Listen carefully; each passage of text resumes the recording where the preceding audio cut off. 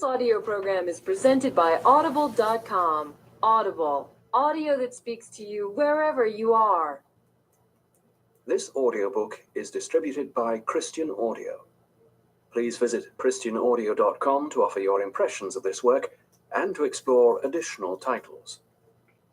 You are listening to the ESV Hear the Word audio Bible, read by David Cochran Heath, produced in 2008 by Crossway Bibles. To learn more about the ESV Bible, please visit www.esv.org. Genesis, chapter 1. In the beginning, God created the heavens and the earth. The earth was without form and void, and darkness was over the face of the deep. And the Spirit of God was hovering over the face of the waters. And God said, "Let there be light." And there was light. And God saw that the light was good. And God separated the light from the darkness. God called the light day, and the darkness he called night. And there was evening and there was morning, the first day. And God said, "Let there be an expanse in the midst of the waters, and let it separate the waters from the waters." And God made the expanse, and separated the waters that were under the expanse from the waters that were above the expanse. And it was so. And God called the expanse heaven. And there was evening and there was morning, the second day.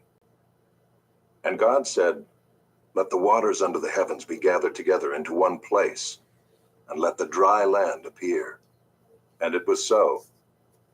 God called the dry land earth, and the waters that were gathered together he called seas. And God saw that it was good. And God said, "Let the earth sprout vegetation, plants yielding seed, and fruit trees bearing fruit in which is their seed, each according to its kind on the earth." And it was so. The earth brought forth vegetation, plants yielding seed according to their own kinds, and trees bearing fruit in which is their seed, each according to its kind. And God saw that it was good. And there was evening and there was morning, the third day. And God said, "Let there be lights in the expanse of the heavens to separate the day from the night, and let them be for signs and for seasons and for days and years, and let them be lights in the expanse of the heavens to give light upon the earth." And it was so. And God made the two great lights, the greater light to rule the day, and the lesser light to rule the night, and the stars. And God set them in the expanse of the heavens to give light on the earth, to rule over the day and over the night, and to separate the light from the darkness. And God saw that it was good. And there was evening and there was morning, the fourth day. And God said, "Let the waters swarm with swarms of living creatures, and let birds fly above the earth across the expanse of the heavens." So God created the great sea creatures and every living creature that moves, with which the waters swarm, according to their kinds, and every winged bird according to its kind. And God saw that it was good. And God blessed them, saying, "Be fruitful and multiply, and fill the waters in the seas, and let birds multiply on the earth." And there was evening and there was morning, the fifth day. And God said, "Let the earth bring forth living creatures according to their kinds, livestock and creeping things, and beasts of the earth according to their kinds." And it was so. And God made the beasts of the earth according to their kinds, and the livestock according to their kinds, and everything that creeps on the ground according to its kind. And God saw that it was good. Then God said, "Let us make man in our image, after our likeness, and let them have dominion over the fish of the sea, and over the birds of the heavens, and over the livestock, and over all the earth, and over every creeping thing that creeps on the earth." So God created man in his own image. In the image of God he created him. Male and female he created them. And God blessed them. And God said to them, "Be fruitful and multiply, and fill the earth, and subdue it, and have dominion over the fish of the sea, and over the birds of the heavens, and over every living thing that moves on the earth." And God said, Behold, I have given you every plant yielding seed that is on the face of all the earth, and every tree with seed in its fruit. You shall have them for food. And to every beast of the earth, and to every bird of the heavens, and to everything that creeps on the earth, everything that has the breath of life, I have given every green plant for food. And it was so. And God saw everything that he had made, and behold, it was very good. And there was evening, and there was morning, the sixth day.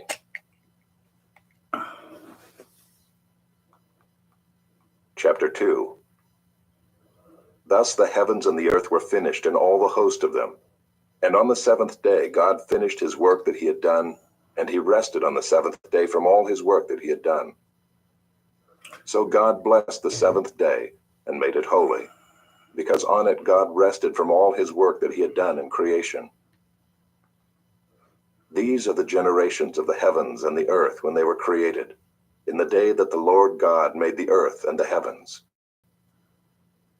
When no bush of the field was yet in the land, and no small plant of the field had yet sprung up, for the Lord God had not caused it to rain on the land, and there was no man to work the ground, and a mist was going up from the land and was watering the whole face of the ground.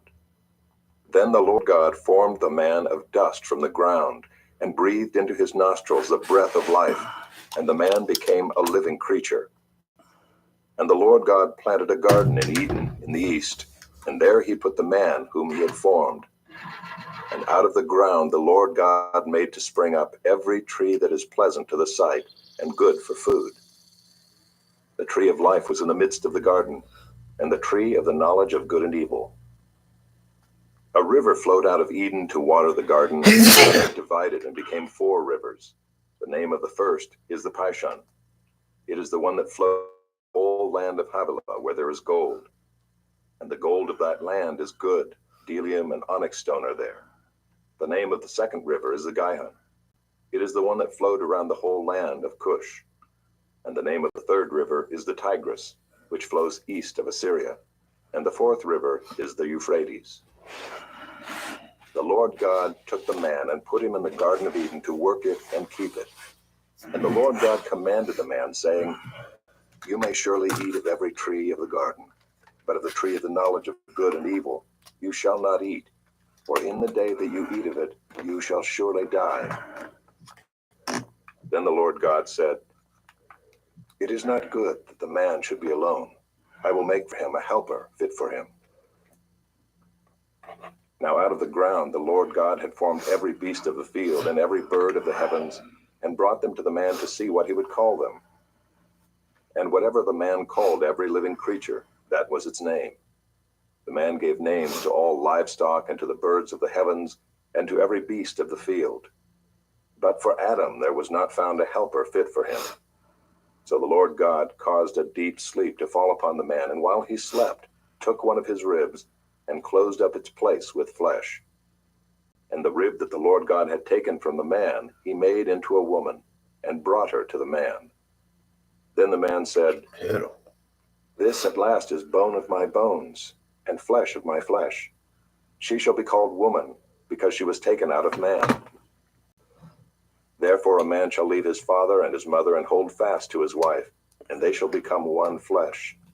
And the man and his wife were both naked, and were not ashamed.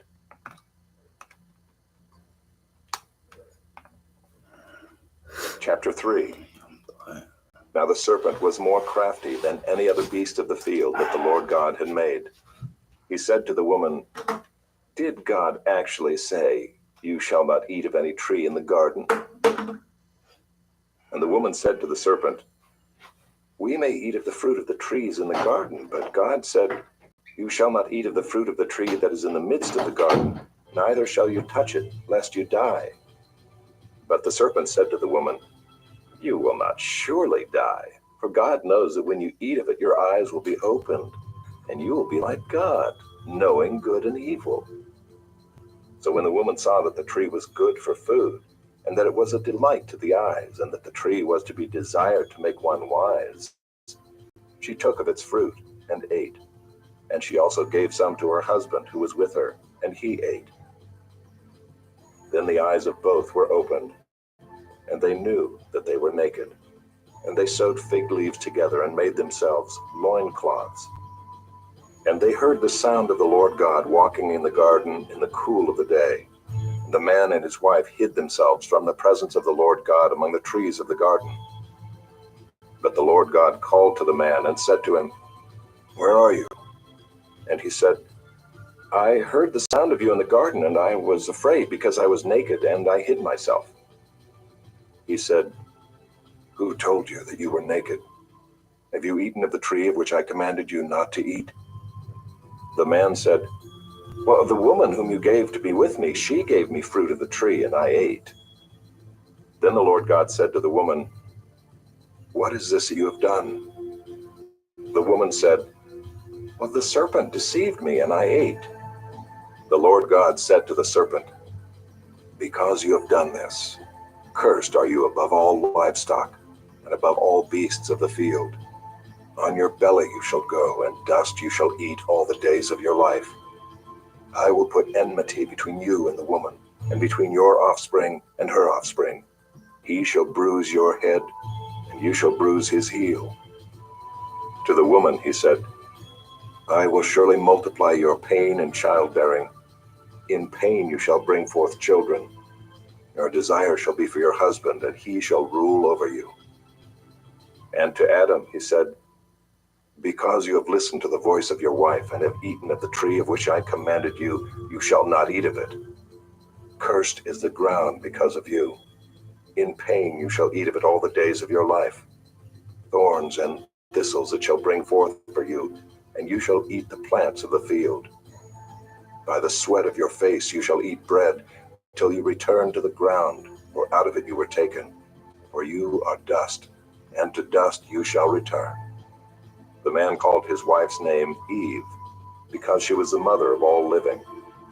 And the Lord God made for Adam and for his wife garments of skins, and clothed them. Then the Lord God said, "Behold, the man has become like one of us in knowing good and evil. Now lest he reach out his hand and take also of the tree of life and eat and live forever." Therefore the Lord God sent him out from the Garden of Eden to work the ground from which he was taken. He drove out the man, and at the east of the Garden of Eden he placed the cherubim and a flaming sword that turned every way to guard the way to the tree of life.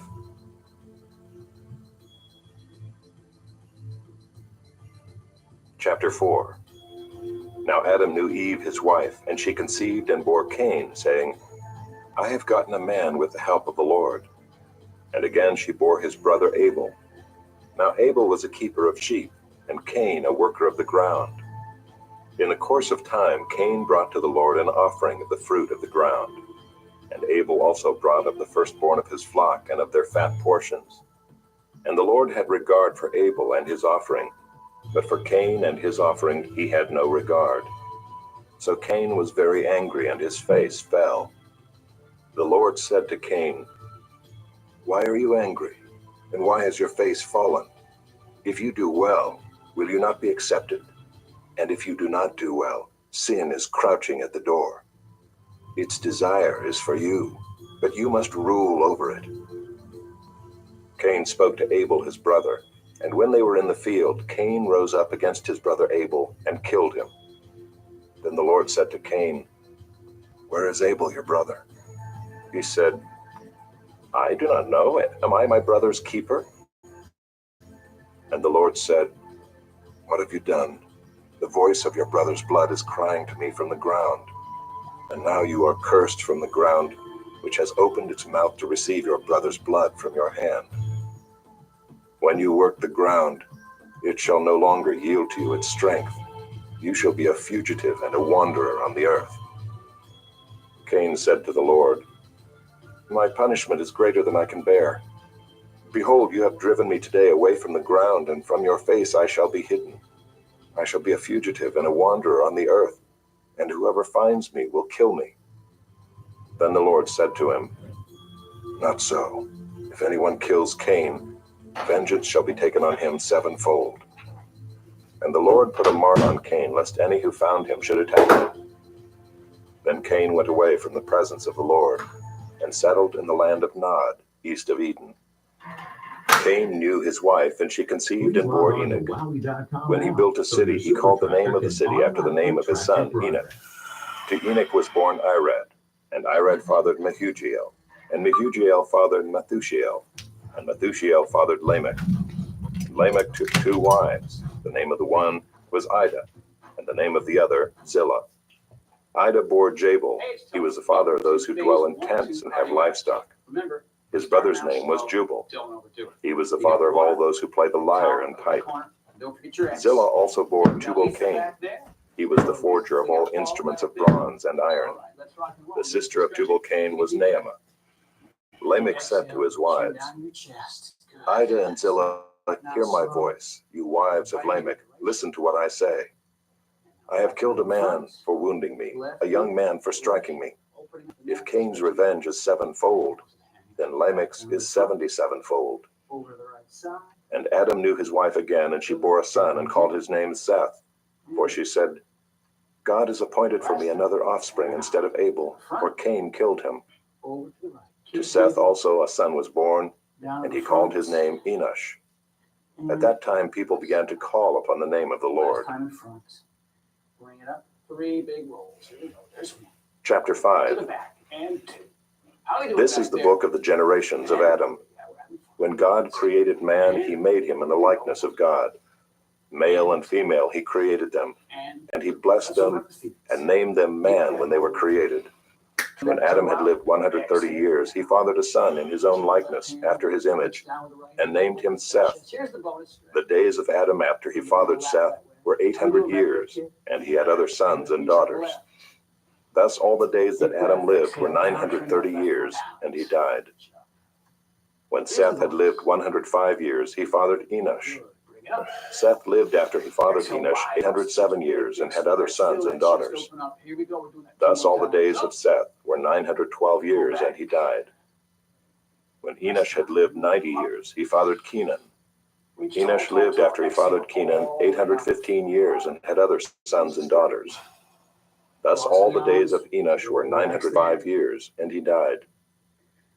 When Kenan had lived 70 years, he fathered Mahalalel. Kenan lived after he fathered Mahalalel 840 years, sons and daughters. Thus all the days of Kenan were 910 years, and he died. When Mahalalel had lived 65 years, he fathered Jared. Mahalalel lived after he fathered Jared 830 years, and had other sons and daughters. Thus all the days of Mahalalel were 895 years, and he died. When Jared had lived 162 years, he fathered Enoch. Jared lived after he fathered Enoch 800 years, and had other sons and daughters. Thus all the days of Jared were 962 years, and he died. When Enoch had lived 65 years, he fathered Methuselah. Enoch walked with God after he fathered Methuselah 300 years, and had other sons and daughters.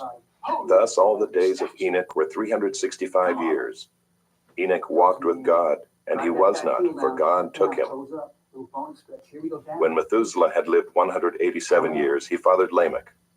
Methuselah lived after he fathered Lamech 782 years, and had other sons and daughters. Thus all the days of Methuselah were 969 years, and he died.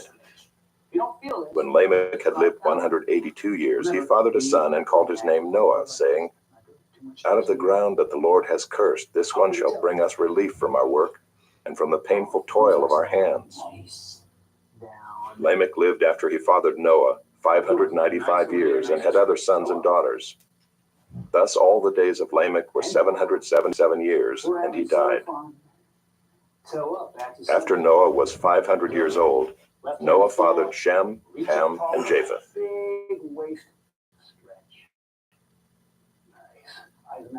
Chapter 6. When man began to multiply on the face of the land, and daughters were born to them, the sons of God saw that the daughters of man were attractive, and they took as their wives any they chose. Then the Lord said, My spirit shall not abide in man forever, for he is flesh. His days shall be 120 years. The Nephilim were on the earth in those days, and also afterward, when the sons of God came into the daughters of man, and they bore children to them. These were the mighty men who were of old, the men of renown. The downward dog. The Lord saw that the wickedness of man was great in the earth, and that every intention of the thoughts of his heart was only evil continually. And the Lord regretted that he had made man on the earth, and it grieved him to his heart. So the Lord said, I will blot out man whom I have created from the face of the land, man and animals and creeping things and birds of the heavens, for I am sorry that I have made them. But Noah found favor in the eyes of the Lord. These are the generations of Noah. Noah was a righteous man, blameless in his generation. Noah walked with God, and Noah had 3 sons, Shem, Ham, and Japheth. Now the earth was corrupt in God's sight, and the earth was filled with violence. And God saw the earth, and behold, it was corrupt, for all flesh had corrupted their way on the earth. And God said to Noah, I have determined to make an end of all flesh, for the earth is filled with violence through them. Behold, I will destroy them with the earth. Make yourself an ark of gopher wood. Make rooms in the ark, and cover it inside and out with pitch. This is how you are to make it. The length of the ark, 300 cubits. Its breadth, 50 cubits. And its height, 30 cubits. Make a roof for the ark, and finish it to a cubit above, and set the door of the ark in its side. Make it with lower, second, and third depths. For behold, I will bring a flood of waters upon the earth, to destroy all flesh in which is the breath of life under heaven. Everything that is on the earth shall die. But I will establish my covenant with you. You shall come into the ark, you, your sons, your wife, and your sons' wives with you. And of every living thing of all flesh, you shall bring 2 of every sort into the ark to keep them alive with you. They shall be male and female. Of the birds according to their kinds, and of the animals according to their kinds. Of every creeping thing of the ground according to its kind, 2 of every sort shall come into you to keep them alive. Also take with you every sort of food that is eaten, and store it up. It shall serve as food for you and for them. Noah did this. He did all that God commanded him.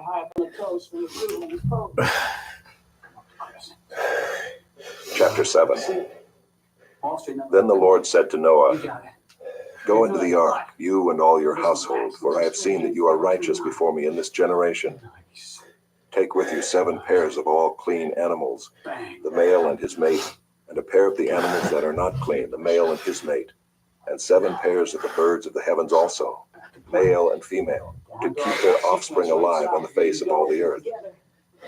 For in 7 days I will send rain on the earth, 40 days and 40 nights, and every living thing that I have made I will blot out from the face of the ground. And Noah did all that the Lord had commanded him. Turn those palms down. Noah was 600 years old when the flood of waters came upon the earth. And Noah and his sons and his wife and his sons' wives with him went into the ark to escape the waters of the flood, of clean animals and of animals that are not clean, and of birds and of everything that creeps on the ground. 2 and 2, male and female, went into the ark with Noah as God had commanded Noah. And after 7 days, the waters of the flood came upon the earth. In the 600th year of Noah's life, in the 2nd month, on the 17th day of the month, on that day all the fountains of the great deep burst forth, and the windows of the heavens were opened. And rain fell upon the earth 40 days and 40 nights. On the very same day, Noah and his sons, Shem and Ham and Japheth, and Noah's wife, and the 3 wives of his sons with them, entered the ark, they and every beast according to its kind, and all the livestock according to their kind, and every creeping thing that creeps on the earth according to its kind, and every bird according to its kind, every winged creature. They went into the ark with Noah, 2 and 2 of all flesh in which there was the breath of life. And those that entered, male and female of all flesh, went in as God had commanded him, and the Lord shut him in. The flood continued 40 days on the earth. The waters increased and bore up the ark, and it rose high above the earth. The waters prevailed and increased greatly on the earth, and the ark floated on the face of the waters. And the waters prevailed so mightily on the earth that all the high mountains under the whole heaven were covered. The waters prevailed above the mountains, covering them 15 cubits deep. We're checking form. And all flesh died that moved on the earth, birds, livestock, beasts, all swarming creatures that swarm on the earth, and all mankind. Everything on the dry land in whose nostrils was the breath of life died. He blotted out every living thing that was on the face of the ground, man and animals and creeping things and birds of the heavens. They were blotted out from the earth. Only Noah was left, and those who were with him in the ark. And the waters prevailed on the earth 150 days.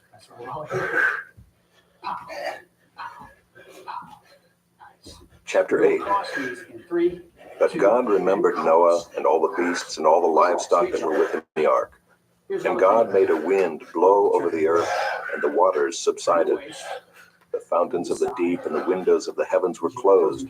The rain from the heavens was restrained, and the waters receded from the earth continually. At the end of 150 days, the waters had abated. And in the 7th month, on the 17th day of the month, the ark came to rest on the mountains of Ararat. And the waters continued to abate until the 10th month.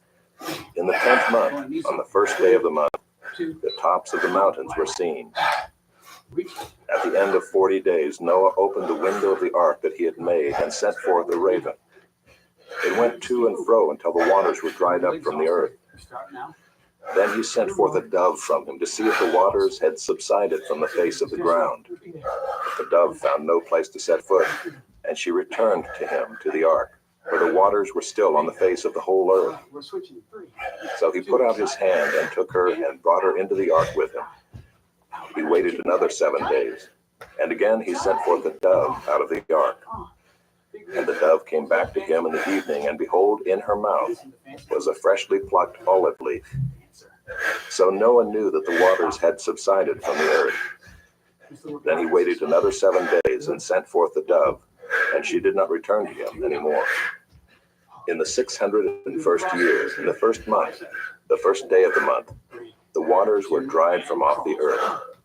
And Noah removed the covering of the ark and looked, and behold, the face of the ground was dry. In the 2nd month, on the 27th day of the month, the earth had dried out. Then God said to Noah, "Go out from the ark, you and your wife and your sons wives with you. Bring with you every living thing that is with you of all flesh, birds and animals and every creeping thing that creeps on the earth, that they may swarm on the earth and be fruitful and multiply on the earth." So Noah went out, and his sons and his wife and his sons' wives with him. Every beast, every creeping thing, and every bird, everything that moves on the earth, went out by families from the ark. Then Noah built an altar to the Lord, and took some of every clean animal and some of every clean bird, and offered burnt offerings on the altar. And when the Lord smelled the pleasing aroma, the Lord said in his heart, "I will never again curse the ground because of man. For the intention of man's heart is evil from his youth. Neither will I ever again strike down every living creature as I have done. While the earth remains, seed time and harvest, cold and heat, summer and winter, day and night shall not cease."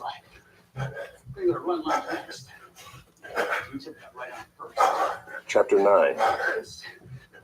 And God blessed Noah and his sons and said to them, "Be fruitful and multiply and fill the earth. The fear of you and the dread of you shall be upon every beast of the earth, and upon every bird of the heavens, upon everything that creeps on the ground, and all the fish of the sea. Into your hand they are delivered. Every moving thing that lives shall be food for you. And as I gave you the green plants, I give you everything. But you shall not eat flesh with its life, that is, its blood. And for your lifeblood I will require a reckoning. From every beast I will require it, and from man. From his fellow man I will require a reckoning for the life of man. Whoever sheds the blood of man, by man shall his blood be shed. For God made man in his own image. And you, be fruitful and multiply, increase greatly on the earth, and multiply in it." Then God said to Noah and to his sons with him, "Behold, I establish my covenant with you and your offspring after you, and with every living creature that is with you, the birds, the livestock, and every beast of the earth with you, as many as came out of the ark. It is for every beast of the earth. I establish my covenant with you that never again shall all flesh be cut off by the waters of the flood, and never again shall there be a flood to destroy the earth. And God said, this is the sign of the covenant that I make between me and you and every living creature that is with you for all future generations. I have set my bow in the cloud, and it shall be a sign of the covenant between me and the earth. When I bring clouds over the earth and the bow is seen in the clouds, I will remember my covenant that is between me and you and every living creature of all flesh. And the waters shall never again become a flood to destroy all flesh.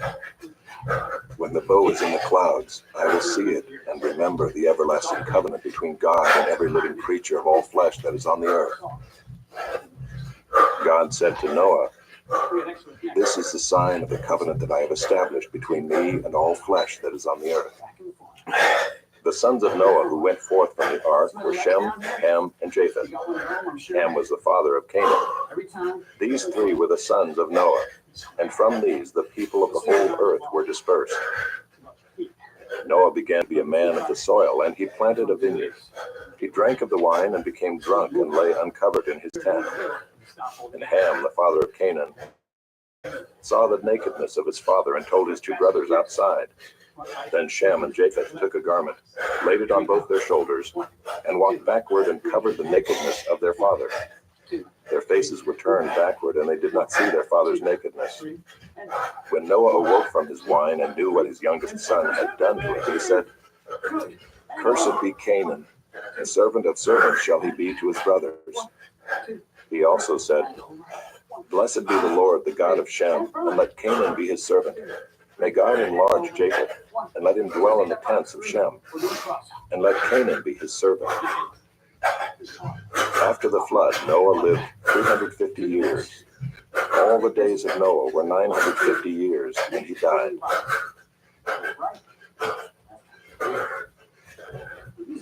Chapter 10. These are the generations of the sons of Noah, Shem, Ham, and Japheth. Sons were born to them after the flood. The sons of Japheth, Gomer, Magog, Madai, Javan, Tubal, Meshech, and Tyrus. The sons of Gomer, Ashkenaz, Riphath, and Togarmah. The sons of Javan, Elisha, Tarshish, Kittim, and Dodanim. From these the coastland peoples spread in their lands, each with his own language, by their clans in their nations. The sons of Ham, Cush, Egypt, Put, and Canaan. The sons of Cush, Seba, Havilah, Sabta, Raamah, and Sabteka. The sons of Raamah, Sheba, and Dedan. Cush fathered Nimrod. He was the first on earth to be a mighty man. He was a mighty hunter before the Lord. Therefore it is said, like Nimrod, a mighty hunter before the Lord. The beginning of his kingdom was Babel, Erech, Akkad, and Calneh in the land of Shinar. From that land he went into Assyria and built Nineveh, Rehoboth-ir, Calah, and Rezin between Nineveh and Calah. That is the great city. Egypt fathered Ludim, Anamim, Lehabim, and after him Pathrusim, Casluhim, from whom the Philistines came, and Caphtorim. Canaan fathered Sidon, his firstborn, and Heth, and the Jebusites, the Amorites, the Girgashites, the Hivites, the Arkites, the Sinites, the Arvadites, the Zemarites, and the Hamathites.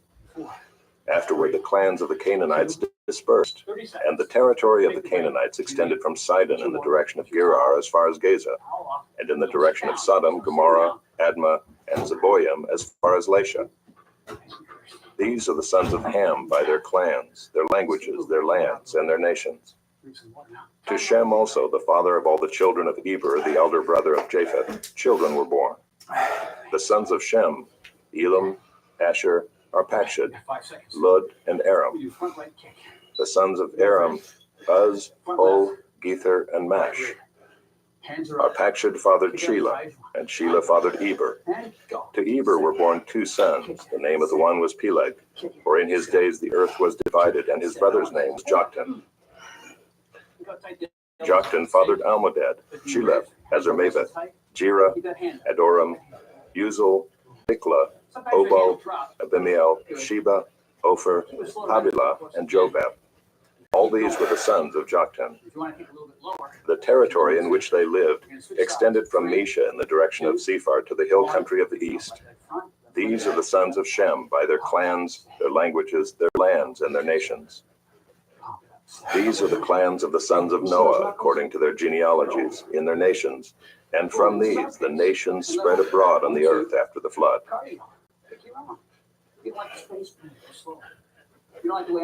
Chapter 11. Now the whole earth had one language and the same words. And as people migrated from the east, they found a plain in the land of Shinar and settled there. And they said to one another, "Come, let us make bricks and burn them thoroughly." And they had brick for stone and bitumen for mortar. Then they said, "Come, let us build ourselves a city and a tower with its top in the heavens, and let us make a name for ourselves, lest we be dispersed over the face of the whole earth." And the Lord came down to see the city and the tower which the children of man had built. And the Lord said, "Behold, they are one people, and they have all one language. And this is only the beginning of what they will do. And nothing that they propose to do will now be impossible for them. Come, let us go down and there confuse their language, so that they may not understand one another's speech." So the Lord dispersed them from there over the face of all the earth, and they left off building the city. Therefore its name was called Babel, because there the Lord confused the language of all the earth. And from there the Lord dispersed them over the face of all the earth. These are the generations of Shem. When Shem was 100 years old, he fathered Arpachshad 2 years after the flood. And Shem lived after he fathered Arpachshad 500 years, and had other sons and daughters. When Arpachshad had lived 35 years, he fathered Shelah. And Arpachshad lived after he fathered Shelah 403 years, and had other sons and daughters. When Shelah had lived 30 years, he fathered Eber.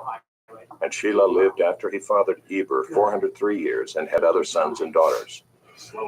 When Eber had lived 34 years, he fathered Peleg.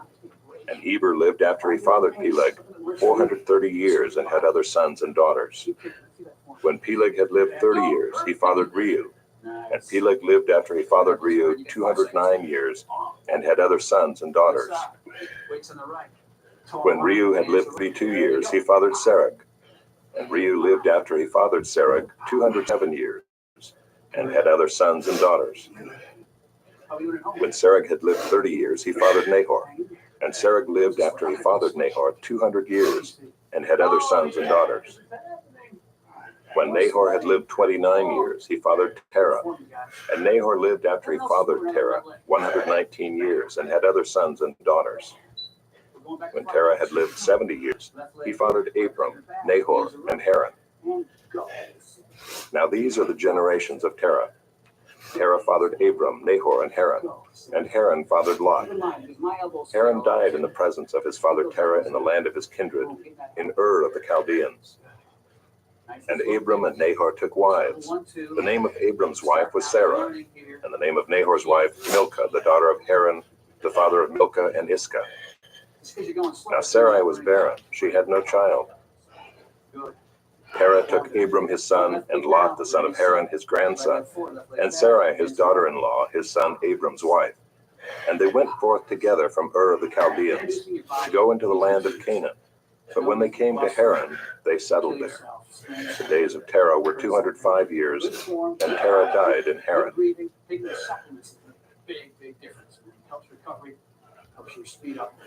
Chapter 12. Now the Lord said to Abram, "Go from your country and your kindred and your father's house to the land that I will show you, and I will make of you a great nation, and I will bless you and make your name great, so that you will be a blessing. I will bless those who bless you, and him who dishonors you I will curse. And in you all the families of the earth shall be blessed." So Abram went as the Lord had told him, and Lot went with him. Abram was 75 years old when he departed from Haran. And Abram took Sarai his wife, and Lot his brother's son, and all their possessions that they had gathered, and the people that they had acquired in Haran, and they set out to go to the land of Canaan. When they came to the land of Canaan, Abram passed through the land to the place at Shechem, to the oak of Moreh. At that time the Canaanites were in the land. Then the Lord appeared to Abram and said, "To your offspring I will give this land." So he built there an altar to the Lord who had appeared to him. From there he moved to the hill country on the east of Bethel and pitched his tent, with Bethel on the west and Ai on the east. And there he built an altar to the Lord and called upon the name of the Lord. And Abram journeyed on, still going toward the Negeb.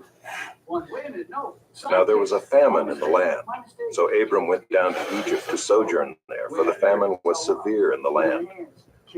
When he was about to enter Egypt, he said to Sarai his wife, "I know that you are a woman beautiful in appearance, and when the Egyptians see you, they will say, 'This is his wife.' Then they will kill me, but they will let you live. Say you are my sister, that it may go well with me because of you, and that my life may be spared for your sake." When Abram entered Egypt, the Egyptians saw that the woman was very beautiful. And when the princes of Pharaoh saw her, they praised her to Pharaoh, and the woman was taken into Pharaoh's house. And for her sake he dealt well with Abram. And he had sheep, oxen, male donkeys, male servants, female donkeys, and camels.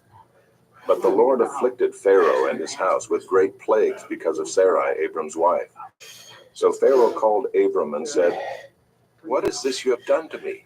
Why did you not tell me that she is your wife? Why did you say, 'She is my sister,' so that I took her for my wife? Now then, here is your wife, take her and go." And Pharaoh gave men orders concerning him, and they sent him away with his wife and all that he had.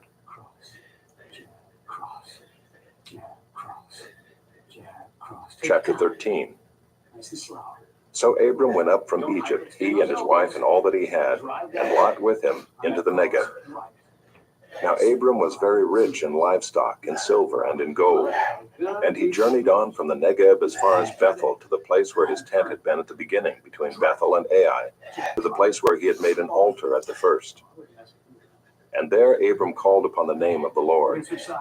And Lot, who went with Abram, also had flocks and herds and tents, so that the land could not support both of them dwelling together, for their possessions were so great that they could not dwell together. And there was strife between the herdsmen of Abram's livestock and the herdsmen of Lot's livestock. At that time the Canaanites and the Perizzites were dwelling in the land. Then Abram said to Lot, "Let there be no strife between you and me, and between your herdsmen and my herdsmen, for we are kinsmen. Is not the whole land before you? Separate yourself from me. If you take the left hand, then I will go to the right. Or if you take the right hand, then I will go to the left." And Lot lifted up his eyes and saw that the Jordan Valley was well watered everywhere, like the garden of the Lord, like the land of Egypt in the direction of Zoar. This was before the Lord destroyed Sodom and Gomorrah. So Lot chose for himself all the Jordan Valley, and Lot journeyed east. Thus they separated from each other. Abram settled in the land of Canaan, while Lot settled among the cities of the valley, and moved his tent as far as Sodom. Now the men of Sodom were wicked, great sinners against the Lord. The Lord said to Abram, after Lot had separated from him, "Lift up your eyes and look from the place where you are, northward and southward and eastward and westward. For all the land that you see I will give to you and to your offspring forever. I will make your offspring as the dust of the earth, so that if one can count the dust of the earth, your offspring also can be counted. Arise, walk through the length and the breadth of the land, for I will give it to you." So Abram moved his tent and came and settled by the oaks of Mamre, which are at Hebron, and there he built an altar to the Lord. Just like that. Keep your waist loose and your hips loose. You see how I'm moving? Chapter 14. Just like that. You see that? In the days of Amraphel, king of Shinar, Arioch, king of Elasar, Worry about speed. Kedorlaomer, king of Elam, and Tidal, king of Goyim, these kings made war with Bera, king of Sodom, Birsha, king of Gomorrah, Shinab, king of Admah, Shemeber, king of Zeboyim, and the king of Bela, that is Zoar. And all these joined forces in the valley of Siddim, that is, the Salt Sea. Boom, find your pace. 12 years they had served Chedorlaomer, but in the 13th year they rebelled. In the 14th year, Chedorlaomer and the kings who were with him came and defeated the Rephaim in Ashtaroth Karnaim, the Zuzim in Ham, the Emim and Sheva Kiriathaim, and the Horites in their hill country of Seir as far as El Paran on the border of the wilderness. Then they turned back and came to En Mishpeth, that is Kadesh, and defeated all the country of the Amalekites and also the Amorites who were dwelling in Hazazon Tamar. Then the king of Sodom, the king of Gomorrah, the king of Admah, the king of Zeboim, and the king of Bela, that is Zoar, went out, and they joined battle in the valley of Siddim with Chedorlaomer, king of Elam, Tidal, king of Goyim, Amraphel, king of Shinar, and Arioch, king of Elasar, 4 kings against 5. Now the valley of Siddim was full of bitumen pits, and as the kings of Sodom and Gomorrah fled, some fell into them, and the rest fled to the hill country. So the enemy took all possessions of Sodom and Gomorrah and all their provisions and went their way. They also took Lot, the son of Abram's brother, who was dwelling in Sodom, and his possessions, and went their way.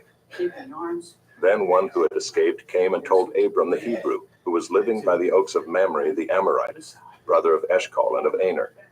These were allies of Abram. When Abram heard that his kinsman had been taken captive, he led forth his trained men, born in his house, 318 of them, and went in pursuit as far as Dan.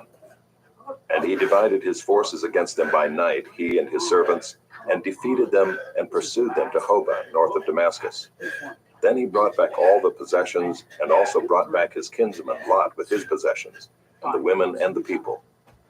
After his return from the defeat of Chedorlaomer and the kings who were with him, the king of Sodom went out to meet him at the valley of Sheva, that is the king's valley. And Melchizedek, king of Salem, brought out bread and wine. He was priest of God Most High. And he blessed him and said, Blessed be Abram by God Most High, possessor of heaven and earth. And blessed be God Most High, who has delivered your enemies into your hand. And Abram gave him 1/10 of everything. And the king of Sodom said to Abram, Give me the persons, but take the goods for yourself. But Abram said to the king of Sodom, I have lifted my hand to the Lord, God Most High, possessor of heaven and earth, that I would not take a thread or a sandal strap or anything that is yours, lest you should say, I have made Abram rich. I will take nothing but what the young men have eaten, and the share of the men who went with me. Let Aner, Eshcol, and Mamre take their share.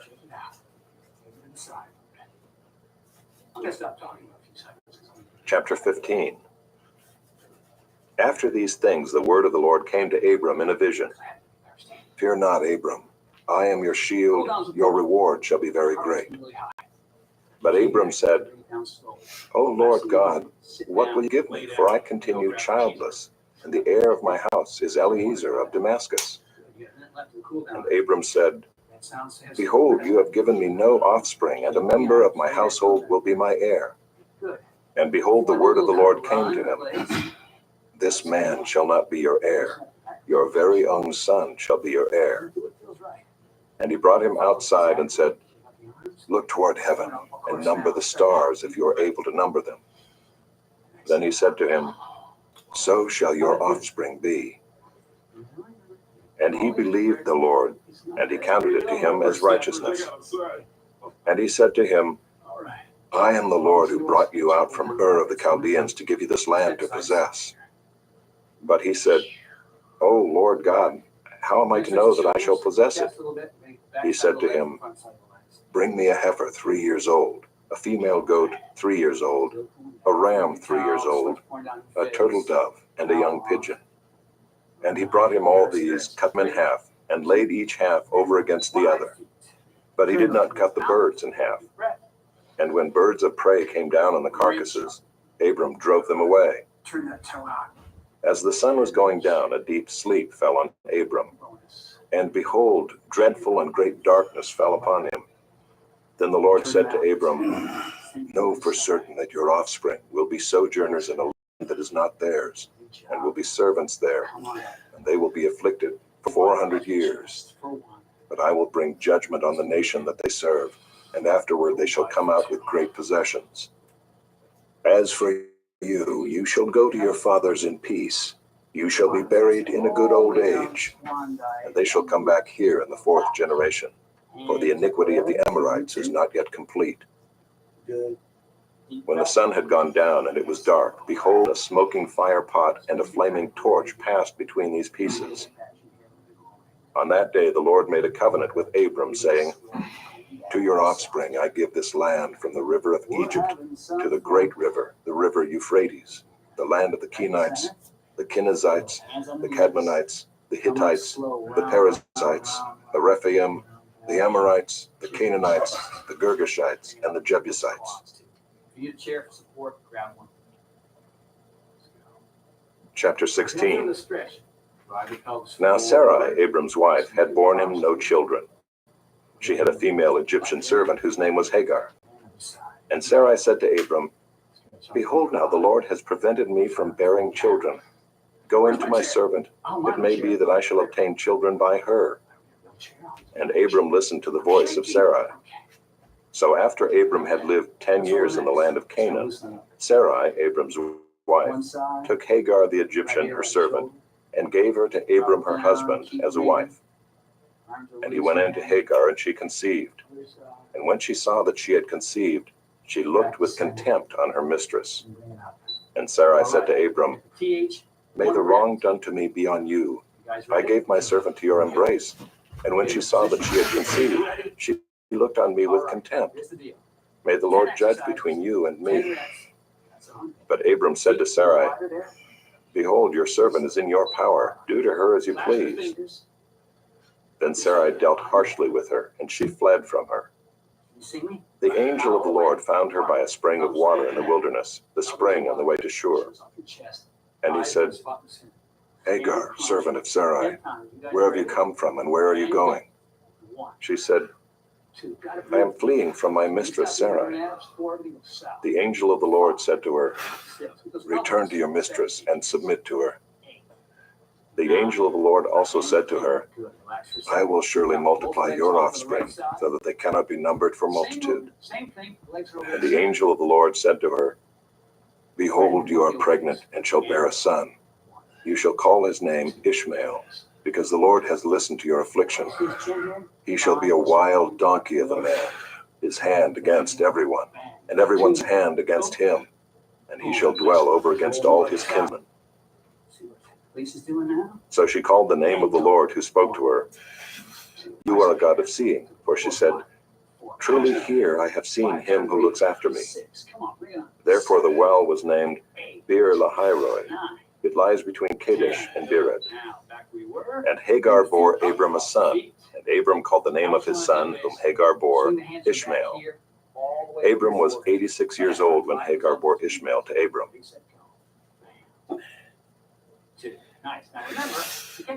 Chapter 17. When Abram was 99 years old, the Lord appeared to Abram and said to him, I am God Almighty. Walk before me and be blameless, that I may make my covenant between me and you, and may multiply you greatly. Then Abram fell on his face, and God said to him, Behold, my covenant is with you, and you shall be the father of a multitude of nations.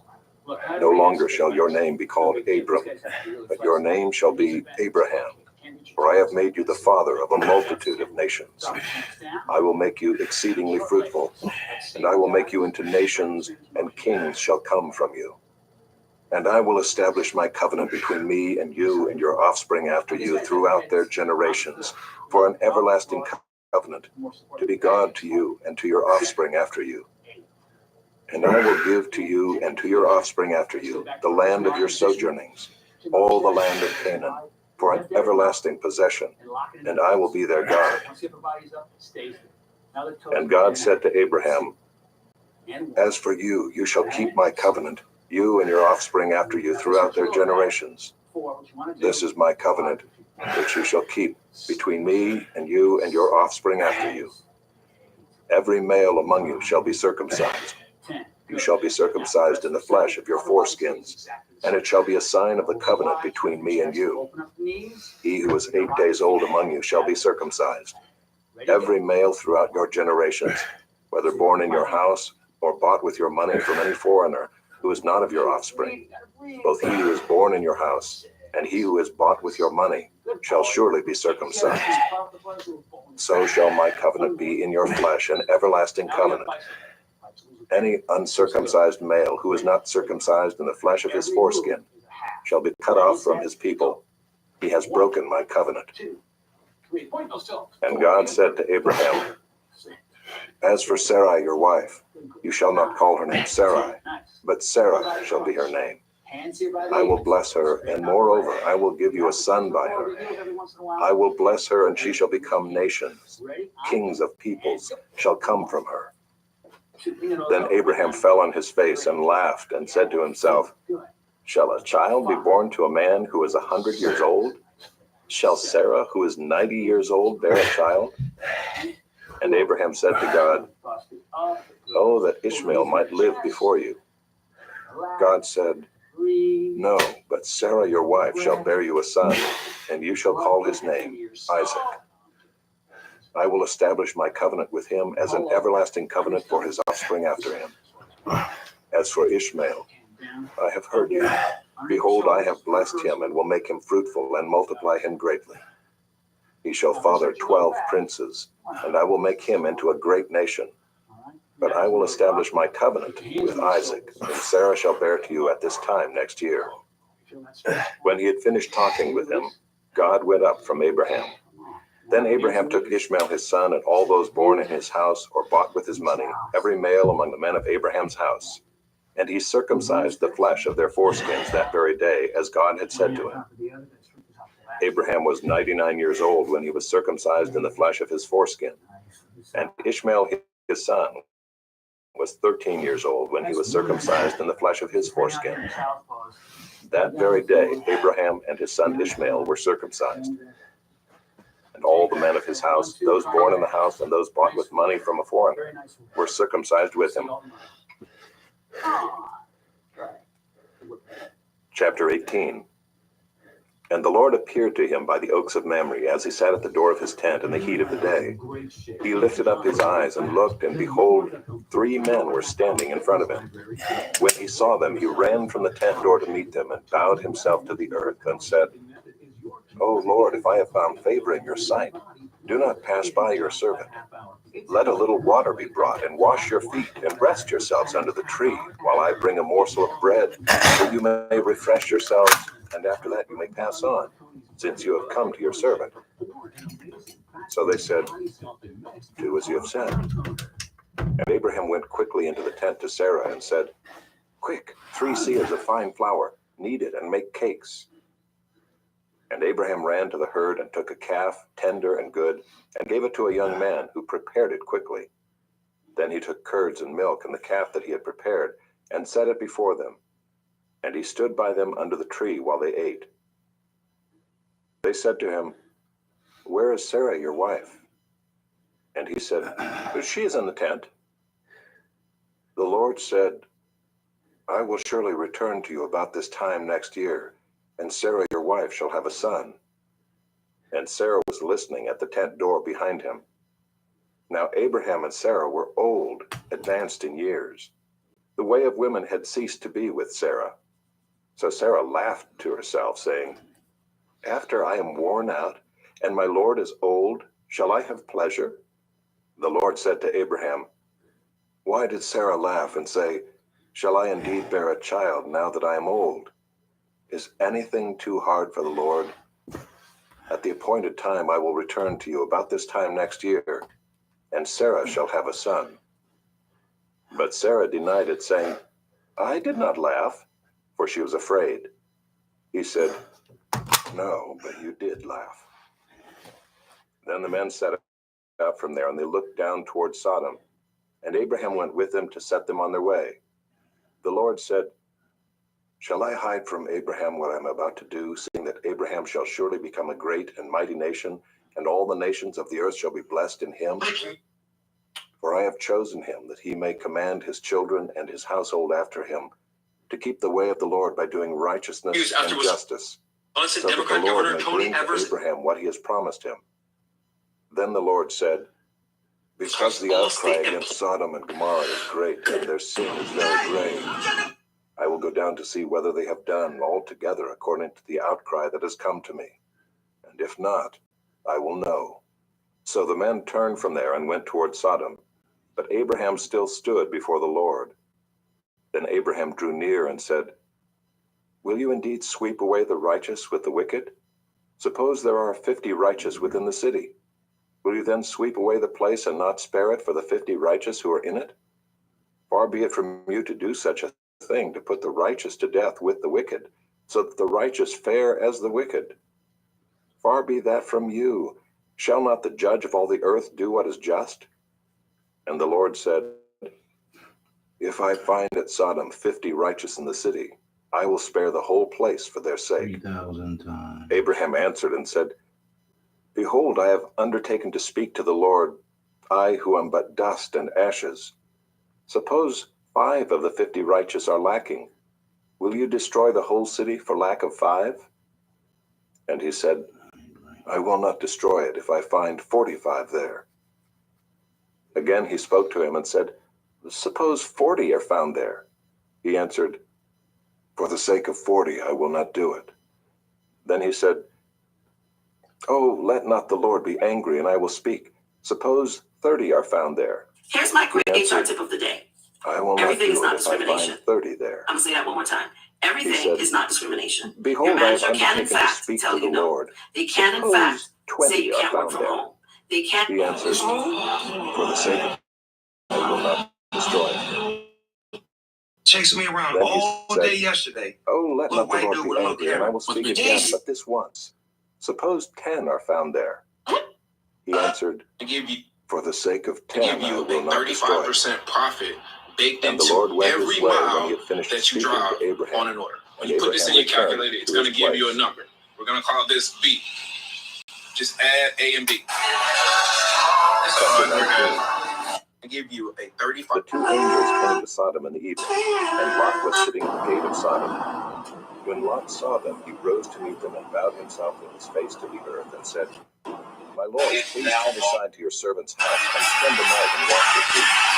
Then I you may ended up rise up early oversleeping and this go on your morning, way." so I missed a lot of the drops said, that usually happen. "No, we I will missed the spend the night 3:30 in the drop, town the square." 3:45, the 4 But he o'clock. pressed them So, strongly, so and they I think turned even the aside to him and 450. entered his house. He made them a feast and baked unleavened bread, and they did.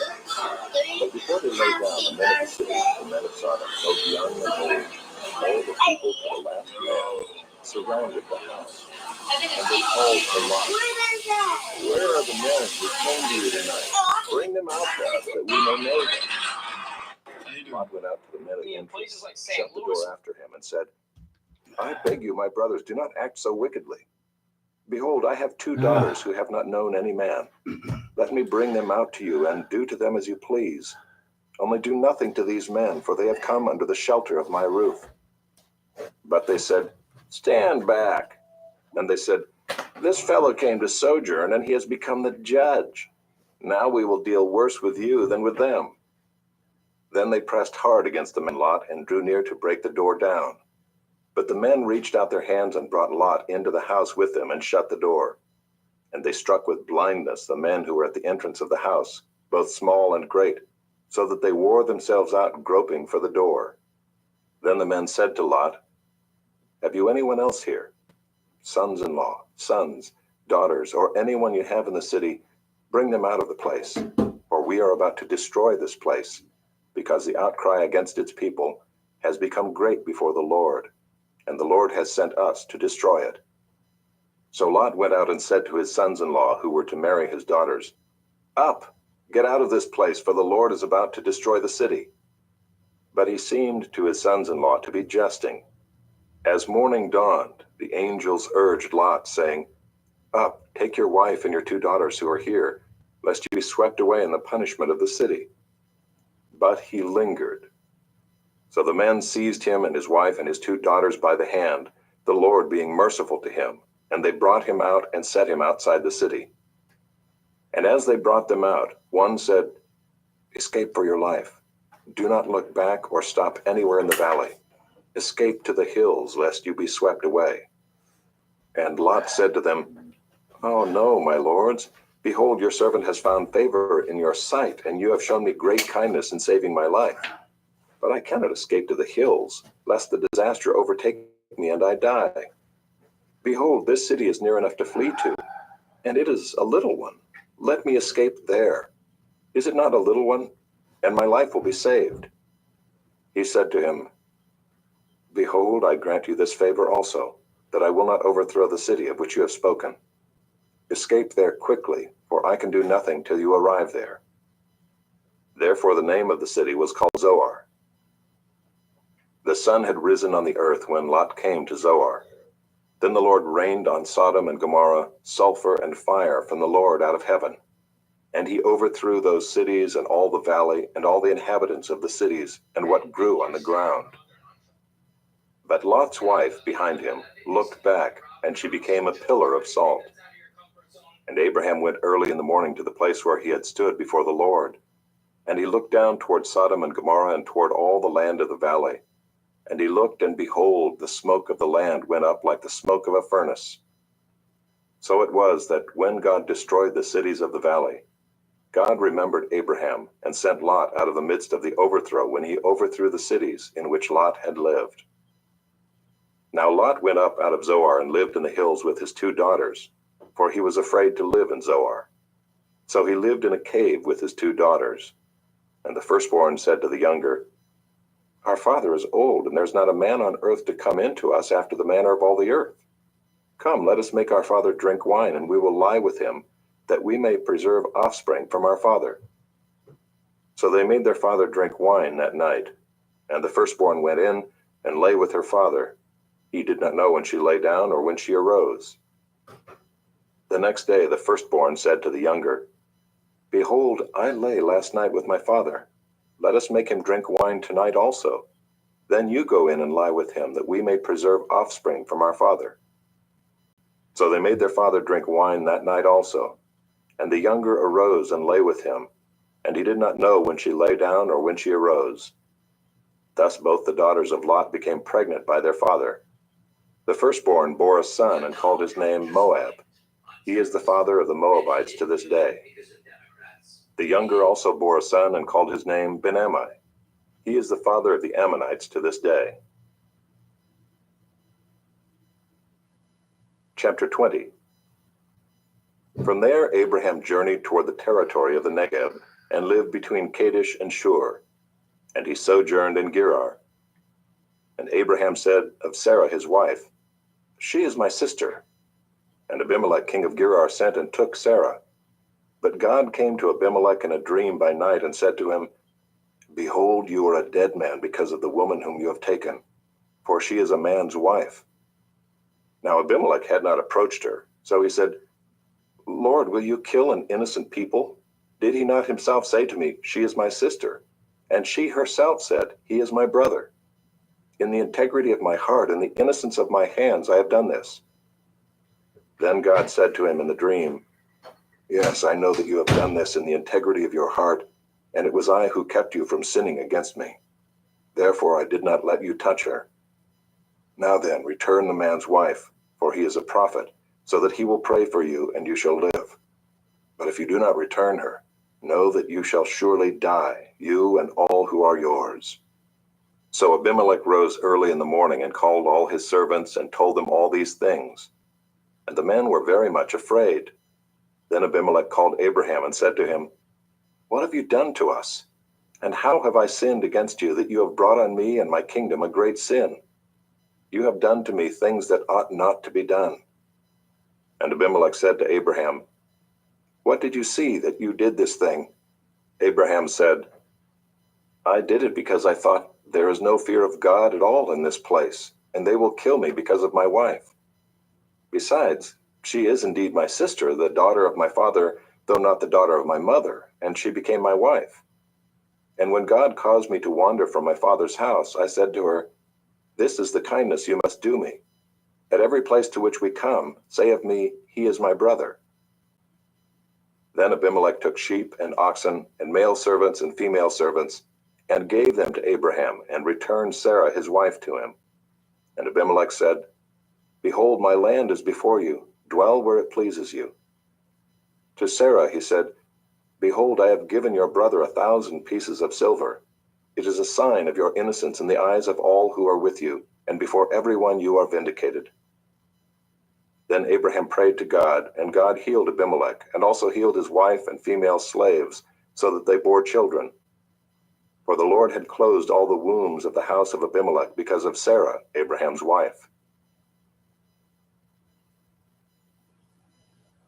Chapter 21. The Lord visited Sarah as he had said, and the Lord did to Sarah as he had promised. And Sarah conceived and bore Abraham a son in his old age at the time of which God had spoken to him. Abraham called the name of his son who was born to him, whom Sarah bore him, Isaac. And Abraham circumcised his son Isaac when he was 8 days old, as God had commanded him. Abraham was 100 years old when his son Isaac was born to him. And Sarah said, "God has made laughter for me. Everyone who hears will laugh over me." And she said, "Who would have said to Abraham that Sarah would nurse children? Yet I have borne him a son in his old age." And the child grew and was weaned. And Abraham made a great feast on the day that Isaac was weaned. But Sarah saw the son of Hagar the Egyptian, whom she had borne to Abraham, laughing. So she said to Abraham, "Cast out this slave woman with her son, for the son of this slave woman shall not be heir with my son Isaac." And the thing was very displeasing to Abraham on account of his son. But God said to Abraham, "Be not displeased because of the boy and because of your slave woman. Whatever Sarah says to you, do as she tells you, for through Isaac shall your offspring be named. And I will make a nation of the son of the slave woman also, because he is your offspring." So Abraham rose early in the morning and took bread and a skin of water, and gave it to Hagar, putting it on her shoulder along with the child, and sent her away. And she departed and wandered in the wilderness of Beersheba. When the water in the skin was gone, she put the child under one of the bushes. Then she went and sat down opposite him a good way off, about the distance of a bow shot, for she said, "Let me not look on the death of the child." And as she sat opposite him, she lifted up her voice and wept. And God heard the voice of the boy, and the angel of God called to Hagar from heaven and said to her, "What troubles you, Hagar? Fear not, for God has heard the voice of the boy where he is. Up, lift up the boy and hold him fast with your hand, for I will make him into a great nation." Then God opened her eyes, and she saw a well of water. She went and filled the skin with water and gave the boy a drink. And God was with the boy, and he grew up. He lived in the wilderness and became an expert with the bow. He lived in the wilderness of Paran, and his mother took a wife for him from the land of Egypt. At that time Abimelech and Phicol, the commander of his army, said to Abraham, "God is with you in all that you do. Now therefore, swear to me here by God that you will not deal falsely with me or with my descendants or with my posterity, but as I have dealt kindly with you, so you will deal with me and with the land where you have sojourned." And Abraham said, "I will swear." When Abraham reproved Abimelech about a well of water that Abimelech's servants had seized, Abimelech said, "I do not know who has done this thing. You did not tell me, and I have not heard of it until today." So Abraham took sheep and oxen and gave them to Abimelech, and the two men made a covenant.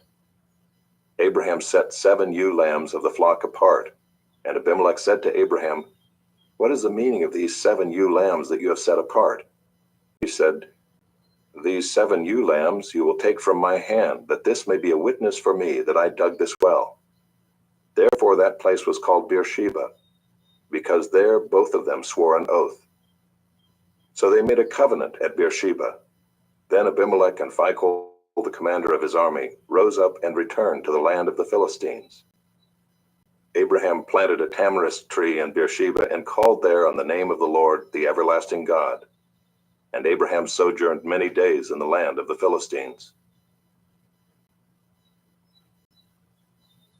Chapter 22. After these things, God tested Abraham and said to him, "Abraham." And he said, "Here I am." He said, "Take your son, your only son Isaac, whom you love, and go to the land of Moriah, and offer him there as a burnt offering on one of the mountains of which I shall tell you." So Abraham rose early in the morning, saddled his donkey, and took 2 of his young men with him and his son Isaac. And he cut the wood for the burnt offering, and arose and went to the place of which God had told him.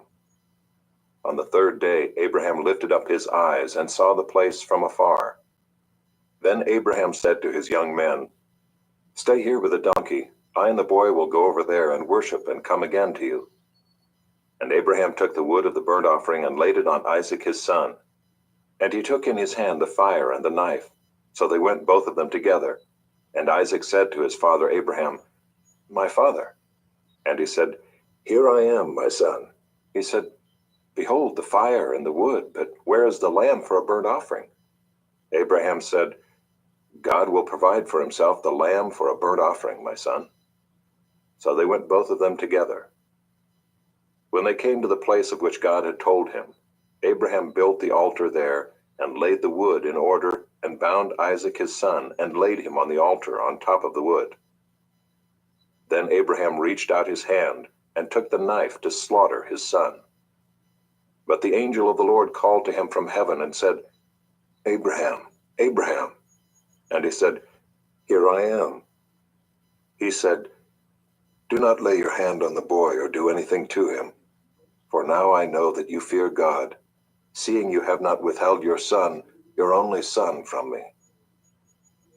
And Abraham lifted up his eyes and looked, and behold, behind him was a ram, caught in a thicket by his horns. And Abraham went and took the ram, and offered it up as a burnt offering instead of his son. So Abraham called the name of that place, "The Lord will provide." As it is said to this day, "On the mount of the Lord it shall be provided."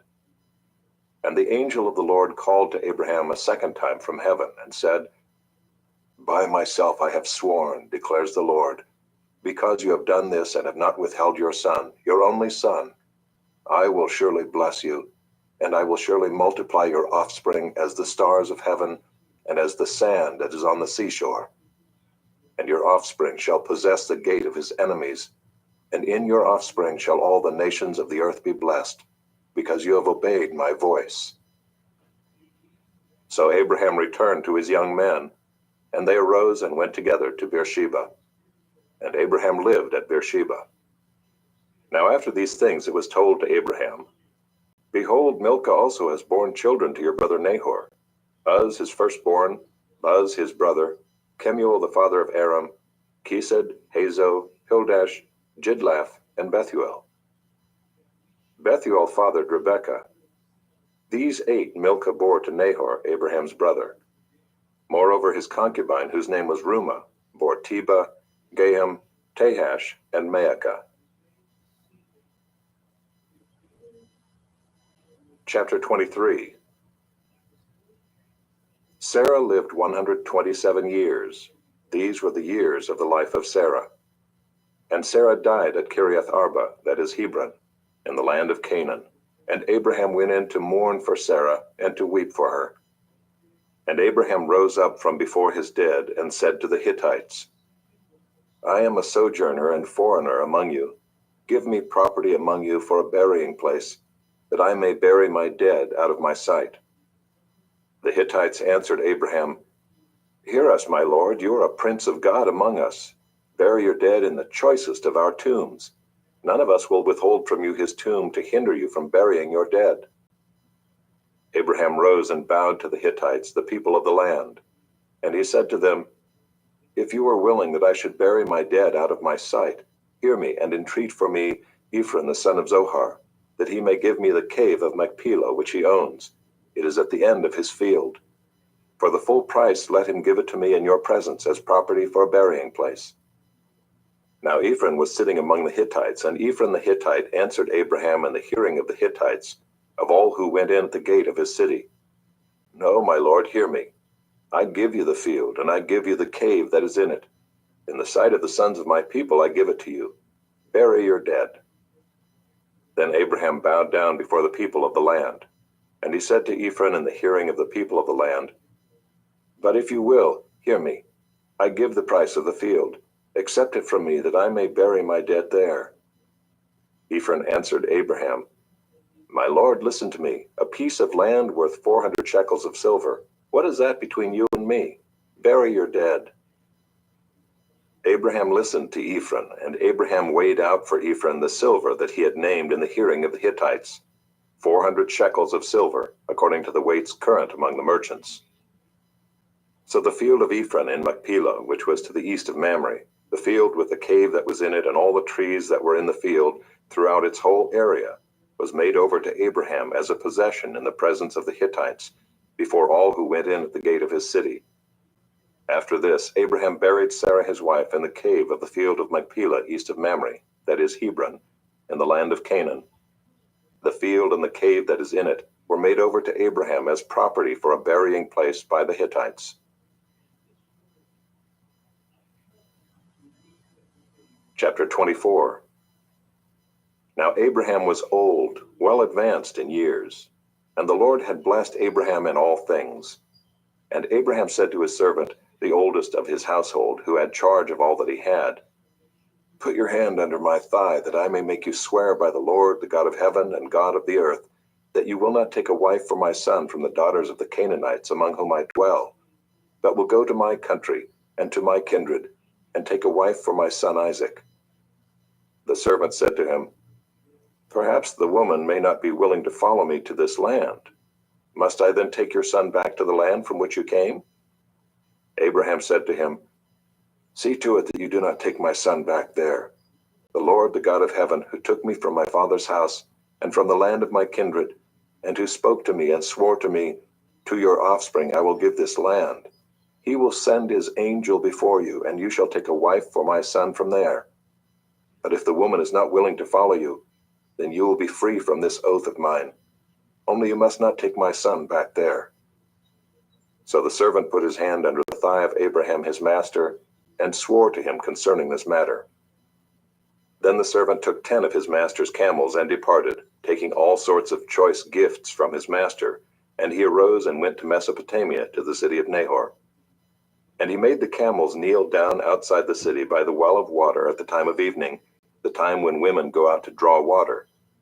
And he said, "O Lord, God of my master Abraham, please grant me success today, and show steadfast love to my master Abraham. Behold, I am standing by the spring of water, and the daughters of the men of the city are coming out to draw water. Let the young woman to whom I shall say, 'Please let down your jar that I may drink,' and who shall say, 'Drink, and I will water your camels,' let her be the one whom you have appointed for your servant Isaac.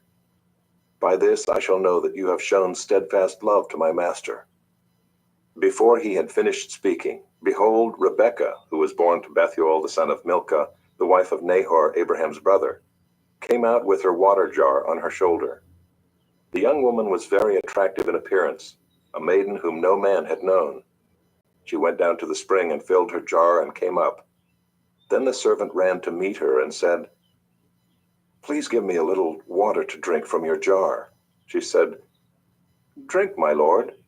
And she quickly let down her jar upon her hand and gave him a drink. When she had finished giving him a drink, she said, "I will draw water for your camels also until they have finished drinking."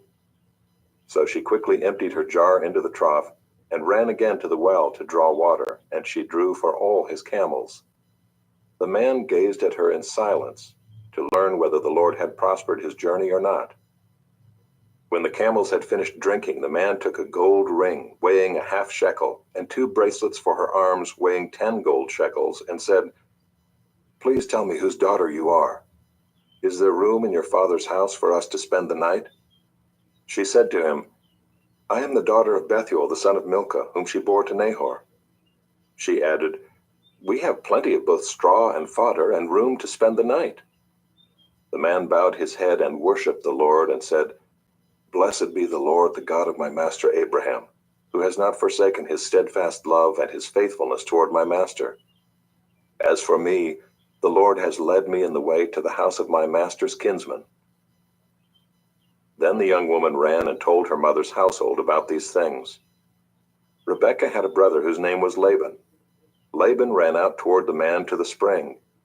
As soon as he saw the ring and the bracelets on his sister's arms, and heard the words of Rebekah his sister, "Thus the man spoke to me," he went to the man, and behold, he was standing by the camels at the spring, He said, "Come in, O blessed of the Lord. Why do you stand outside? For I have prepared the house and a place for the camels."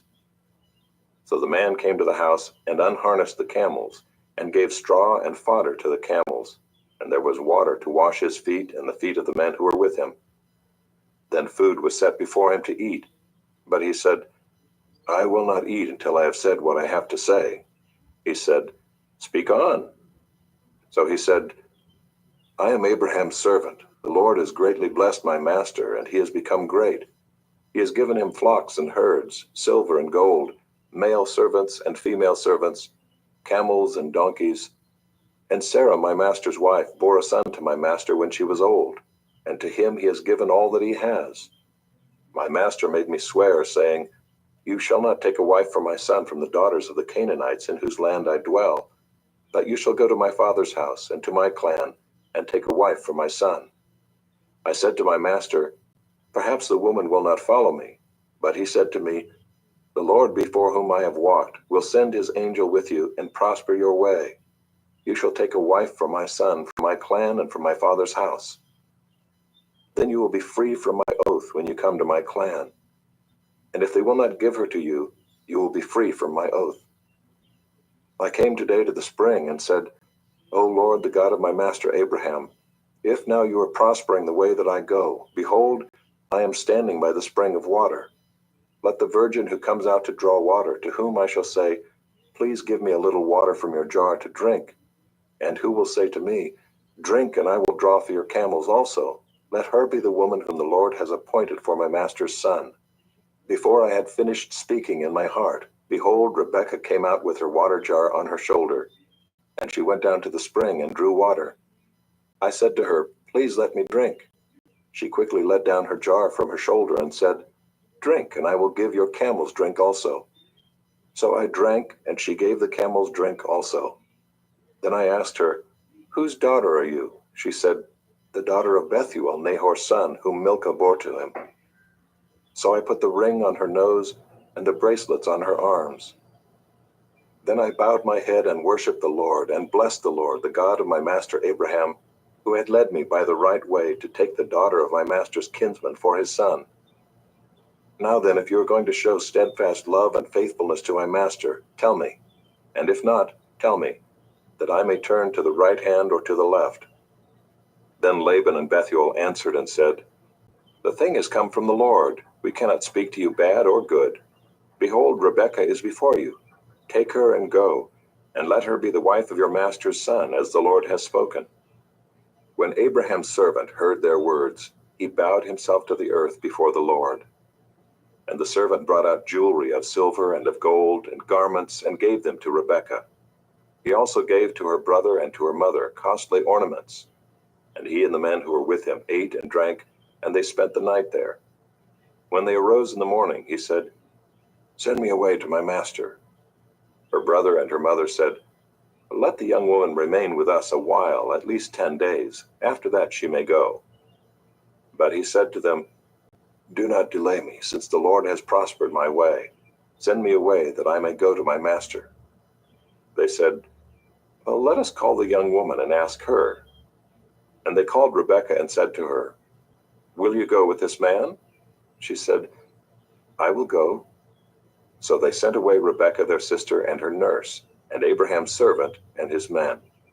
And they blessed Rebekah and said to her, "Our sister, may you become thousands of 10,000s, and may your offspring possess the gate of those who hate him."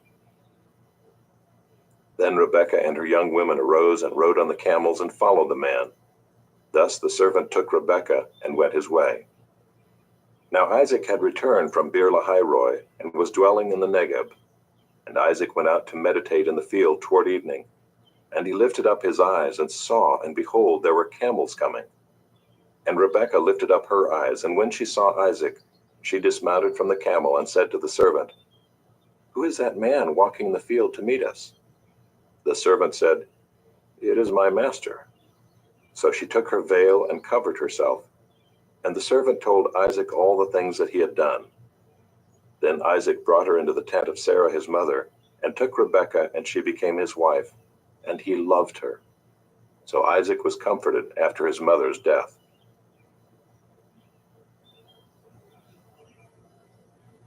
Chapter 25. Abraham took another wife, whose name was Keturah. She bore him Zimram, Jokshan, Medan, Midian, Ishbak, and Shua. Jokshan fathered Sheba and Dedan. The sons of Dedan were Ashuram, Letushim, and Leumim. The sons of Midian were Ephah, Epher, Enoch, Abida, and Eldaah. All these were the children of Keturah. Abraham gave all he had to Isaac. But to the sons of his concubines Abraham gave gifts, and while he was still living he sent them away from his son Isaac eastward to the east country. These are the days of the years of Abraham's life, 175 years. Abraham breathed his last and died in a good old age, an old man and full of years, and was gathered to his people. Isaac and Ishmael his sons buried him in the cave of Machpelah in the field of Ephron the son of Zohar the Hittite, east of Mamre, the field that Abraham purchased from the Hittites. There Abraham was buried with Sarah his wife. After the death of Abraham, God blessed Isaac his son, and Isaac settled at Beer-lahai-roi. These are the generations of Ishmael, Abraham's son, whom Hagar the Egyptian, Sarah's servant, bore to Abraham. These are the names of the sons of Ishmael, named in the order of their birth. Nebaioth, the firstborn of Ishmael, and Kedar, Adbeel, Mibsam, Mishma, Duma, Massa, Hadad, Tema, Jeter, Naphish, and Kedema. These are the sons of Ishmael, and these are their names, by their villages and by their encampments, 12 princes according to their tribes. These are the years of the life of Ishmael, 137 years. He breathed his last and died and was gathered to his people. They settled from Havilah to Shur, which is opposite Egypt in the direction of Assyria. He settled over against all his kinsmen. These are the generations of Isaac, Abraham's son. Abraham fathered Isaac, and Isaac was 40 years old when he took Rebekah, the daughter of Bethuel the Aramean of Paddan Aram, the sister of Laban the Aramean, to be his wife. And Isaac prayed to the Lord for his wife because she was barren. And the Lord granted his prayer, and Rebekah his wife conceived. The children struggled together within her, and she said, "If it is thus, why is this happening to me?" So she went to inquire of the Lord, and the Lord said to her, "2 nations are in your womb, and 2 peoples from within you shall be divided. The one shall be stronger than the other. The older shall serve the younger." When her days to give birth were completed, behold, there were twins in her womb. The first came out red, all his body like a hairy cloak, so they called his name Esau. Afterward his brother came out with his hand holding Esau's heel, so his name was called Jacob. Isaac was 60 years old when she bore them. When the boys grew up, Esau was a skillful hunter, a man of the field, while Jacob was a quiet man, dwelling in tents. Isaac loved Esau because he ate of his game, but Rebekah loved Jacob. Once when Jacob was cooking stew, Esau came in from the field, and he was exhausted. And Esau said to Jacob, "Let me eat some of that red stew, for I'm exhausted."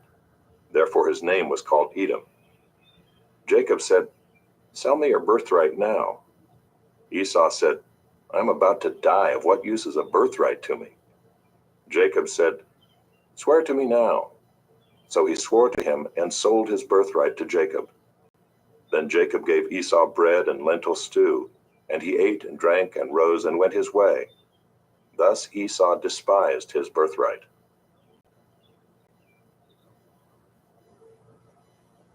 Chapter 26. Now there was a famine in the land, besides the former famine that was in the days of Abraham. And Isaac went to Gerar, to Abimelech king of the Philistines.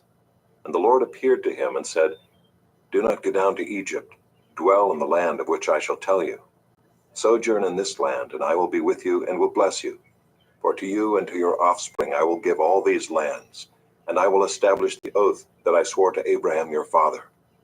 I will multiply your offspring as the stars of heaven, and will give to your offspring all these lands. And in your offspring all the nations of the earth shall be blessed, because Abraham obeyed my voice and kept my charge, my commandments, my statutes, and my laws. So Isaac settled in Gerar. When the men of the place asked him about his wife, he said, "She is my sister," for he feared to say, "my wife," thinking, lest the men of the place should kill me because of Rebekah, because she was attractive in appearance. When he had been there a long time, Abimelech, king of the Philistines, looked out of a window and saw Isaac laughing with Rebekah, his wife. So Abimelech called Isaac and said, "Behold, she is your wife. How then could you say, 'She is my sister'?" Isaac said to him, "Because I thought, lest I die because of her." Abimelech said, "What is this you have done to us? One of the people might easily have lain with your wife, and you would have brought guilt upon us." So Abimelech warned all the people, saying, "Whoever touches this man or his wife shall surely be put to death." And Isaac sowed in that land and reaped in the same year 100-fold. The Lord blessed him, and the man became rich and gained more and more until he became very wealthy. He had possessions of flocks and herds and many servants, so that the Philistines envied him. Now the Philistines had stopped and filled with earth all the wells that his father's servants had dug in the days of Abraham his father. And Abimelech said to Isaac, "Go away from us, for you are much mightier than we." So Isaac departed from there and encamped in the valley of Gerar and settled there. And Isaac dug again the wells of water that had been dug in the days of Abraham his father, which the Philistines had stopped after the death of Abraham. And he gave them the names that his father had given them. But when Isaac's servants dug in the valley and found there a well of spring water, the herdsmen of Gerar quarreled with Isaac's herdsmen, saying, "The water is ours." So he called the name of the well Esek, because they contended with him. Then they dug another well, and they quarreled over that also. So he called its name Sitnah. And he moved from there and dug another well, and they did not quarrel over it. So he called its name Rehoboth, saying, "For now the Lord has made room for us, and we shall be fruitful in the land." From there he went up to Beersheba, and the Lord appeared to him the same night and said, "I am the God of Abraham your father. Fear not, for I am with you and will bless you, and multiply your offspring for my servant Abraham's sake." So he built an altar there and called upon the name of the Lord, and pitched his tent there. And there Isaac's servants dug a well. When Abimelech went to him from Gerar with Ahuzzath his advisor, and Phicol the commander of his army, Isaac said to them, "Why have you come to me, seeing that you hate me and have sent me away from you?" They said, "We see plainly that the Lord has been with you. So we said, 'Let there be a sworn pact between us, between you and us, and let us make a covenant with you that you will do us no harm, just as we have not touched you and have done to you nothing but good, and have sent you away in peace. You are now the blessed of the Lord.'" So he made them a feast, and they ate and drank. In the morning they rose early and exchanged oaths. And Isaac sent them on their way, and they departed from him in peace. That same day Isaac's servants came and told him about the well that they had dug, and said to him, "We have found water." He called it Shibah. Therefore the name of the city is Beersheba to this day. When Esau was 40 years old, he took Judith, the daughter of Beeri the Hittite, to be his wife, and Basemath, the daughter of Elon the Hittite, and they made life bitter for Isaac and Rebekah. Chapter 27. When Isaac was old and his eyes were dim so that he could not see, he called Esau his older son and said to him, "My son." And he answered, "Here I am." He said, "Behold, I am old. I do not know the day of my death. Now then, take your weapons, your quiver, and your bow, and go out to the field and hunt game for me, and prepare for me delicious food such as I love, and bring it to me so that I may eat, that my soul may bless you before I die." Now Rebekah was listening when Isaac spoke to his son Esau. So when Esau went to the field to hunt for game and bring it, Rebekah said to her son Jacob, "I heard your father speak to your brother Esau, 'Bring me game and prepare for me delicious food, that I may eat it and bless you before the Lord before I die.' Now therefore, my son, obey my voice as I command you. Go to the flock and bring me 2 good young goats, so that I may prepare from them delicious food for your father, such as he loves. And you shall bring it to your father to eat, so that he may bless you before he dies. But Jacob said to Rebekah his mother, Behold, my brother Esau is a hairy man, and I am a smooth man. Perhaps my father will feel me, and I shall seem to be mocking him and bring a curse upon myself and not a blessing. His mother said to him, Let your curse be on me, my son. Only obey my voice, and go, bring them to me. So he went and took them and brought them to his mother. And his mother prepared delicious food, such as his father loved. Then Rebekah took the best garments of Esau her older son, which were with her in the house, and put them on Jacob her younger son. And the skins of the young goats she put on his hands and on the smooth part of his neck. And she put the delicious food and the bread which she had prepared into the hand of her son Jacob. So he went in to his father and said, My father. And he said, Here I am. Who are you, my son? Jacob said to his father, I am Esau, your firstborn. I have done as you told me. Now sit up and eat of my game, that your soul may bless me.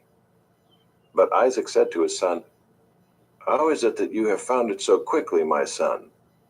He answered, Because the Lord your God granted me success.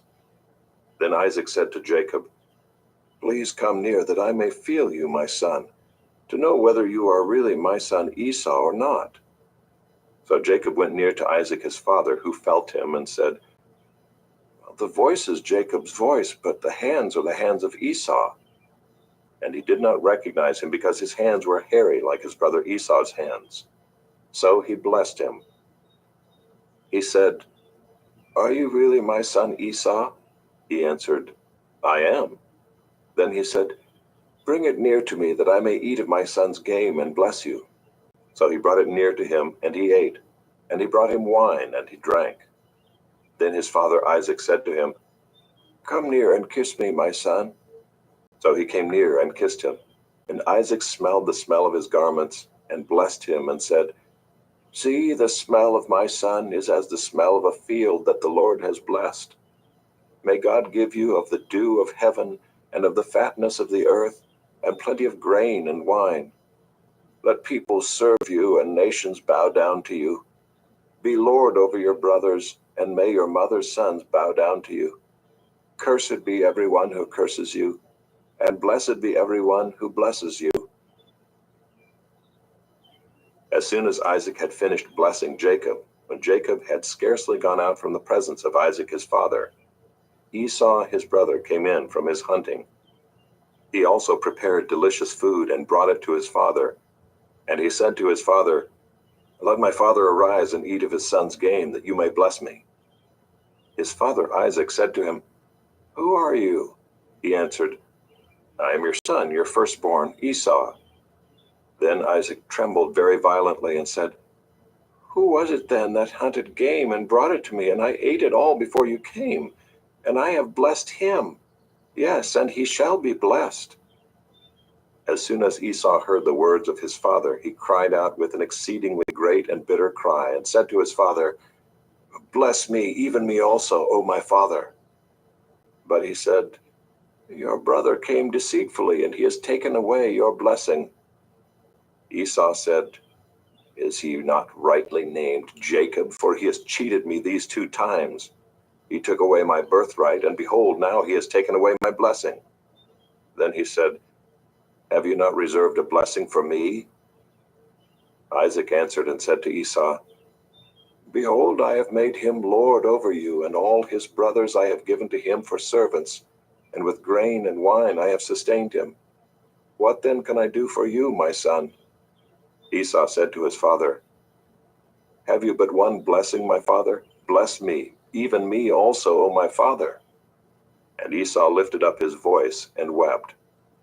Then Isaac his father answered and said to him, Behold, away from the fatness of the earth shall your dwelling be, and away from the dew of heaven on high.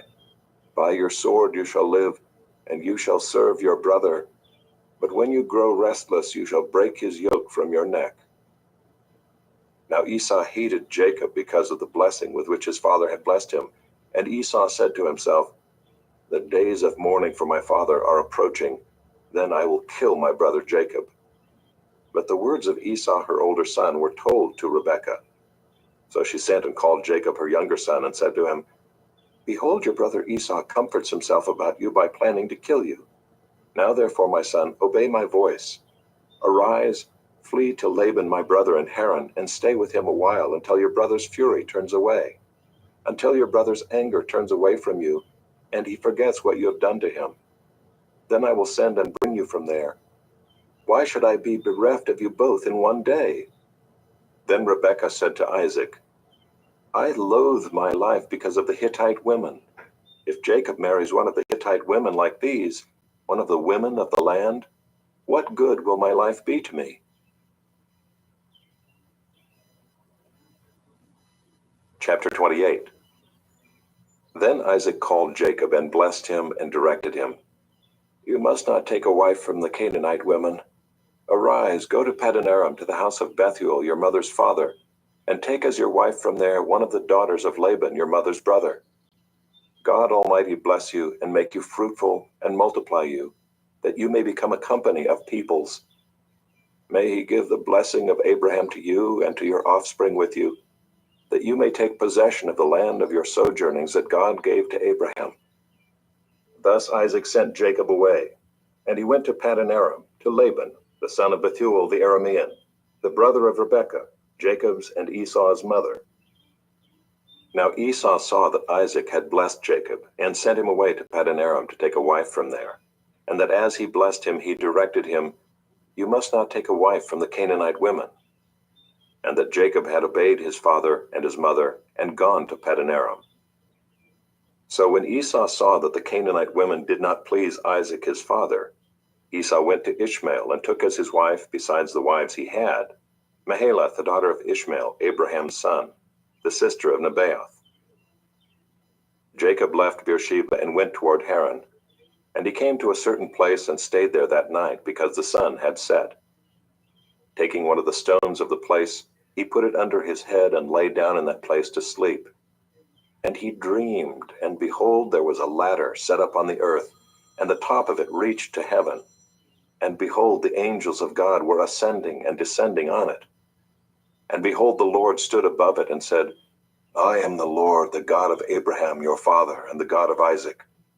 The land on which you lie I will give to you and to your offspring.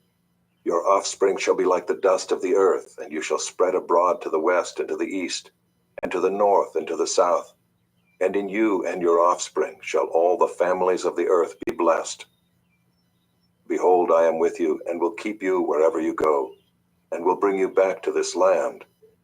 For I will not leave you until I have done what I have promised you." Then Jacob awoke from his sleep and said, "Surely the Lord is in this place, and I did not know it." And he was afraid and said, "How awesome is this place! This is none other than the house of God, and this is the gate of heaven." So early in the morning Jacob took the stone that he had put under his head, and set it up for a pillar, and poured oil on the top of it. He called the name of that place Bethel, but the name of the city was Luz at the first.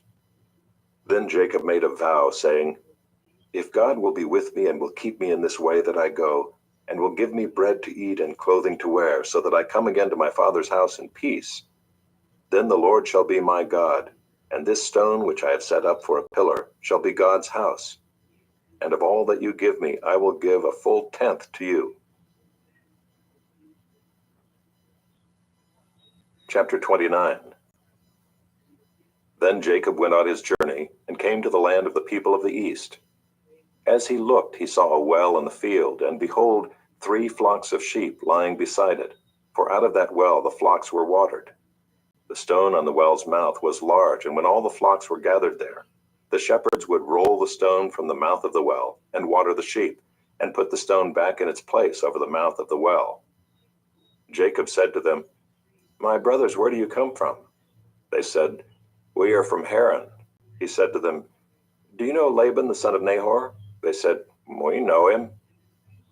He said to them, "Is it well with him?" They said, "It is well, and see, Rachel his daughter is coming with the sheep." He said, "Behold, it is still high day. It is not time for the livestock to be gathered together. Water the sheep and go, pasture them." But they said, "We cannot until all the flocks are gathered together and the stone is rolled from the mouth of the well. Then we watered the sheep." While he was still speaking with them, Rachel came with her father's sheep, for she was a shepherdess. Now as soon as Jacob saw Rachel, the daughter of Laban, his mother's brother, and the sheep of Laban, his mother's brother, Jacob came near and rolled the stone from the well's mouth and watered the flock of Laban, his mother's brother. Then Jacob kissed Rachel and wept aloud. And Jacob told Rachel that he was her father's kinsman, and that he was Rebekah's son, and she ran and told her father. As soon as Laban heard the news about Jacob, his sister's son, he ran to meet him and embraced him and kissed him and brought him to his house. Jacob told Laban all these things, and Laban said to him, "Surely you are my bone and my flesh." And he stayed with him a month. Then Laban said to Jacob, "Because you are my kinsman, should you therefore serve me for nothing? Tell me, what shall your wages be?" Now Laban had 2 daughters. The name of the older was Leah, and the name of the younger was Rachel. Leah's eyes were weak, but Rachel was beautiful in form and appearance. Jacob loved Rachel, and he said, "I will serve you 7 years for your younger daughter Rachel." Laban said, "It is better that I give her to you than that I should give her to any other man. Stay with me." So Jacob served 7 years for Rachel, and they seemed to him but a few days because of the love he had for her. Then Jacob said to Laban, "Give me my wife, that I may go into her, for my time is completed."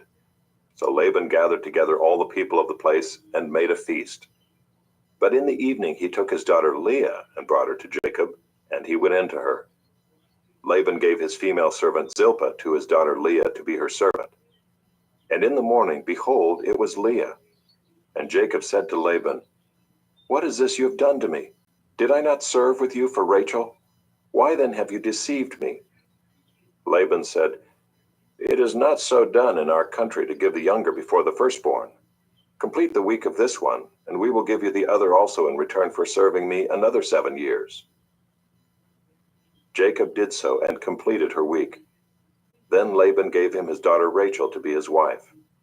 Laban gave his female servant Bilhah to his daughter Rachel to be her servant. So Jacob went in to Rachel also, and he loved Rachel more than Leah, and served Laban for another 7 years. When the Lord saw that Leah was hated, he opened her womb, but Rachel was barren. And Leah conceived and bore a son, and she called his name Reuben, for she said, "Because the Lord has looked upon my affliction, for now my husband will love me." She conceived again and bore a son, and said, "Because the Lord has heard that I am hated, he has given me this son also." And she called his name Simeon. Again she conceived and bore a son, and said, "Now this time my husband will be attached to me, because I have borne him 3 sons." Therefore his name was called Levi. And she conceived again and bore a son, and said, "This time I will praise the Lord." Therefore she called his name Judah. Then she ceased bearing.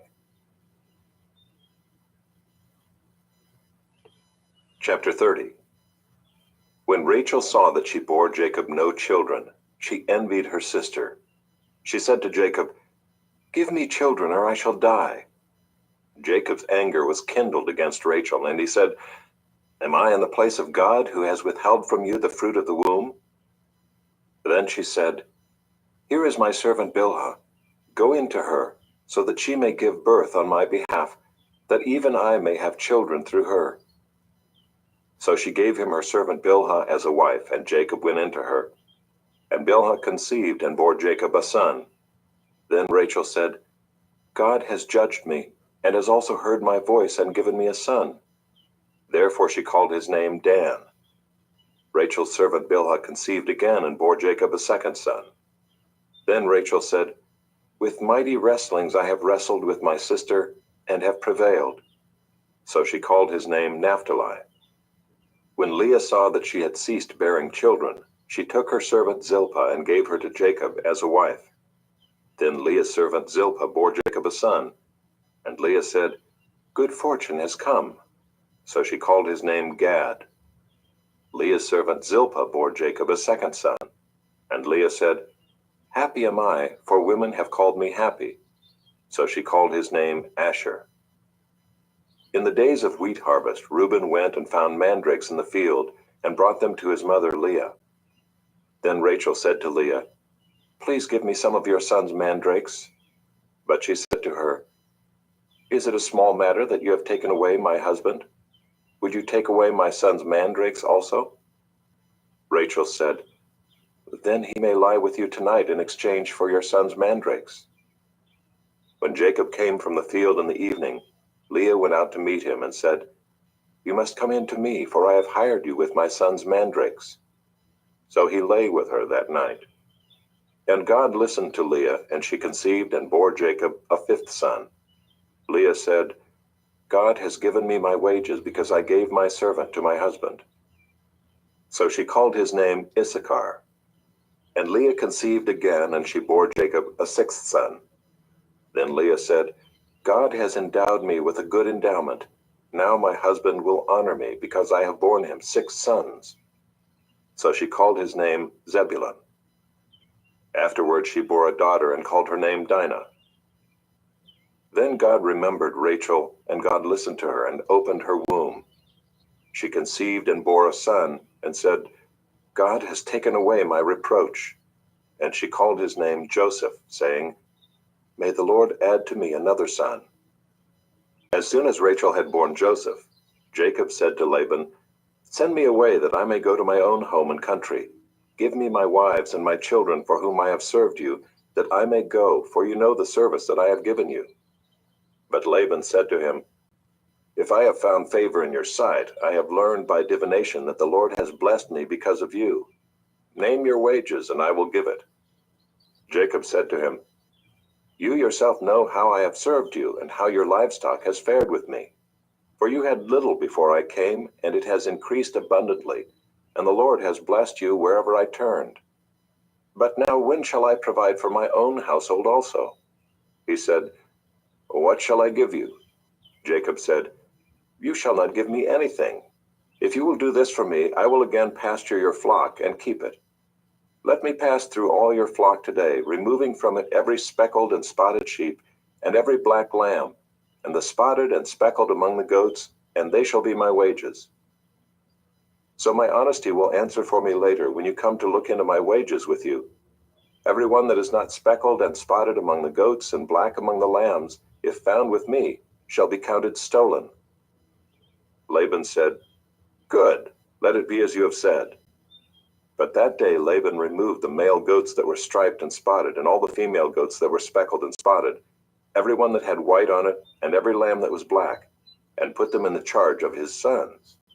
And he set a distance of 3 days' journey between himself and Jacob pastured the rest of Laban's flock.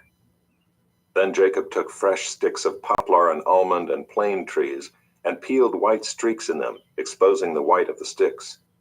He set the sticks that he had peeled in front of the flocks in the troughs, that is, the watering places, where the flocks came to drink. And since they bred when they came to drink, the flocks bred in front of the sticks, and so the flocks brought forth striped, speckled, and spotted. And Jacob separated the lambs and set the faces of the flocks toward the striped and all the black in the flock of Laban. He put his own droves apart and did not put them with Laban's flock. Whenever the stronger of the flock were breeding, Jacob would lay the sticks in the troughs before the eyes of the flock, that they might breed among the sticks. But for the feebler of the flock, he would not lay them there. So the feebler would be Laban's, and the stronger Jacob's. Thus the man increased greatly and had large flocks, female servants and male servants, and camels and donkeys. Chapter 31. Now Jacob heard that the sons of Laban were saying, Jacob has taken all that was our father's, and from what was our father's he has gained all this wealth. And Jacob saw that Laban did not regard him with favor as before. Then the Lord said to Jacob, Return to the land of your fathers and to your kindred, and I will be with you. So Jacob sent and called Rachel and Leah into the field where his flock was, and said to them, I see that your father does not regard me with favor as he did before. but the God of my father has been with me. You know that I have served your father with all my strength, yet your father has cheated me and changed my wages 10 times. But God did not permit him to harm me. If he said, the spotted shall be your wages, then all the flock bore spotted. And if he said, the striped shall be your wages, then all the flock bore striped. Thus God has taken away the livestock of your father and given them to me. In the breeding season of the flock, I lifted up my eyes and saw in a dream that the goats that mated with the flock were striped, spotted, and mottled. Then the angel of God said to me in the dream, Jacob, and I said, Here I am. And he said, Lift up your eyes and see, all the goats that mate with the flock are striped, spotted, and mottled. For I have seen all that Laban is doing to you. I am the God of Bethel, where you anointed a pillar and made a vow to me. Now arise, go out from this land, and return to the land of your kindred. Then Rachel and Leah answered and said to him, Is there any portion or inheritance left to us in our father's house? Are we not regarded by him as foreigners? For he has sold us, and he has indeed devoured our money. All the wealth that God has taken away from our father belongs to us and to our children. Now then, whatever God has said to you, do. So Jacob arose and set his sons and his wives on camels. He drove away all his livestock, all his property that he had gained, the livestock in his possession that he had acquired in Paddan Aram, to go to the land of Canaan to his father Isaac. Laban had gone to shear his sheep, and Rachel stole her father's household gods. And Jacob tricked Laban the Aramean by not telling him that he intended to flee. He fled with all that he had and arose and crossed the Euphrates and set his face toward the hill country of Gilead.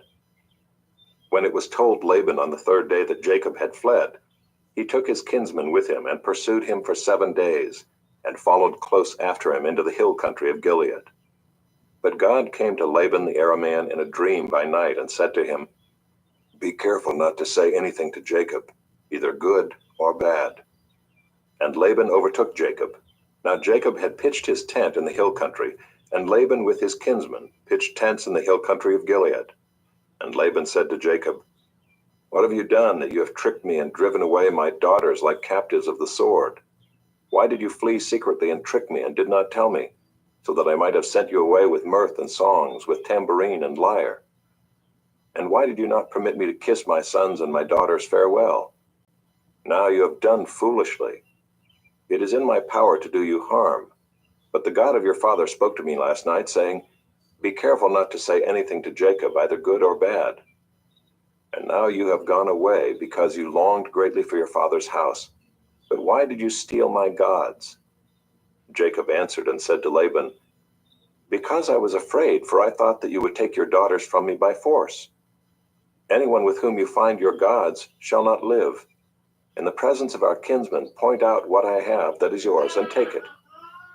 Now Jacob did not know that Rachel had stolen them. So Laban went into Jacob's tent and into Leah's tent, and into the tent of the 2 female servants, but he did not find them. And he went out of Leah's tent and entered Rachel's. Now Rachel had taken the household gods and put them in the camel's saddle and sat on them. Laban felt all about the tent, but did not find them. And she said to her father, Let not my lord be angry that I cannot rise before you, for the way of women is upon me. So he searched, but did not find the household gods. Then Jacob became angry and berated Laban. Jacob said to Laban, What is my offense? What is my sin that you have hotly pursued me? For you have felt through all my goods. What have you found of all your household goods? Set it here before my kinsmen and your kinsmen, that they may decide between us 2. These 20 years I have been with you. Your ewes and your female goats have not miscarried, and I have not eaten the rams of your flocks. What was torn by wild beasts I did not bring to you. I bore the loss of it myself. From my hand you required it, whether stolen by day or stolen by night. There I was. By day the heat consumed me, and the cold by night, and my sleep fled from my eyes. These 20 years I have been in your house. I served you 14 years for your 2 daughters and 6 years for your flock, and you have changed my wages 10 times.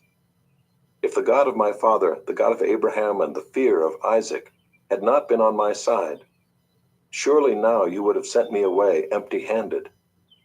God saw my affliction and the labor of my hands and rebuked you last night." Then Laban answered and said to Jacob, "The daughters are my daughters, the children are my children, the flocks are my flocks, and all that you see is mine. But what can I do this day for these my daughters or for their children whom they have borne? Come now, let us make a covenant, you and I, and let it be a witness between you and me." So Jacob took a stone and set it up as a pillar. And Jacob said to his kinsmen, "Gather stones." And they took stones and made a heap, and they ate there by the heap. Laban called it Jegar-sahadutha, but Jacob called it Gilead. Laban said, "This heap is a witness between you and me today." Therefore he named it Gilead and Mizpah, for he said, "The Lord watch between you and me when we are out of one another's sight. If you oppress my daughters, or if you take wives besides my daughters, although no one is with us, see, God is witness between you and me." Then Laban said to Jacob, "See this heap and the pillar which I have set between you and me. This heap is a witness, and the pillar is a witness, that I will not pass over this heap to you, and you will not pass over this heap and this pillar to me to do harm. The God of Abraham and the God of Nahor, the God of their father, judge between us." So Jacob swore by the fear of his father Isaac, and Jacob offered a sacrifice in the hill country and called his kinsmen to eat bread. They ate bread and spent the night in the hill country. Early in the morning, Laban arose and kissed his grandchildren and his daughters and blessed them. Then Laban departed and returned home.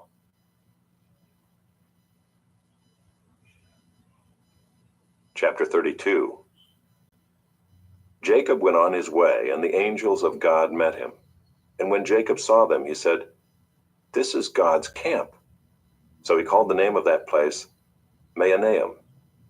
And Jacob sent messengers before him to Esau his brother in the land of Seir, the country of Edom, instructing them, "Thus you shall say to my lord Esau, Thus says your servant Jacob, I have sojourned with Laban, and stayed until now. I have oxen, donkeys, flocks, male servants and female servants. I have sent to tell my lord in order that I may find favor in your sight."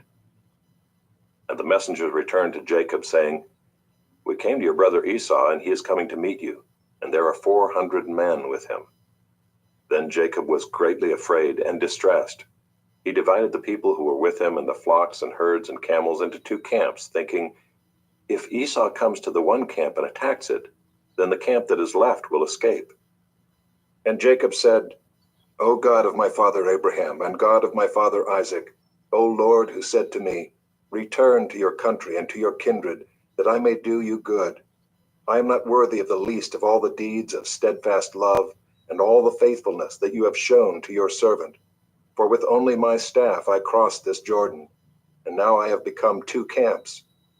Please deliver me from the hand of my brother, from the hand of Esau, for I fear him, that he may come and attack me, the mothers with the children.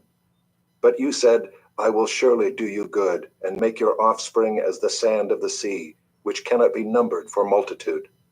So he stayed there that night, and from what he had with him he took a present for his brother Esau, 200 female goats and 20 male goats, 200 ewes and 20 rams, 30 milking camels and their calves, 40 cows and 10 bulls, 20 female donkeys and 10 male donkeys. These he handed over to his servants, every drove by itself, and said to his servants, "Pass on ahead of me and put a space between drove and drove." He instructed the first, "When Esau my brother meets you and asks you, 'To whom do you belong? Where are you going? And whose are these ahead of you?' Then you shall say, 'They belong to your servant Jacob. They are a present sent to my lord Esau. And moreover, he is behind us.'" He likewise instructed the second and the third and all who followed the droves. "You shall say the same thing to Esau when you find him. And you shall say, 'Moreover, your servant Jacob is behind us.' For he thought, 'I may appease him with the present that goes ahead of me, and afterward I shall see his face. Perhaps he will accept me.' So the present passed on ahead of him, and he himself stayed that night in the camp. The same night he arose and took his 2 wives, his 2 female servants, and his 11 children, and crossed the ford of the Jabbok. He took them and sent them across the stream, and everything else that he had, and Jacob was left alone. And a man wrestled with him until the breaking of the day. When the man saw that he did not prevail against Jacob, he touched his hip socket, and Jacob's hip was put out of joint as he wrestled with him. Then he said, "Let me go, for the day has broken."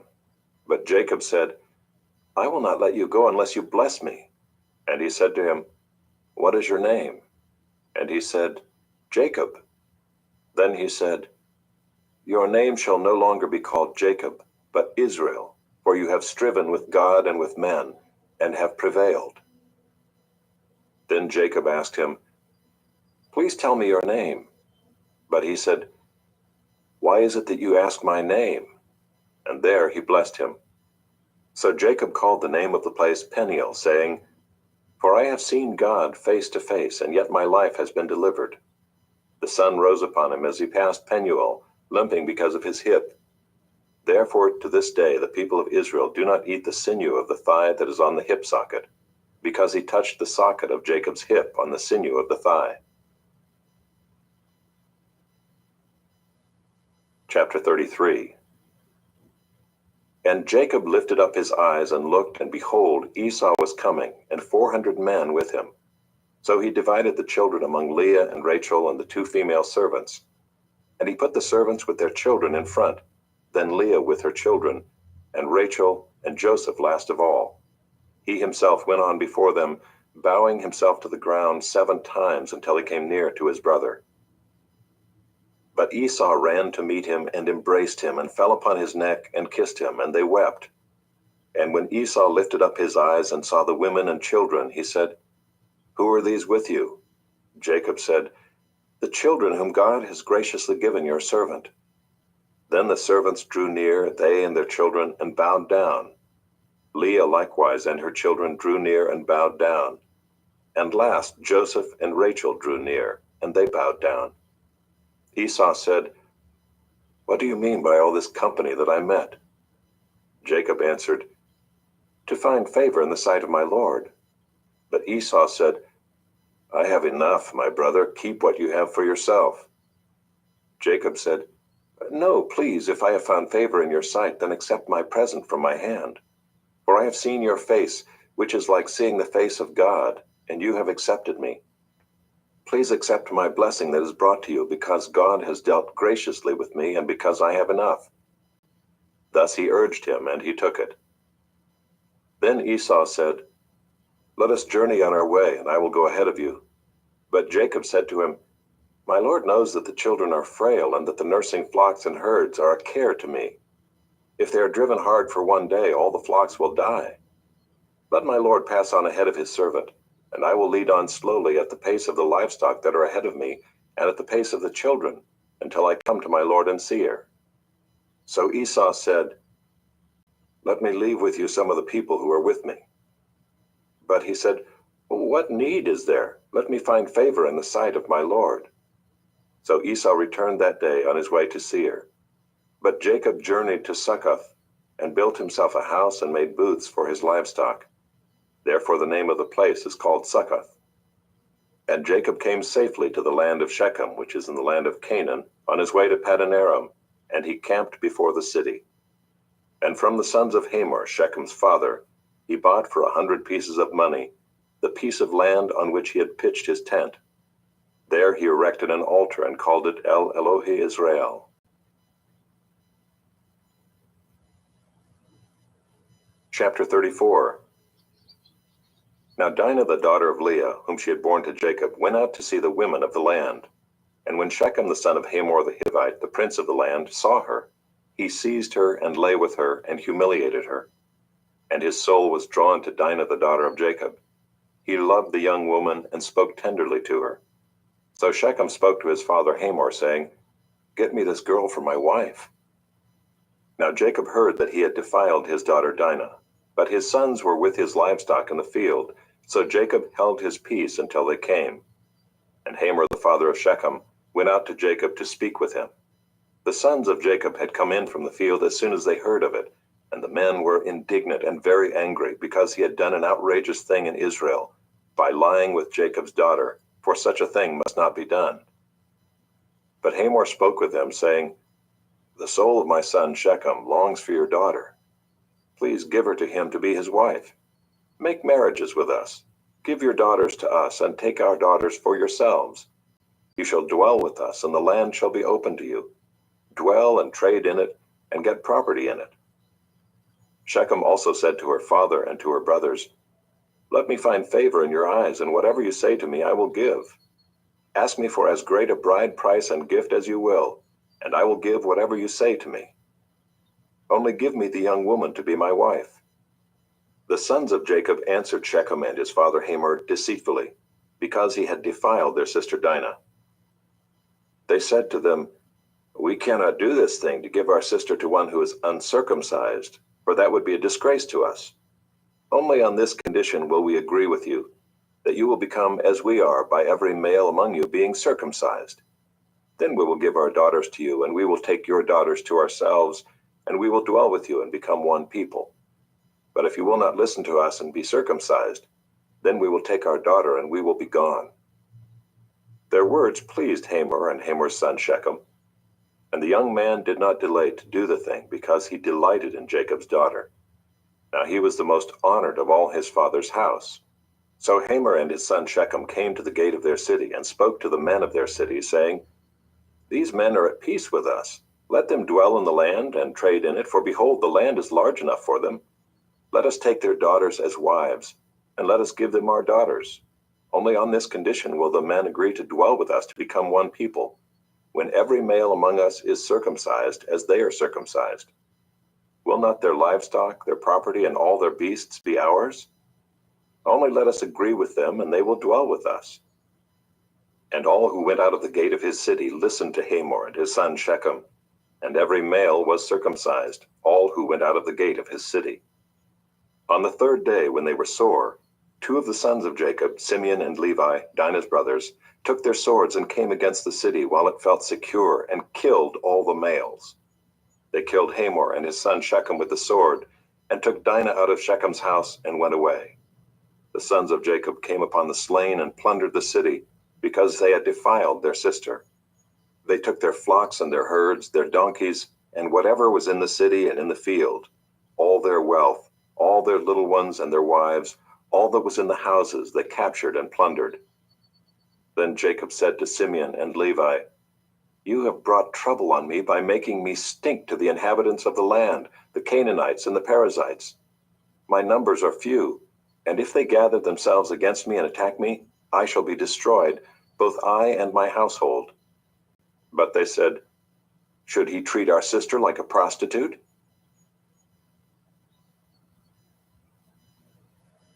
Chapter 35. God said to Jacob, "Arise, go up to Bethel and dwell there. Make an altar there to the God who appeared to you when you fled from your brother Esau." So Jacob said to his household and to all who were with him, "Put away the foreign gods that are among you and purify yourselves and change your garments.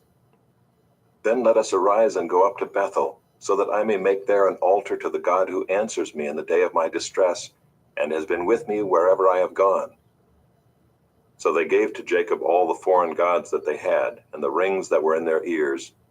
Jacob hid them under the terebinth tree that was near Shechem.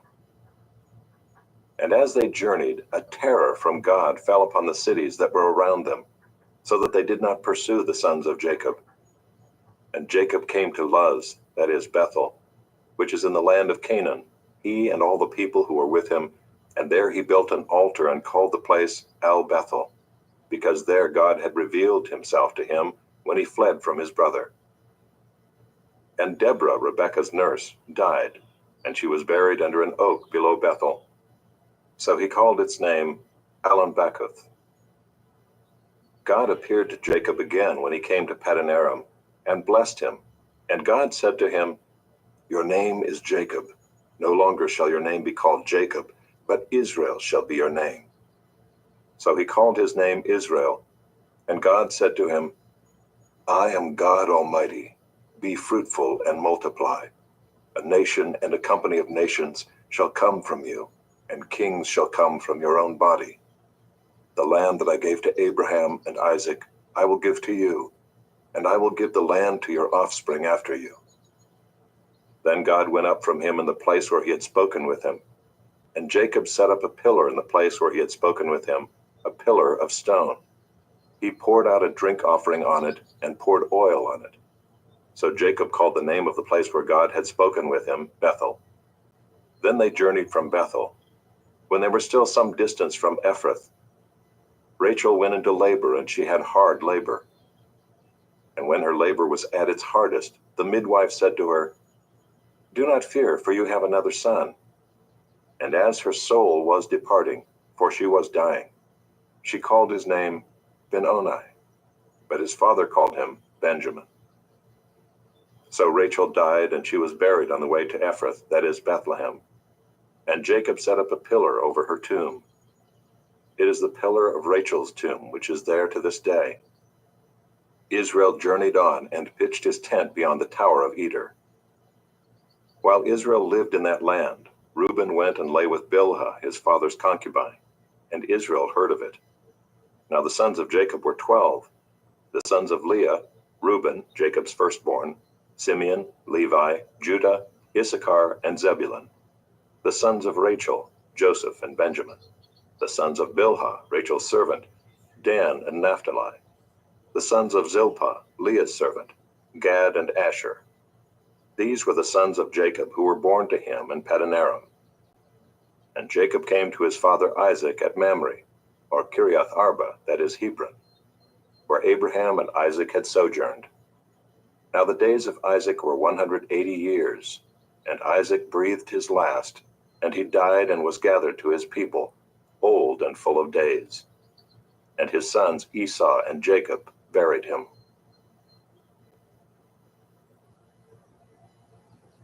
Chapter 36. These are the generations of Esau, that is Edom. Esau took his wives from the Canaanites: Ida the daughter of Elon the Hittite, Aholibamah the daughter of Anah the daughter of Zibeon the Hivite, and Basemath, Ishmael's daughter, the sister of Nebaioth. And Ida bore to Esau Eliphaz. Basemath bore Reuel, and Aholibamah bore Jeush, Jalam, and Korah. These are the sons of Esau who were born to him in the land of Canaan. Then Esau took his wives, his sons, his daughters, and all the members of his household, his livestock, all his beasts, and all his property that he had acquired in the land of Canaan. He went into a land away from his brother Jacob, for their possessions were too great for them to dwell together. The land of their sojournings could not support them because of their livestock. So Esau settled in the hill country of Seir. Esau is Edom. These are the generations of Esau, the father of the Edomites in the hill country of Seir. These are the names of Esau's sons: Eliphaz the son of Ida, the wife of Esau; Reuel the son of Basemath, the wife of Esau. The sons of Eliphaz were Teman, Omar, Zepho, Gatam, and Kenaz. Timnah was a concubine of Eliphaz, Esau's son. She bore Amalek to Eliphaz. These are the sons of Ida, Esau's wife.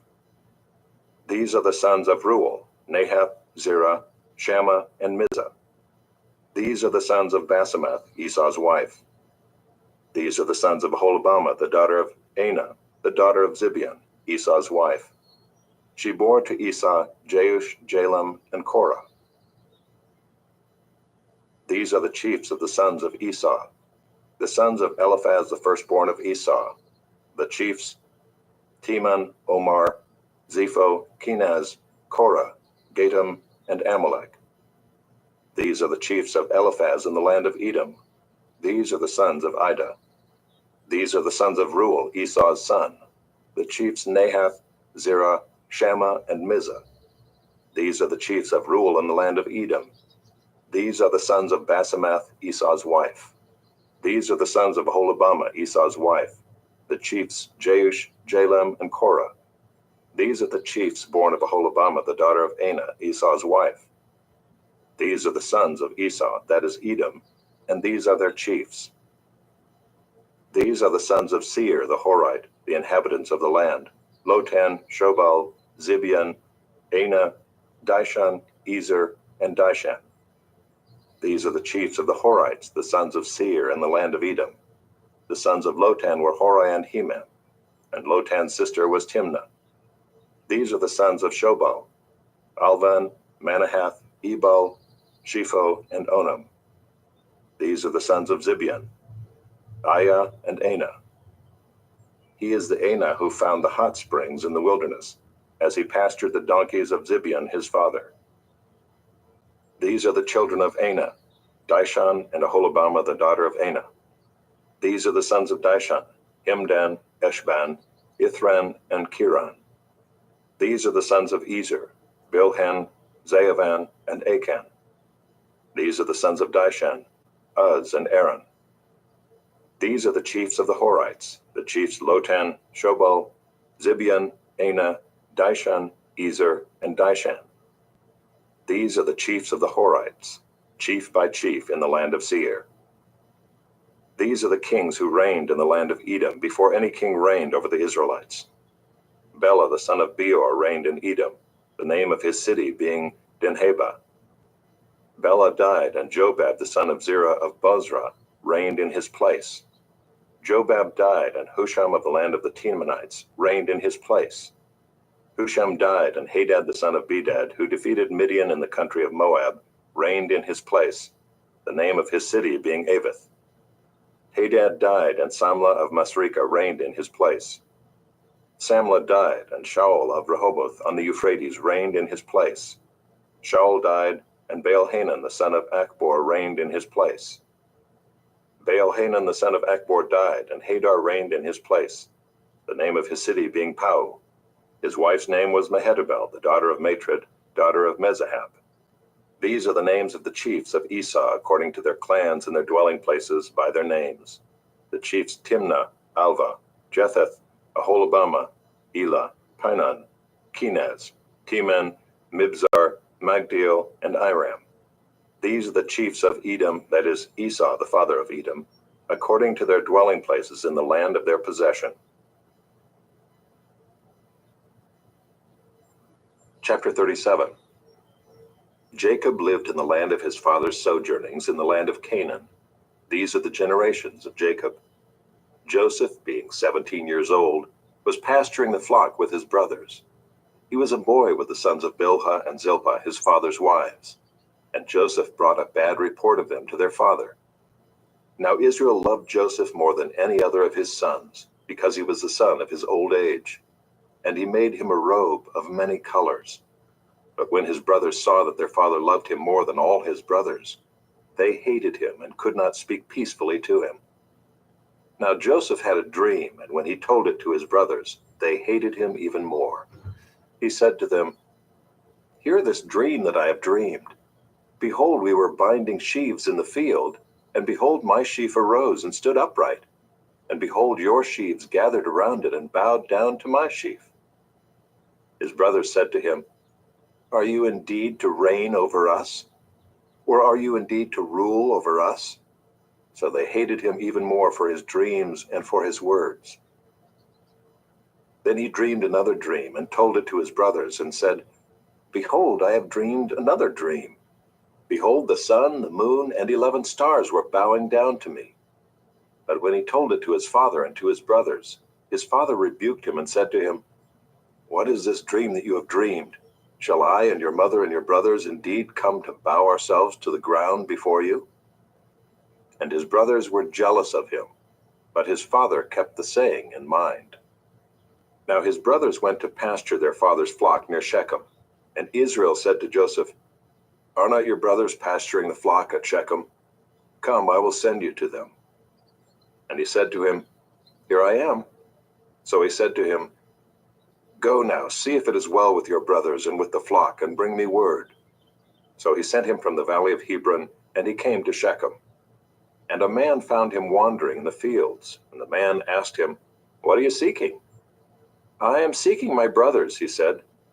"Tell me, please, where they are pasturing the flock." And the man said, "They have gone away, for I heard them say, 'Let us go to Dothan.'" So Joseph went after his brothers and found them at Dothan. They saw him from afar, and before he came near to them, they conspired against him to kill him. They said to one another, "Here comes this dreamer. Come now, let us kill him and throw him into one of the pits. Then we will say that a fierce animal has devoured him, and we will see what will become of his dreams." But when Reuben heard it, he rescued him out of their hands, saying, "Let us not take his life." And Reuben said to them, "Shed no blood. Throw him into this pit here in the wilderness, but do not lay a hand on him, that he might rescue him out of their hand to restore him to his father." So when Joseph came to his brothers, they stripped him of his robe, the robe of many colors that he wore, and they took him and threw him into a pit. The pit was empty, there was no water in it. Then they sat down to eat. And looking up, they saw a caravan of Ishmaelites coming from Gilead with their camels bearing gum, balm, and myrrh on their way to carry it down to Egypt. Then Judah said to his brothers, "What profit is it if we kill our brother and conceal his blood? Come, let us sell him to the Ishmaelites, and let not our hand be upon him, for he is our brother, our own flesh." And his brothers listened to him. Then Midianite traders passed by, and they drew Joseph up and lifted him out of the pit, and sold him to the Ishmaelites for 20 shekels of silver. They took Joseph to Egypt. When Reuben returned to the pit and saw that Joseph was not in the pit, he tore his clothes and returned to his brothers and said, "The boy is gone, and where shall I go?" Then they took Joseph's robe and slaughtered a goat and dipped the robe in the blood. And they sent the robe of many colors and brought it to their father and said, "This we have found. Please identify whether it is your son's robe or not." And he identified it and said, "It is my son's robe. A fierce animal has devoured him. Joseph is without doubt torn to pieces." Then Jacob tore his garments and put sackcloth on his loins and mourned for his son many days. All his sons and all his daughters rose up to comfort him, but he refused to be comforted and said, "No, I shall go down to Sheol to my son, mourning." Thus his father wept for him. Meanwhile, the Midianites had sold him in Egypt to Potiphar, an officer of Pharaoh, the captain of the guard. Chapter 38. It happened at that time that Judah went down from his brothers and turned aside to a certain Adullamite, whose name was Hira. There Judah saw the daughter of a certain Canaanite whose name was Shua. He took her and went into her, and she conceived and bore a son, and he called his name She conceived again and bore a son, and she called his name Onan. Yet again she bore a son, and she called his name Shelah. Judah was in Kezib when she bore him.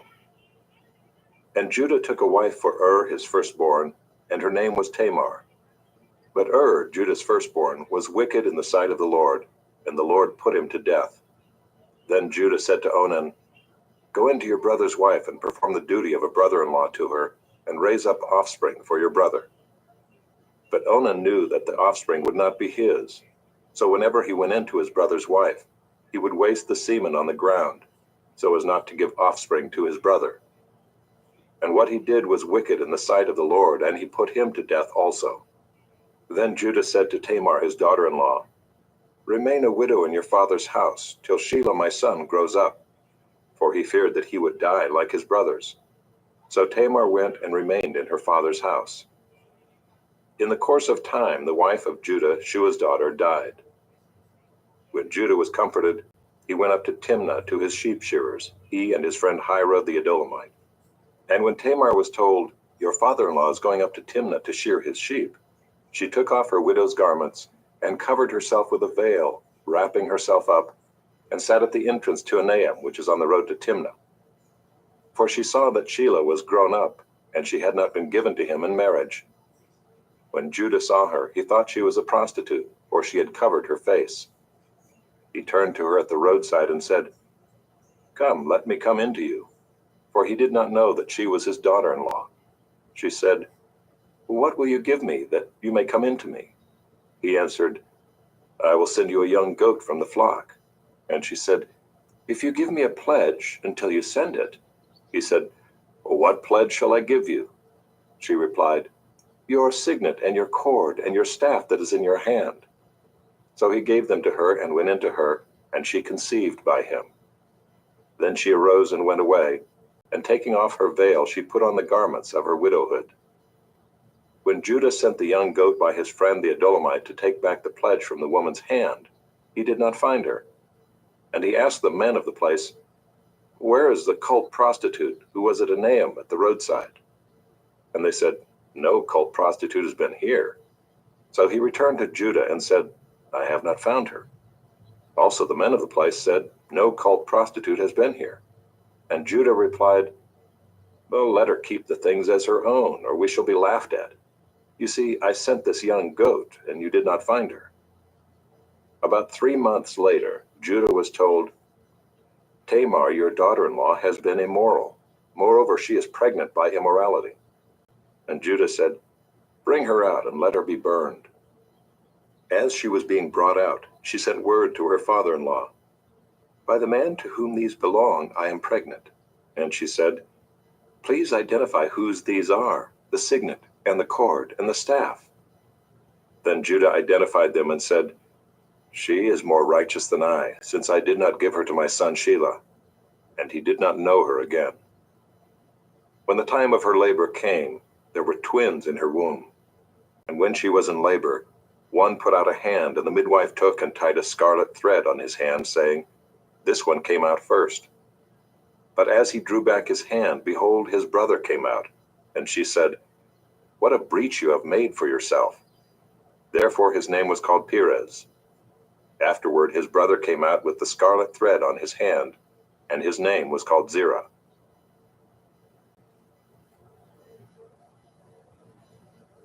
Chapter 39. Now Joseph had been brought down to Egypt, and Potiphar, an officer of Pharaoh, the captain of the guard, an Egyptian, had bought him from the Ishmaelites who had brought him down there. The Lord was with Joseph, and he became a successful man, and he was in the house of his Egyptian master. His master saw that the Lord was with him, and that the Lord caused all that he did to succeed in his hands. So Joseph found favor in his sight and attended him, and he made him overseer of his house and put him in charge of all that he had. From the time that he made him overseer in his house and over all that he had, the Lord blessed the Egyptian's house for Joseph's sake. The blessing of the Lord was on all that he had, in house and field. So he left all that he had in Joseph's charge, and because of him he had no concern about anything but the food he ate. Now Joseph was handsome in form and appearance. And after a time his master's wife cast her eyes on Joseph and said, "Lie with me." But he refused and said to his master's wife, "Behold, because of me my master has no concern about anything in the house, and he has put everything that he has in my charge. He is not greater in this house than I am, nor has he kept back anything from me except you, because you are his wife. How then can I do this great wickedness and sin against God?" And as she spoke to Joseph day after day, he would not listen to her, to lie beside her, or to be with her. But one day, when he went into the house to do his work, and none of the men of the house was there in the house, she caught him by his garment, saying, "Lie with me." But he left his garment in her hand and fled and got out of the house. And as soon as she saw that he had left his garment in her hand and had fled out of the house, she called to the men of her household and said to them, "See, he has brought among us a Hebrew to laugh at us. He came in to lie with me, and I cried out with a loud voice. And as soon as he heard that I lifted up my voice and cried out, he left his garment beside me and fled and got out of the house." Then she laid up his garment by her until his master came home, and she told him the same story, saying, "The Hebrew servant whom you have brought among us came in to me to laugh at me. But as soon as I lifted up my voice and cried, he left his garment beside me and fled out of the house." As soon as his master heard the words that his wife spoke to him, "This is the way your servant treated me," his anger was kindled. And Joseph's master took him and put him into the prison, the place where the king's prisoners were confined, and he was there in prison. But the Lord was with Joseph and showed him steadfast love and gave him favor in the sight of the keeper of the prison. And the keeper of the prison put Joseph in charge of all the prisoners who were in the prison. Whatever was done there, he was the one who did it. The keeper of the prison paid no attention to anything that was in Joseph's charge, because the Lord was with him. And whatever he did, the Lord made it succeed.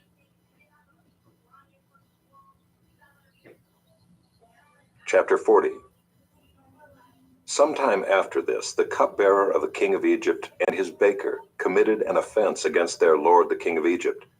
And Pharaoh was angry with his two officers, the chief cupbearer and the chief baker, and he put them in custody in the house of the captain of the guard, in the prison where Joseph was confined. The captain of the guard appointed Joseph to be with him, and he attended them. They continued for some time in custody. And one night they both dreamed, the cupbearer and the baker of the king of Egypt, who were confined in the prison, each his own dream, and each dream with its own interpretation.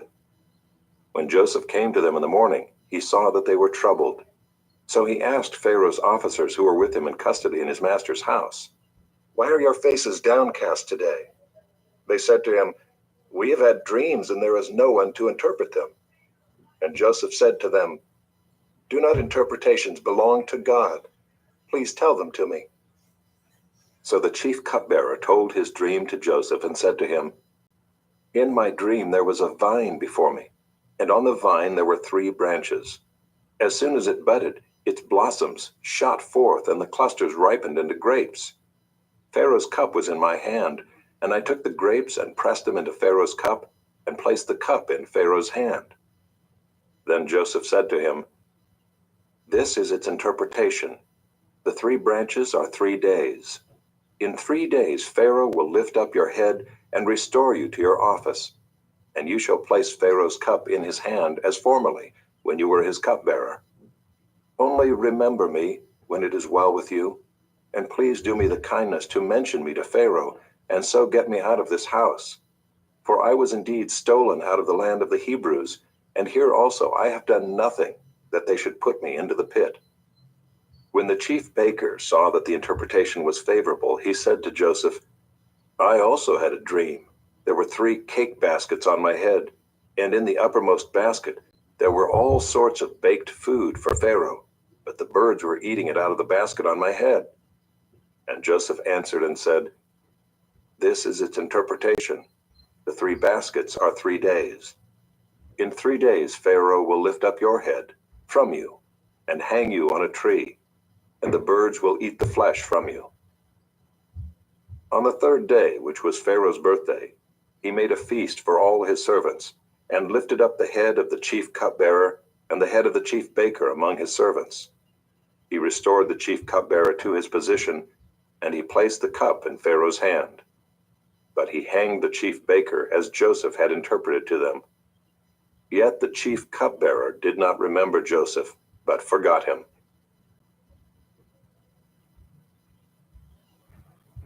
Chapter 41. After 2 whole years, Pharaoh dreamed that he was standing by the Nile. And behold, there came up out of the Nile 7 cows attractive and plump, and they fed in the reed grass. And behold, 7 other cows, ugly and thin, came up out of the Nile after them, and stood by the other cows on the bank of the Nile. And the ugly, thin cows ate up the 7 attractive, plump cows. And Pharaoh awoke. And he fell asleep and dreamed a second time. And behold, 7 ears of grain, plump and good, were growing on one stalk. And behold, after them sprouted 7 ears, thin and blighted by the east wind. And the thin ears swallowed up the 7 plump, full ears. And Pharaoh awoke, and behold, it was a dream. So in the morning his spirit was troubled, and he sent and called for all the magicians of Egypt and all its wise men. Pharaoh told them his dreams, but there was none who could interpret them to Pharaoh. Then the chief cupbearer said to Pharaoh, "I remember my offenses today. When Pharaoh was angry with his servants, and put me and the chief baker in custody in the house of the captain of the guard, we dreamed on the same night, he and I, each having a dream with its own interpretation. A young Hebrew was there with us, a servant of the captain of the guard. When we told him, he interpreted our dreams to us, giving an interpretation to each man according to his dream. And as he interpreted to us, so it came about. I was restored to my office, and the baker was hanged. Then Pharaoh sent and called Joseph, and they quickly brought him out of the pit. And when he had shaved himself and changed his clothes, he came in before Pharaoh. And Pharaoh said to Joseph, I have had a dream, and there is no one who can interpret it. I have heard it said of you that when you hear a dream, you can interpret it. Joseph answered Pharaoh, It is not in me. God will give Pharaoh a favorable answer. Then Pharaoh said to Joseph, Behold, in my dream I was standing on the banks of the Nile. 7 cows, plump and attractive, came up out of the Nile and fed in the reed grass. 7 other cows came up after them, poor and very ugly and thin, such as I had never seen in all the land of Egypt. And the thin, ugly cows ate up the first 7 plump cows. But when they had eaten them, no one would have known that they had eaten them, for they were still as ugly as at the beginning. Then I awoke. I also saw in my dream 7 ears growing on one stalk, full and good. 7 ears, withered, thin, and blighted by the east wind, sprouted after them, and the thin ears swallowed up the 7 good ears. And I told it to the magicians, but there was no one who could explain it to me. Then Joseph said to Pharaoh, The dreams of Pharaoh are one. God has revealed to Pharaoh what he is about to do. The 7 good cows are 7 years, and the 7 good ears are 7 years. The dreams are one. The 7 lean and ugly cows that came up after them are 7 years, and the 7 empty ears blighted by the east wind are also 7 years of famine. It is as I told Pharaoh. God has shown to Pharaoh what he is about to do.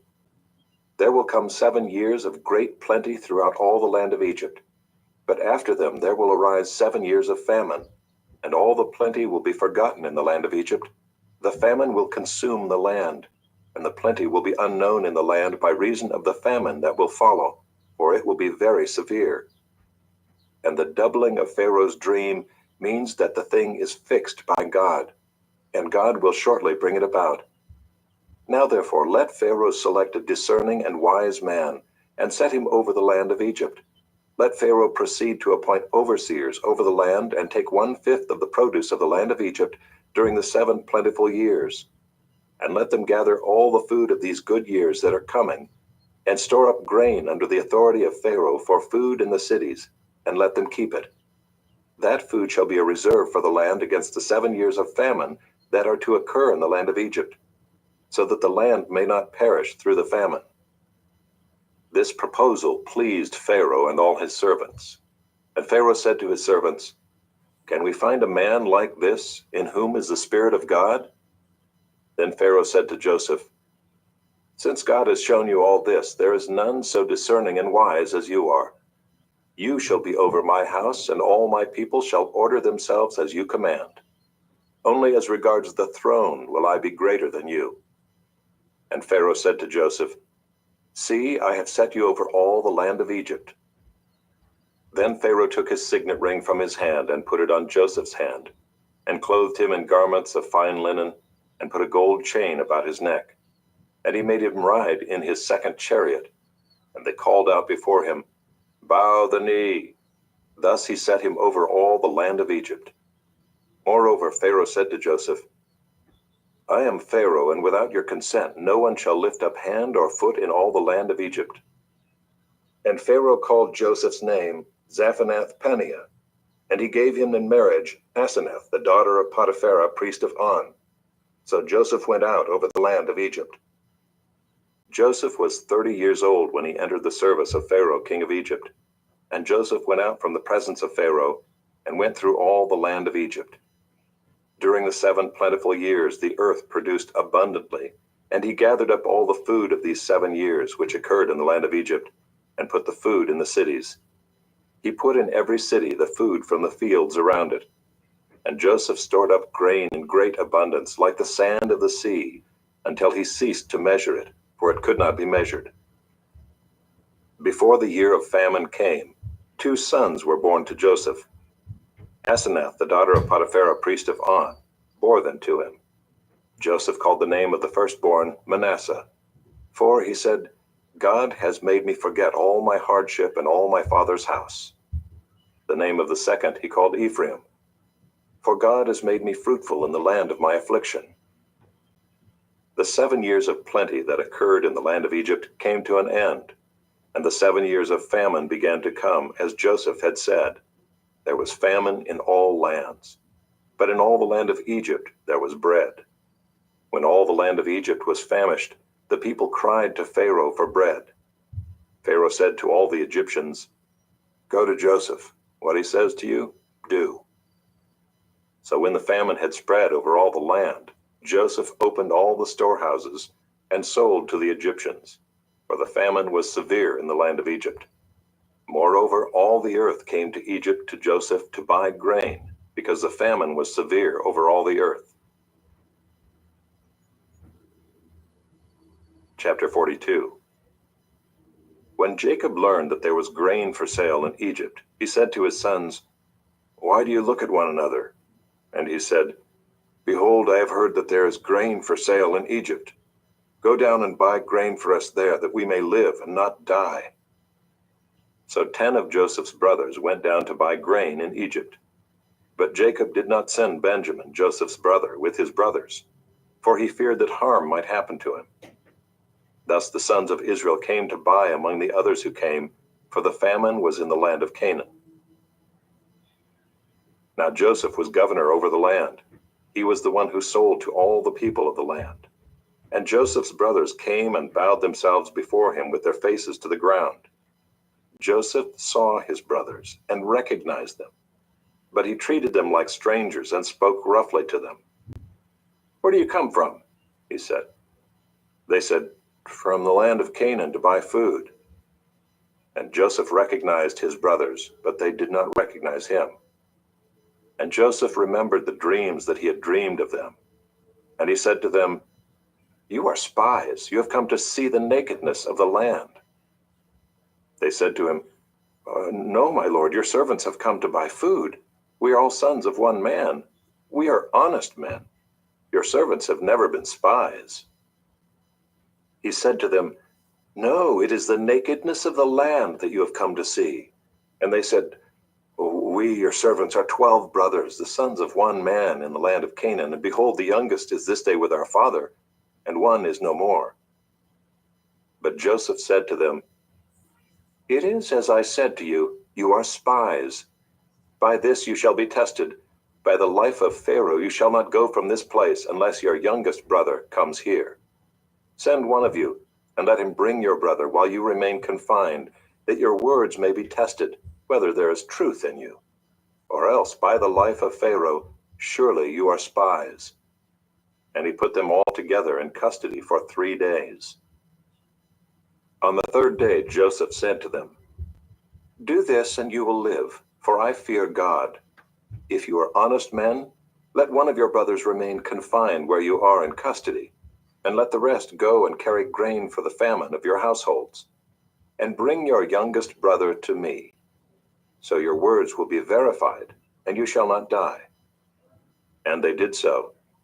Then they said to one another, "In truth, we are guilty concerning our brother, in that we saw the distress of his soul when he begged us and we did not listen. That is why this distress has come upon us."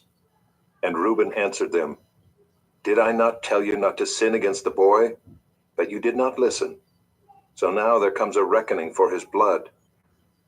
They did not know that Joseph understood them, for there was an interpreter between them. Then he turned away from them and wept. And he returned to them and spoke to them.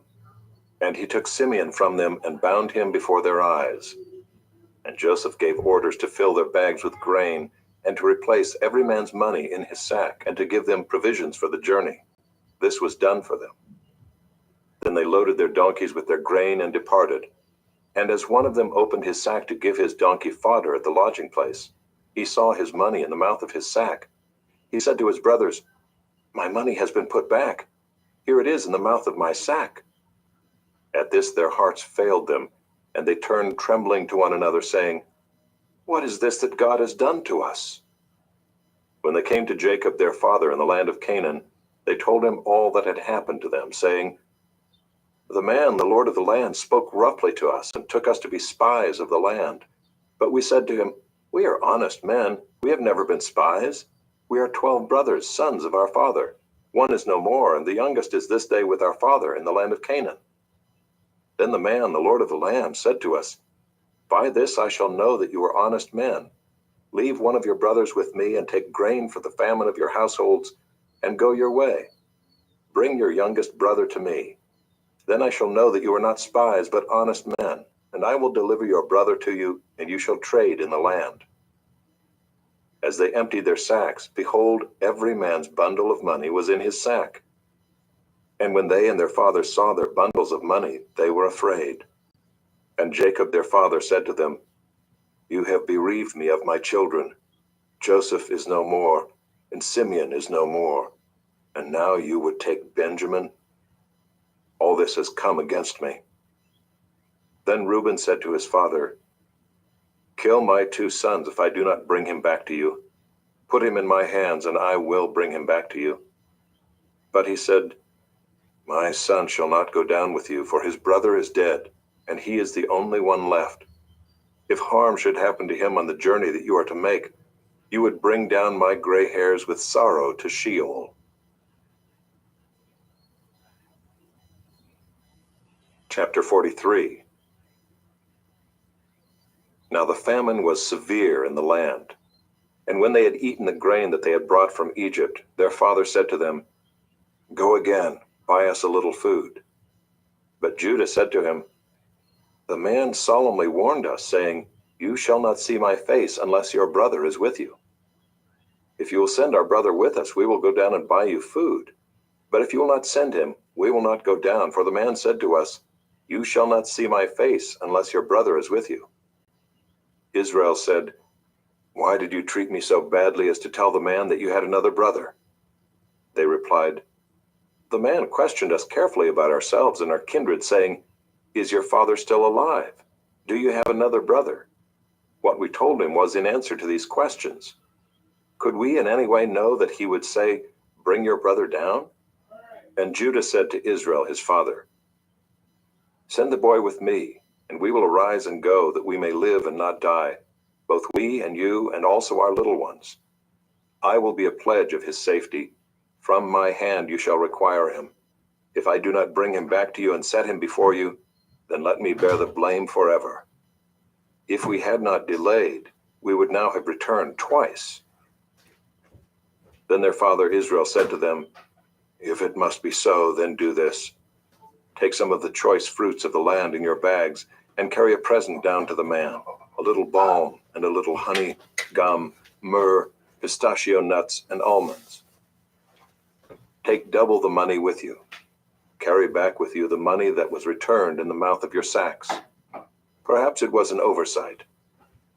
Take also your brother, and arise, go again to the man. May God Almighty grant you mercy before the man, and may he send back your other brother and Benjamin. And as for me, if I am bereaved of my children, I am bereaved.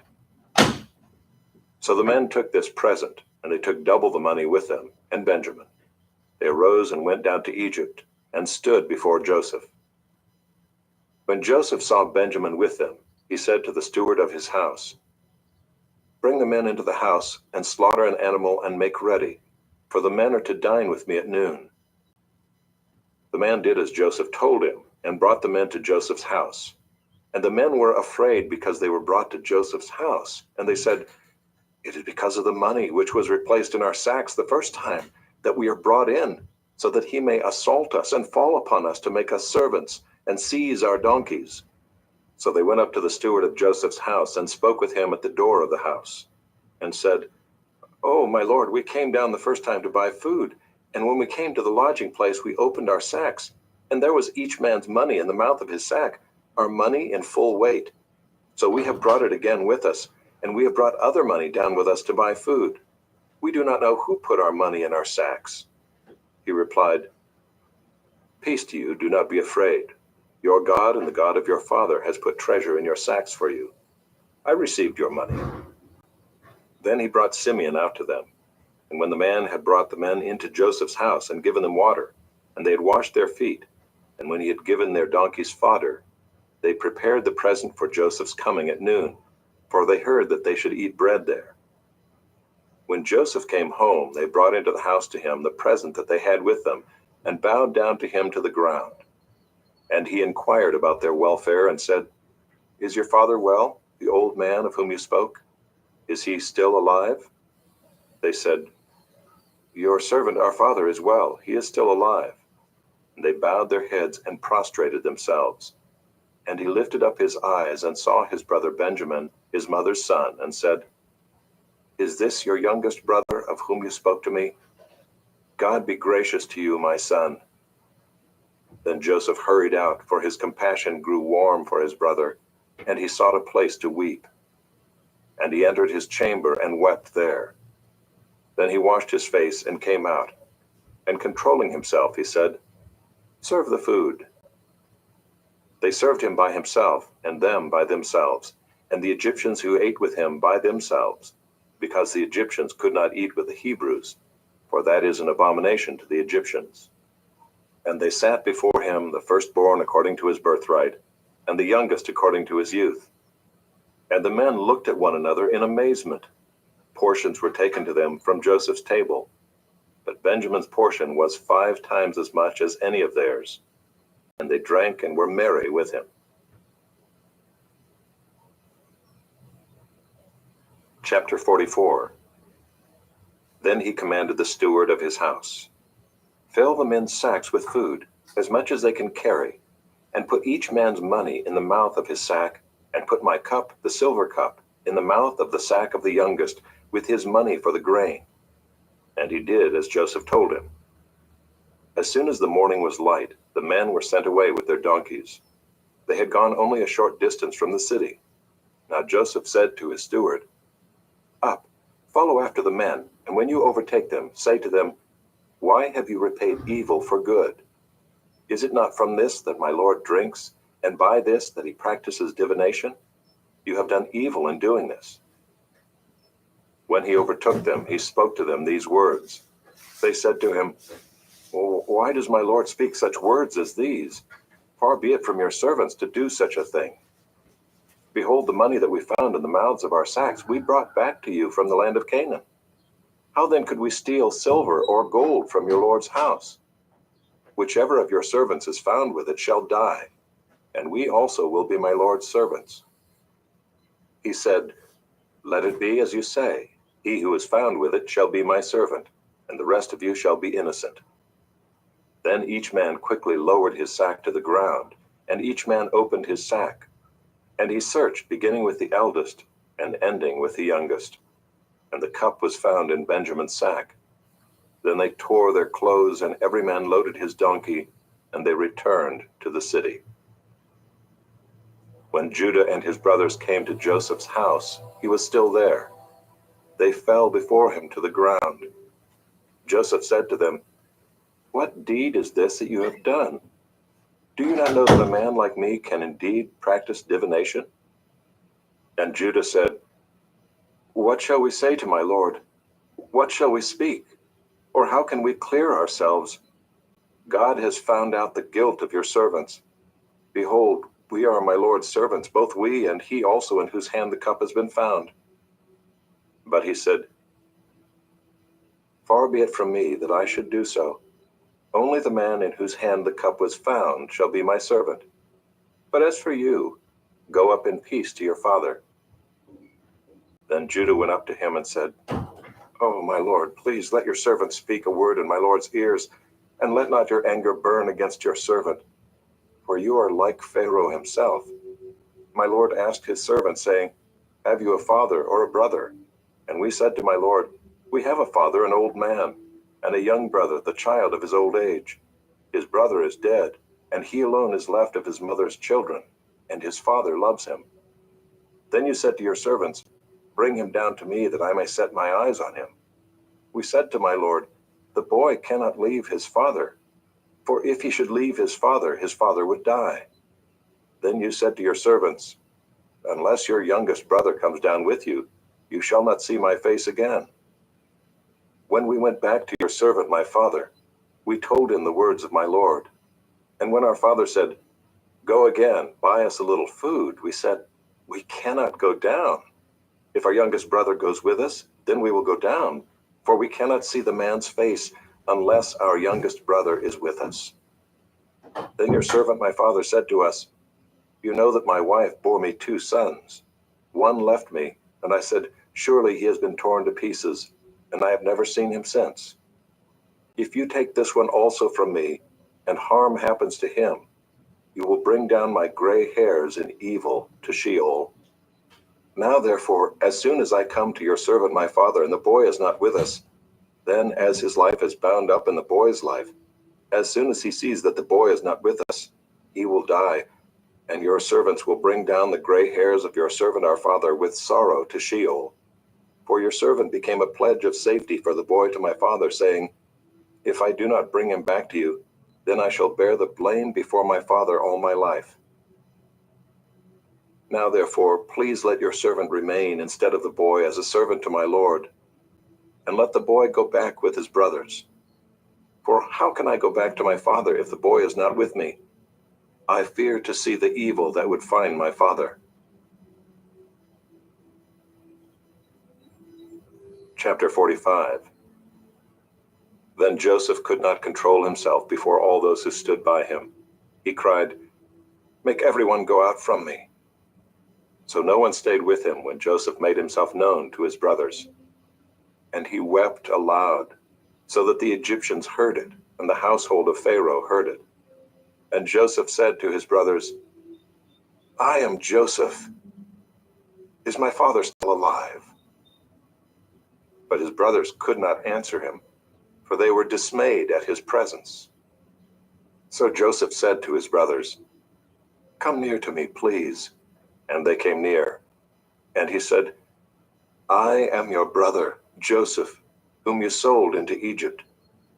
And now do not be distressed or angry with yourselves because you sold me here, for God sent me before you to preserve life. For the famine has been in the land these 2 years, and there are yet 5 years in which there will be neither plowing nor harvest.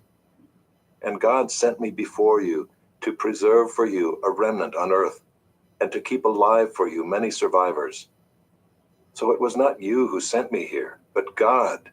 He has made me a father to Pharaoh, and lord of all his house, and ruler over all the land of Egypt. Hurry and go up to my father, and say to him, Thus says your son Joseph, God has made me lord of all Egypt. Come down to me, do not tarry. You shall dwell in the land of Goshen, and you shall be near me, you and your children, and your children's children, and your flocks, your herds, and all that you have. There I will provide for you, for there are yet 5 years of famine to come, so that you and your household and all that you have do not come to poverty. And now your eyes see, and the eyes of my brother Benjamin see, that it is my mouth that speaks to you. You must tell my father of all my honor in Egypt, and of all that you have seen. Hurry and bring my father down here. Then he fell upon his brother Benjamin's neck and wept, and Benjamin wept upon his neck. And he kissed all his brothers and wept upon them. After that his brothers talked with him. When the report was heard in Pharaoh's house, Joseph's brothers have come, it pleased Pharaoh and his servants. And Pharaoh said to Joseph, Say to your brothers, do this, load your beasts and go back to the land of Canaan, and take your father and your households and come to me, and I will give you the best of the land of Egypt, and you shall eat the fat of the land. And you, Joseph, are commanded to say, Do this, take wagons from the land of Egypt for your little ones and for your wives, and bring your father and come. Have no concern for your goods, for the best of all the land of Egypt is yours. The sons of Israel did so, and Joseph gave them wagons according to the command of Pharaoh, and gave them provisions for the journey. To each and all of them he gave a change of clothes, but to Benjamin he gave 300 shekels of silver and 5 changes of clothes. To his father he sent as follows: 10 donkeys loaded with the good things of Egypt, and 10 female donkeys loaded with grain, bread, and provision for his father on the journey. Then he sent his brothers away, and as they departed, he said to them, Do not quarrel on the way. So they went up out of Egypt and came to the land of Canaan to their father Jacob. And they told him, Joseph is still alive. and he is ruler over all the land of Egypt. And his heart became numb, for he did not believe them.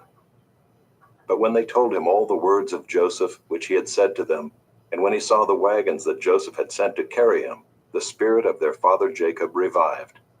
And Israel said, "It is enough. Joseph my son is still alive. I will go and see him before I die."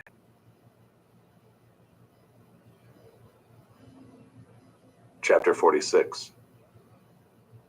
So Israel took his journey with all that he had and came to Beersheba and offered sacrifices to the God of his father Isaac.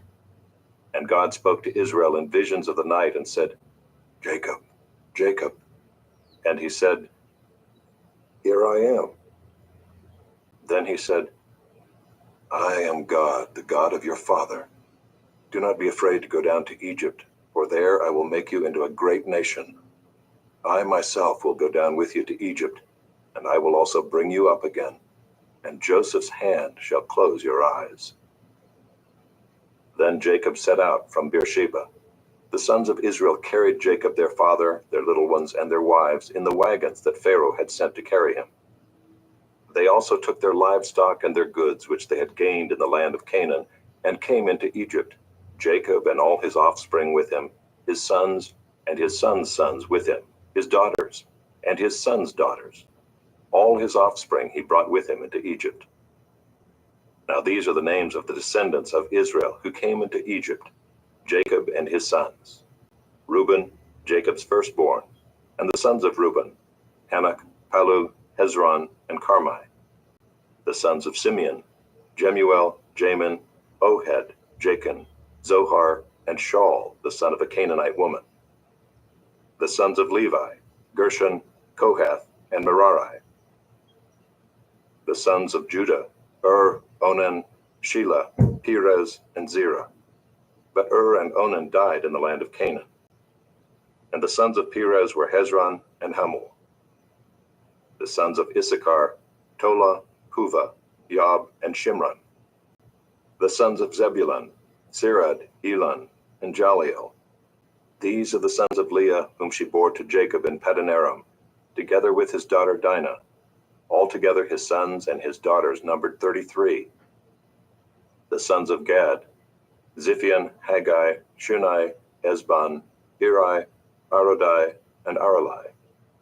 The sons of Asher, Imnah, Ishvai, Beriah, with Sirah their sister. And the sons of Beriah, Heber and Malchiel. These are the sons of Zilpah, whom Laban gave to Leah his daughter, and these she bore to Jacob, 16 persons. The sons of Rachel, Jacob's wife, Joseph and Benjamin. And to Joseph in the land of Egypt were born Manasseh and Ephraim, whom Asenath, the daughter of Potiphera the priest of On, bore to him. And the sons of Benjamin, Bela, Becher, Ashbel, Gera, Naaman, Ehi, Rosh, Mupim, Hupim, and Ard. These are the sons of Rachel, who were born to Jacob, 14 persons in all. The son of Dan, Hushim. The sons of Naphtali, Jaziel, Guni, Jezer, and Shillem. These are the sons of Bilhah, whom Laban gave to Rachel his daughter, and these she bore to Jacob, 7 persons in all. All the persons belonging to Jacob who came into Egypt, who were his own descendants, not including Jacob's sons' wives, were 66 persons in all. And the sons of Joseph, who were born to him in Egypt, were 2. All the persons of the house of Jacob who came into Egypt were 70. He had sent Judah ahead of him to Joseph to show the way before him in Goshen, and they came into the land of Goshen. Then Joseph prepared his chariot and went up to meet Israel his father in Goshen. He presented himself to him and fell on his neck and wept on his neck a good while. Israel said to Joseph, "Now let me die, since I have seen your face and know that you are still alive."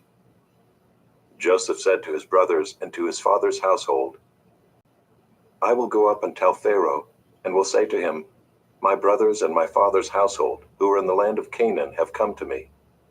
And the men are shepherds, for they have been keepers of livestock, and they have brought their flocks and their herds and all that they have.' When Pharaoh calls you and says, 'What is your occupation?' you shall say, Your servants have been keepers of livestock from our youth even until now, both we and our fathers, in order that you may dwell in the land of Goshen, for every shepherd is an abomination to the Egyptians.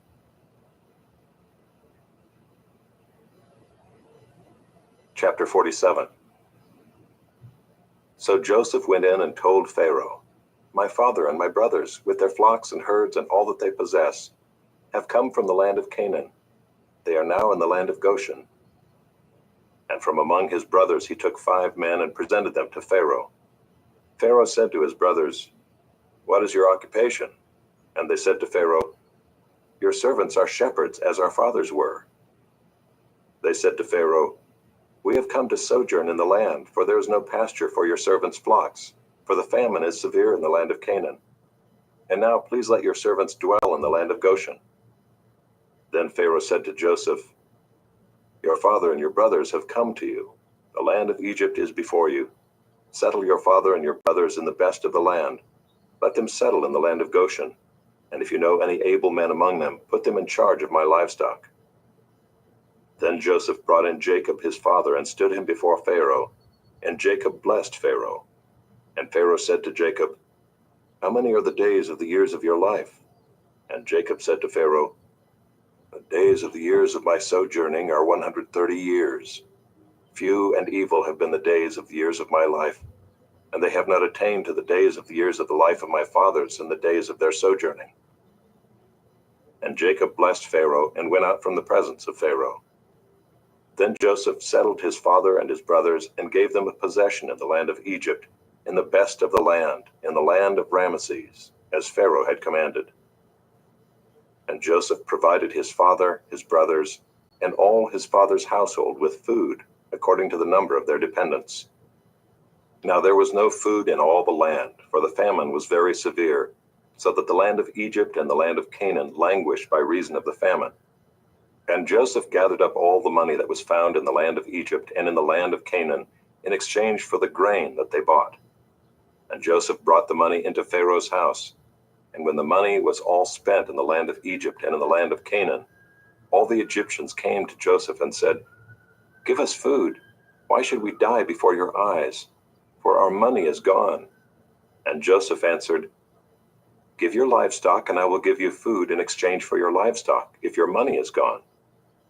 So they brought their livestock to Joseph, and Joseph gave them food in exchange for the horses, the flocks, the herds, and the donkeys.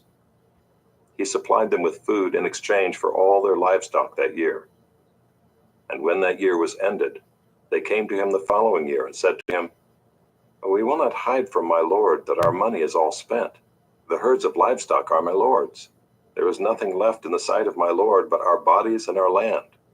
Why should we die before your eyes, both we and our land?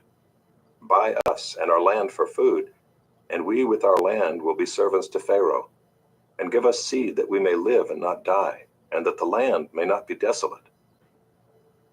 So Joseph bought all the land of Egypt for Pharaoh, for all the Egyptians sold their fields, because the famine was severe on them. The land became Pharaoh's. As for the people, he made servants of them from one end of Egypt to the other. Only the land of the priests he did not buy, for the priests had a fixed allowance from Pharaoh and lived on the allowance that Pharaoh gave them. Therefore they did not sell their land. Then Joseph said to the people, "Behold, I have this day bought you and your land for Pharaoh. Now here is seed for you, and you shall sow the land. And at the harvest you shall give 1/5 to Pharaoh, and 4/5 shall be your own, as seed for the field, and as food for yourselves and your households, and as food for your little ones." And they said, "You have saved our lives. May it please my lord, we will be servants to Pharaoh." So Joseph made it a statute concerning the land of Egypt, and it stands to this day, that Pharaoh should have the 5th. The land of the priests alone did not become Pharaoh's. Thus Israel settled in the land of Egypt, in the land of Goshen, and they gained possessions in it and were fruitful and multiplied greatly. And Jacob lived in the land of Egypt 17 years. So the days of Jacob, the years of his life, were 147 years. And when the time drew near that Israel must die, he called his son Joseph and said to him, "If now I have found favor in your sight, Put your hand under my thigh and promise to deal kindly and truly with me. Do not bury me in Egypt, but let me lie with my fathers. Carry me out of Egypt and bury me in their burying place." He answered, "I will do as you have said." And he said, "Swear to me." And he swore to him. Then Israel bowed himself upon the head of his bed.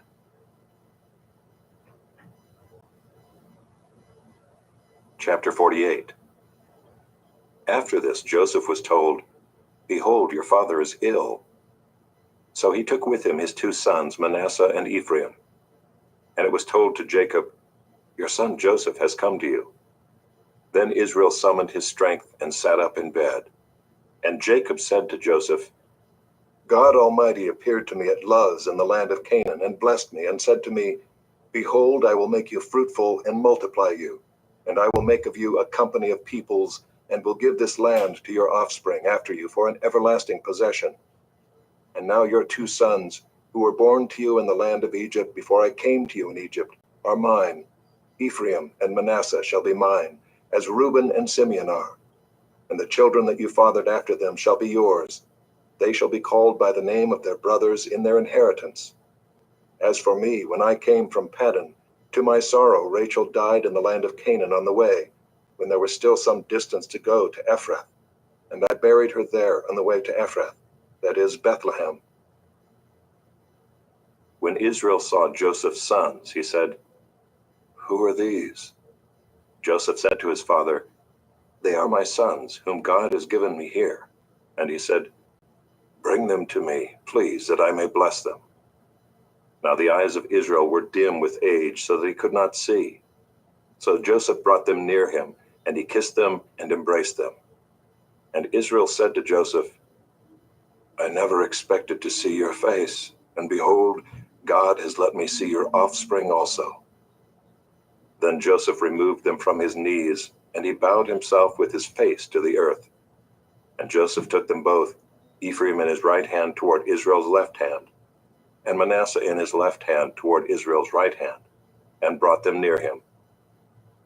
And Israel stretched out his right hand and laid it on the head of Ephraim, who was the younger, and his left hand on the head of Manasseh, crossing his hands, for Manasseh was the firstborn. And he blessed Joseph and said, "The God before whom my fathers Abraham and Isaac walked, the God who has been my shepherd all my life long to this day, the angel who has redeemed me from all evil, bless the boys, and in them let my name be carried on, in the name of my fathers Abraham and Isaac, and let them grow into a multitude in the midst of the earth." When Joseph saw that his father laid his right hand on the head of Ephraim, it displeased him, and he took his father's hand to move it from Ephraim's head to Manasseh's head. And Joseph said to his father, "Not this way, my father, since this one is the firstborn. Put your right hand on his head." But his father refused and said, "I know, my son, I know. He also shall become a people, and he also shall be great. Nevertheless, his younger brother shall be greater than he, and his offspring shall become a multitude of nations." So he blessed them that day, saying, "By you Israel will pronounce blessing, saying, God make you as Ephraim and as Manasseh." Thus he put Ephraim before Manasseh. Then Israel said to Joseph, "Behold, I am about to die, but God will be with you and will bring you again to the land of your fathers. Moreover, I have given to you, rather than to your brothers, one mountain slope that I took from the hand of the Amorites with my sword and with my bow."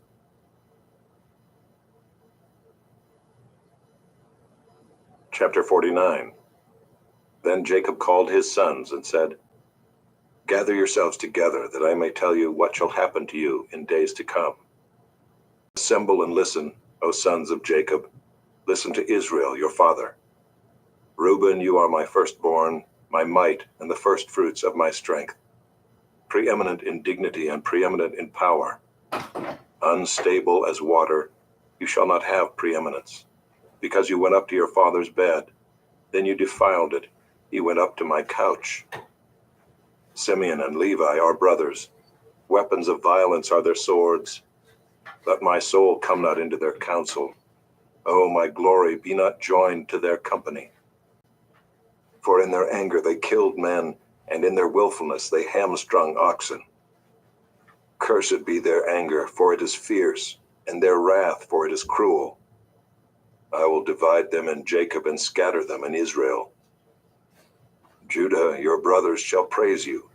Your hand shall be on the neck of your enemies. Your father's sons shall bow down before you. Judah is a lion's cub. From the prey, my son, you have gone up. He stooped down, he crouched as a lion and as a lioness. Who dares rouse him? The scepter shall not depart from Judah, nor the ruler's staff from between his feet, until tribute comes to him. And to him shall be the obedience of the peoples. Binding his foal to the vine, and his donkey's colt to the choice vine. He has washed his garments in wine, and his vesture in the blood of grapes. His eyes are darker than wine, and his teeth whiter than milk. Zebulun shall dwell at the shore of the sea. He shall become a haven for ships, and his border shall be at Sidon. Issachar is a strong donkey, crouching between the sheepfolds. He saw that a resting place was good, and that the land was pleasant. So he bowed his shoulder to bear, and became a servant at forced labor. Dan shall judge his people as one of the tribes of Israel. Dan shall be a serpent in the way, a viper by the path, that bites the horse's heels, so that his rider falls backward. I wait for your salvation, O Lord. Raiders shall raid Gad, but he shall raid at their heels. Asher's food shall be rich, and he shall yield royal delicacies. Naphtali is a doe let loose that bears beautiful fawns. Joseph is a fruitful bough by a spring. His branches run over the wall. The archers bitterly attacked him, shot at him, and harassed him severely. Yet his bow remained unmoved. His arms were made agile by the hands of the mighty one of Jacob. From there is the shepherd, the stone of Israel. By the God of your father who will help you, by the Almighty who will bless you with blessings of heaven above, blessings of the deep that crouches beneath, blessings of the breasts and of the womb. The blessings of your father are mighty, beyond the blessings of my parents, up to the bounties of the everlasting hills. May they be on the head of Joseph, and on the brow of him who is set apart from his brothers. Benjamin is a ravenous wolf, in the morning devouring the prey, and at evening dividing the spoil. All these are the 12 tribes of Israel. This is what their father said to them as he blessed them, blessing each with the blessing suitable to him. Then he commanded them and said to them, I am to be gathered to my people. Bury me with my fathers in the cave that is in the field of Ephron the Hittite, in the cave that is in the field at Machpelah, to the east of Mamre in the land of Canaan, which Abraham bought with the field from Ephron the Hittite to possess as a burying place.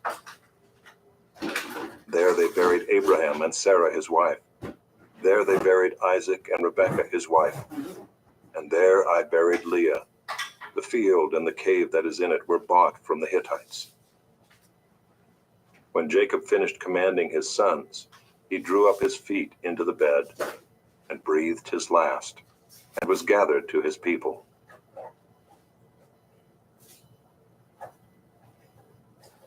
Chapter 50. Then Joseph fell on his father's face and wept over him and kissed him. And Joseph commanded his servants, the physicians, to embalm his father. So the physicians embalmed Israel. 40 days were required for it, for that is how many are required for embalming. And the Egyptians wept for him 70 days. And when the days of weeping for him were past, Joseph spoke to the household of Pharaoh, saying, If now I have found favor in your eyes, please speak in the ears of Pharaoh, saying, My father made me swear, saying, I am about to die. In my tomb that I hewed out for myself in the land of Canaan, there shall you bury me. Now therefore let me please go up and bury my father, then I will return. And Pharaoh answered, Go up and bury your father as he made you swear, So Joseph went up to bury his father. With him went up all the servants of Pharaoh, the elders of his household, and all the elders of the land of Egypt, as well as all the household of Joseph, his brothers, and his father's household. Only their children, their flocks, and their herds were left in the land of Goshen. And there went up with him both chariots and horsemen. It was a very great company. When they came to the threshing floor of Atad, which is beyond the Jordan, they lamented there with a very great and grievous lamentation. And he made a mourning for his father 7 days. When the inhabitants of the land, the Canaanites, saw the mourning on the threshing floor of Atad, they said, "This is a grievous mourning by the Egyptians." Therefore the place was named Abel Mizraim. It is beyond the Jordan. Thus his sons did for him as he had commanded them. For his sons carried him to the land of Canaan, and buried him in the cave of the field at Machpelah to the east of Mamre, which Abraham bought with the field from Ephron the Hittite to possess as a burying place. After he had buried his father, Joseph returned to Egypt with his brothers and all who had gone up with him to bury his father. When Joseph's brothers saw that their father was dead, they said, "It may be that Joseph will hate us and pay us back for all the evil that we did to him." So they sent a message to Joseph saying, "Your father gave this command before he died. Say to Joseph, 'Please forgive the transgression of your brothers and their sin, because they did evil to you. And now please forgive the transgression of the servants of the God of your father.'" Joseph wept when they spoke to him. His brothers also came and fell down before him and said, "Behold, we are your servants." But Joseph said to them, "Do not fear, for am I in the place of God? As for you, you meant evil against me, but God meant it for good, to bring it about that many people should be kept alive as they are today. So do not fear. I will provide for you and your little ones." Thus he comforted them and spoke kindly to them. So Joseph remained in Egypt, he and his father's house. Joseph lived 110 years. And Joseph saw Ephraim's children of the 3rd generation. The children also of Machir the son of Manasseh were counted as Joseph's own. And Joseph said to his brothers, "I am about to die, but God will visit you and bring you up out of this land, to the land that he swore to Abraham, to Isaac, and to Jacob." Then Joseph made the sons of Israel swear, saying, "God will surely visit you, and you shall carry up my bones from here." So Joseph died, being 110 years old. They embalmed him, and he was put in a coffin in Egypt. Exodus, chapter 1.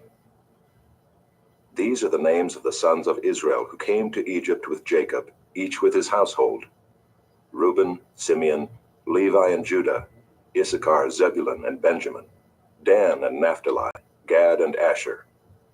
All the descendants of Jacob were 70 persons. Joseph was already in Egypt.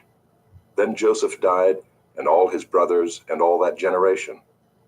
But the people of Israel were fruitful and increased greatly. They multiplied and grew exceedingly strong, so that the land was filled with them. Now there arose a new king over Egypt who did not know Joseph. And he said to his people, "Behold, the people of Israel are too many and too mighty for us. Come, let us deal shrewdly with them, lest they multiply, and if war breaks out, they join our enemies and fight against us and escape from the land." Therefore they set taskmasters over them to afflict them with heavy burdens. They built for Pharaoh's store cities, Pithom and Ramses. But the more they were oppressed, the more they multiplied, and the more they spread abroad. And the Egyptians were in dread of the people of Israel. So they ruthlessly made the people of Israel work as slaves, and made their lives bitter with hard service, in mortar and brick, and in all kinds of work in the field. In all their work they ruthlessly made them work as slaves. Then the king of Egypt said to the Hebrew midwives, one of whom was named Shiphrah, and the other Puah, "When you serve as midwife to the Hebrew women, and see them on the birth stool, if it is a son, you shall kill him, but if it is a daughter, she shall live." But the midwives feared God and did not do as the king of Egypt commanded them, but let the male children live. So the king of Egypt called the midwives and said to them, Why have you done this and let the male children live?" The midwife said to Pharaoh, "Because the Hebrew women are not like the Egyptian women, for they are vigorous and give birth before the midwife comes to them." So God dealt well with the midwives, and the people multiplied and grew very strong. And because the midwives feared God, he gave them families. Then Pharaoh commanded all his people, "Every son that is born to the Hebrews you shall cast into the Nile, but you shall let every daughter live." Chapter 2. Now a man from the house of Levi went and took as his wife a Levite woman. The woman conceived and bore a son, and when she saw that he was a fine child, she hid him 3 months. When she could hide him no longer, she took for him a basket made of bulrushes, and daubed it with bitumen and pitch. She put the child in it and placed it among the reeds by the river bank. And his sister stood at a distance to know what would be done to him. Now the daughter of Pharaoh came down to bathe at the river, while her young women walked beside the river. She saw the basket among the reeds, and sent her servant woman, and she took it. When she opened it, she saw the child, and behold, the baby was crying. She took pity on him and said, "This is one of the Hebrews' children." Then his sister said to Pharaoh's daughter, "Shall I go and call you a nurse from the Hebrew women to nurse the child for you?" And Pharaoh's daughter said to her, "Go." So the girl went and called the child's mother. And Pharaoh's daughter said to her, "Take this child away and nurse him for me, and I will give you your wages." So the woman took the child and nursed him. When the child grew older, she brought him to Pharaoh's daughter, and he became her son. She named him Moses, because, she said, "I drew him out of the water." One day when Moses had grown up, he went out to his people and looked on their burdens, and he saw an Egyptian beating a Hebrew, one of his people. He looked this way and that, and seeing no one, he struck down the Egyptian and hid him in the sand. When he went out the next day, behold, 2 Hebrews were struggling together. And he said to the man in the wrong, "Why do you strike your companion?" He answered, "Who made you a prince and a judge over us? Do you mean to kill me as you killed the Egyptian?" Then Moses was afraid and thought, "Surely the thing is known." When Pharaoh heard of it, he sought to kill Moses. But Moses fled from Pharaoh and stayed in the land of Midian, and he sat down by a well. Now the priest of Midian had 7 daughters, and they came and drew water and filled the troughs to water their father's flock. The shepherds came and drove them away, but Moses stood up and saved them and watered their flock. When they came home to their father Reuel, he said, "How is it that you have come home so soon today?" They said, "An Egyptian delivered us out of the hand of the shepherds, and even drew water for us and watered the flock." He said to his daughters, "Then where is he? Why have you left the man? Call him that he may eat bread." And Moses was content to dwell with the man, and he gave Moses his daughter Zipporah. She gave birth to a son, and he called his name Gershom, for he said, "I have been a sojourner in a foreign land." During those many days the king of Egypt died, and the people of Israel groaned because of their slavery and cried out for help. Their cry for rescue from slavery came up to God. And God heard their groaning, and God remembered his covenant with Abraham, with Isaac, and with Jacob. God saw the people of Israel, and God knew. Chapter 3. Now Moses was keeping the flock of his father-in-law Jethro, the priest of Midian, and he led his flock to the west side of the wilderness and came to Horeb, the mountain of God. And the angel of the Lord appeared to him in a flame of fire out of the midst of a bush. He looked, and behold, the bush was burning, yet it was not consumed. And Moses said, "I will turn aside to see this great sight, why the bush is not burned." When the Lord saw that he turned aside to see, God called to him out of the bush, "Moses, Moses." And he said, "Here I am." Then he said, "Do not come near. Take your sandals off your feet, for the place on which you are standing is holy ground." And he said, "I am the God of your father, the God of Abraham, the God of Isaac, and the God of Jacob." And Moses hid his face, for he was afraid to look at God.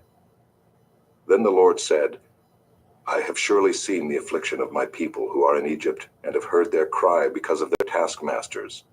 I know their sufferings, and I have come down to deliver them out of the hand of the Egyptians, and to bring them up out of that land to a good and broad land, a land flowing with milk and honey, to the place of the Canaanites, the Hittites, the Amorites, the Perizzites, the Hivites, and the Jebusites.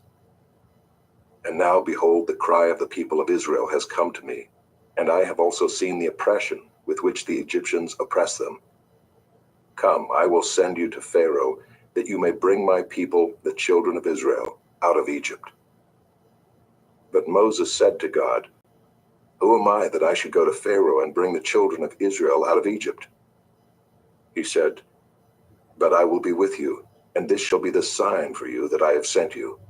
When you have brought the people out of Egypt, you shall serve God on this mountain." Then Moses said to God, "If I come to the people of Israel and say to them, 'The God of your fathers has sent me to you,' and they ask me, 'What is his name?' what shall I say to them?" God said to Moses, "I am who I am." And he said, "Say this to the people of Israel, 'I am has sent me to you.'" God also said to Moses, "Say this to the people of Israel, 'The Lord, the God of your fathers, the God of Abraham, the God of Isaac, and the God of Jacob, has sent me to you. This is my name forever, and thus I am to be remembered throughout all generations. Go and gather the elders of Israel together and say to them, 'The Lord, the God of your fathers, the God of Abraham, of Isaac, and of Jacob, has appeared to me, saying, I have observed you and what has been done to you in Egypt. And I promise that I will bring you up out of the affliction of Egypt to the land of the Canaanites, the Hittites, the Amorites, the Perizzites, the Hivites, and the Jebusites, a land flowing with milk and honey. And they will listen to your voice, and you and the elders of Israel shall go to the king of Egypt and say to him, The Lord, the God of the Hebrews, has met with us, and now please let us go a 3 days' journey into the wilderness, that we may sacrifice to the Lord our God. But I know that the king of Egypt will not let you go unless compelled by a mighty hand. So I will stretch out my hand and strike Egypt with all the wonders that I will do in it. After that, he will let you go. And I will give this people favor in the sight of the Egyptians, and when you go, you shall not go empty, but each woman shall ask of her neighbor, and any woman who lives in her house, for silver and gold jewelry, and for clothing. You shall put them on your sons and on your daughters. So shall you plunder the Egyptians. Chapter 4. Then Moses answered, But behold, they will not believe me or listen to my voice, for they will say, The Lord did not appear to you. The Lord said to him, What is that in your hand? He said, A staff. And he said, Throw it on the ground. So he threw it on the ground, and it became a serpent, and Moses ran from it. But the Lord said to Moses, Put out your hand and catch it by the tail. So he put out his hand and caught it, and it became a staff in his hand, that they may believe that the Lord, the God of their fathers, the God of Abraham, the God of Isaac, and the God of Jacob, has appeared to you. Again the Lord said to him, Put your hand inside your cloak. And he put his hand inside his cloak, and when he took it out, behold, his hand was leprous like snow. Then God said, Put your hand back inside your cloak. So he put his hand back inside his cloak, and when he took it out, behold, it was restored like the rest of his flesh. If they will not believe you, God said, or listen to the first sign, they may believe the latter sign. If they will not believe even these 2 signs, or listen to your voice, you shall take some water from the Nile and pour it on the dry ground, and the water that you shall take from the Nile will become blood on the dry ground. But Moses said to the Lord, "Oh, my lord, I am not eloquent, either in the past or since you have spoken to your servant, but I am slow of speech and of tongue." Then the Lord said to him, "Who has made man's mouth? Who makes him mute or deaf or seeing or blind? Is it not I, the Lord? Now therefore go, and I will be with your mouth and teach you what you shall speak." But he said, "Oh, my Lord, please send someone else." Then the anger of the Lord was kindled against Moses, and he said, "Is there not Aaron your brother, the Levite? I know that he can speak well. Behold, he is coming out to meet you, and when he sees you, he will be glad in his heart. You shall speak to him and put the words in his mouth, and I will be with your mouth and with his mouth, and I will teach you both what to do. He shall speak for you to the people, and he shall be your mouth, and you shall be as God to him. And take in your hand this staff, with which you shall do the signs." Moses went back to Jethro, his father-in-law, and said to him, "Please let me go back to my brothers in Egypt to see whether they are still alive." And Jethro said to Moses, "Go in peace." And the Lord said to Moses in Midian, "Go back to Egypt, for all the men who were seeking your life are dead." So Moses took his wife and his sons and had them ride on a donkey and went back to the land of Egypt. And Moses took the staff of God in his hand.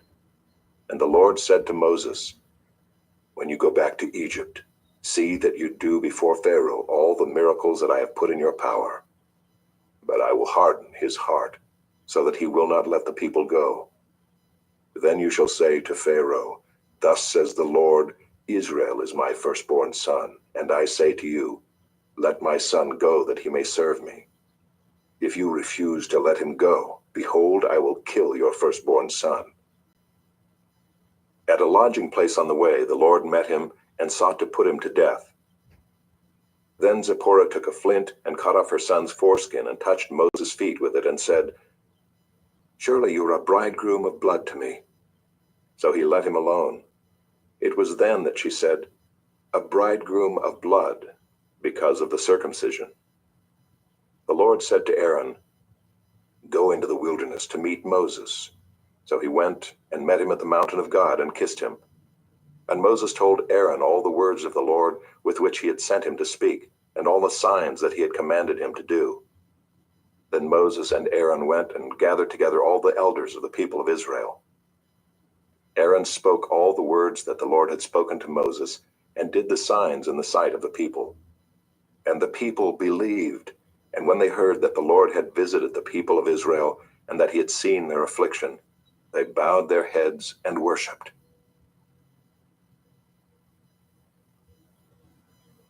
Chapter 5.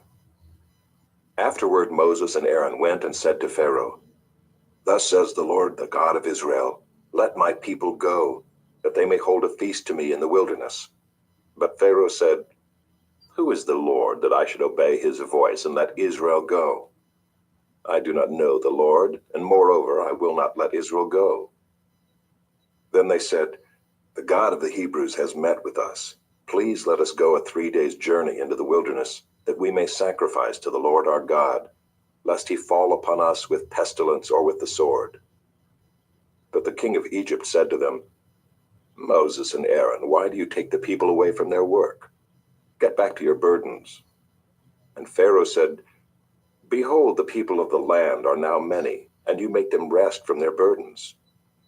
The same day Pharaoh commanded the taskmasters of the people and their foremen, "You shall no longer give the people straw to make bricks, as in the past. Let them go and gather straw for themselves. But the number of bricks that they made in the past you shall impose on them. You shall by no means reduce it, for they are idle.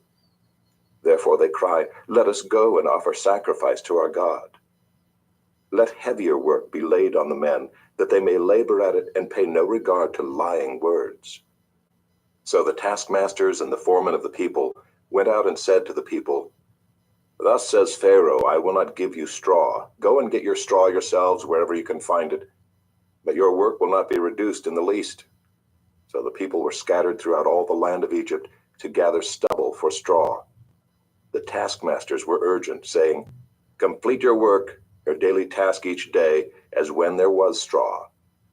And the foremen of the people of Israel, whom Pharaoh's taskmasters had set over them, were beaten and were asked, "Why have you not done all your task of making bricks today and yesterday, as in the past?"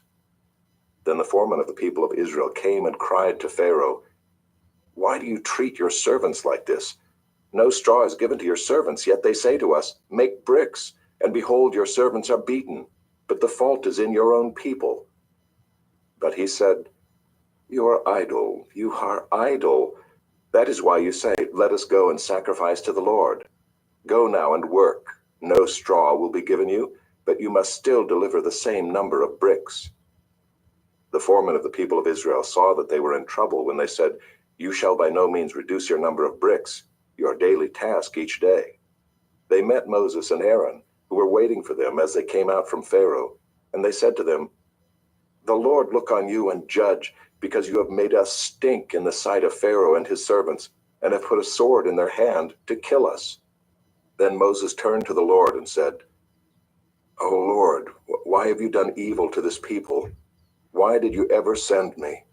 For since I came to Pharaoh to speak in your name, he has done evil to this people, and you have not delivered your people at all." Chapter 6. But the Lord said to Moses, "Now you shall see what I will do to Pharaoh. For with a strong hand he will send them out, and with a strong hand he will drive them out of his land." God spoke to Moses and said to him, "I am the Lord. I appeared to Abraham, to Isaac, and to Jacob as God Almighty. But by my name, the Lord, I did not make myself known to them. I also established my covenant with them to give them the land of Canaan, the land in which they lived as sojourners. Moreover, I have heard the groaning of the people of Israel, whom the Egyptians hold as slaves, and I have remembered my covenant. Say therefore to the people of Israel, I am the Lord, and I will bring you out from under the burdens of the Egyptians, and I will deliver you from slavery to them, and I will redeem you with an outstretched arm and with great acts of judgment. I will take you to be my people, and I will be your God. And you shall know that I am the Lord your God, who has brought you out from under the burdens of the Egyptians.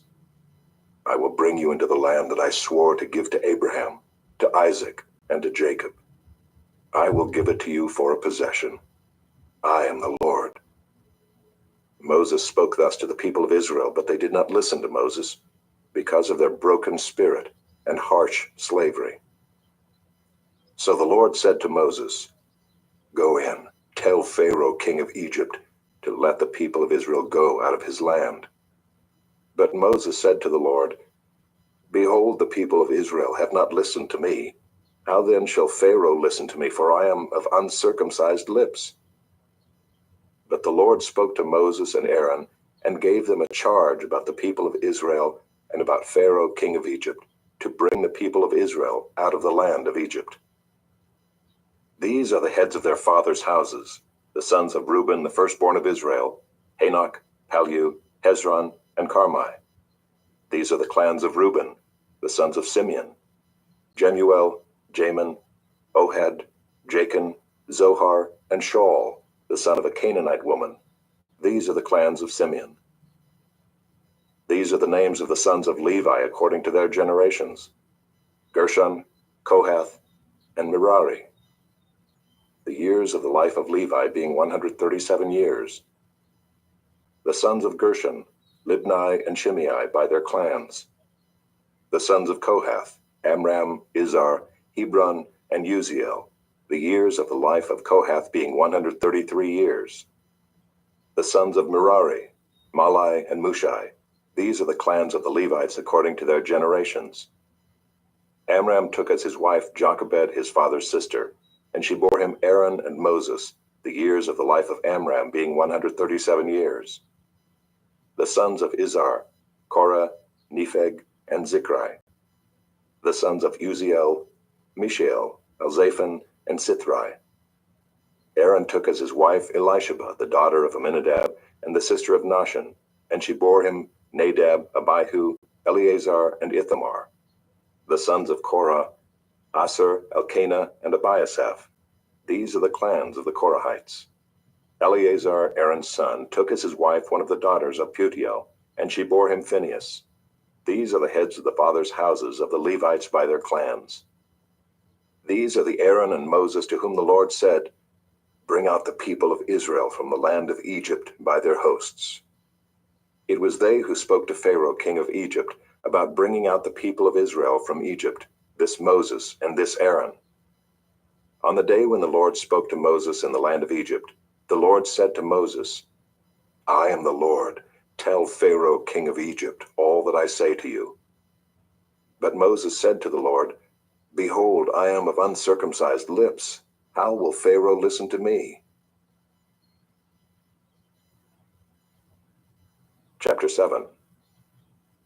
And the Lord said to Moses, "See, I have made you like God to Pharaoh, and your brother Aaron shall be your prophet. You shall speak all that I command you, and your brother Aaron shall tell Pharaoh to let the people of Israel go out of his land. But I will harden Pharaoh's heart, and though I multiply my signs and wonders in the land of Egypt, Pharaoh will not listen to you. Then I will lay my hand on Egypt and bring my hosts, my people, the children of Israel, out of the land of Egypt by great acts of judgment. The Egyptians shall know that I am the Lord when I stretch out my hand against Egypt and bring out the people of Israel from among them." Moses and Aaron did so. They did just as the Lord commanded them. Now Moses was 80 years old and Aaron 83 years old when they spoke to Pharaoh. Then the Lord said to Moses and Aaron, "When Pharaoh says to you, 'Prove yourselves by working a miracle,' then you shall say to Aaron, 'Take your staff and cast it down before Pharaoh, that it may become a serpent.'" So Moses and Aaron went to Pharaoh and did just as the Lord commanded. Aaron cast down his staff before Pharaoh and his servants, and it became a serpent. Then Pharaoh summoned the wise men and the sorcerers, and they, the magicians of Egypt, also did the same by their secret arts. For each man cast down his staff, and they became serpents. But Aaron's staff swallowed up their staffs. Still, Pharaoh's heart was hardened, and he would not listen to them as the Lord had said. Then the Lord said to Moses, "Pharaoh's heart is hardened. He refuses to let the people go. Go to Pharaoh in the morning as he is going out to the water. Stand on the bank of the Nile to meet him, and take in your hand the staff that turned into a serpent. And you shall say to him, 'The Lord, the God of the Hebrews, sent me to you, saying, Let my people go, that they may serve me in the wilderness. But so far you have not obeyed. Thus says the Lord, By this you shall know that I am the Lord. Behold, with the staff that is in my hand, I will strike the water that is in the Nile, and it shall turn into blood.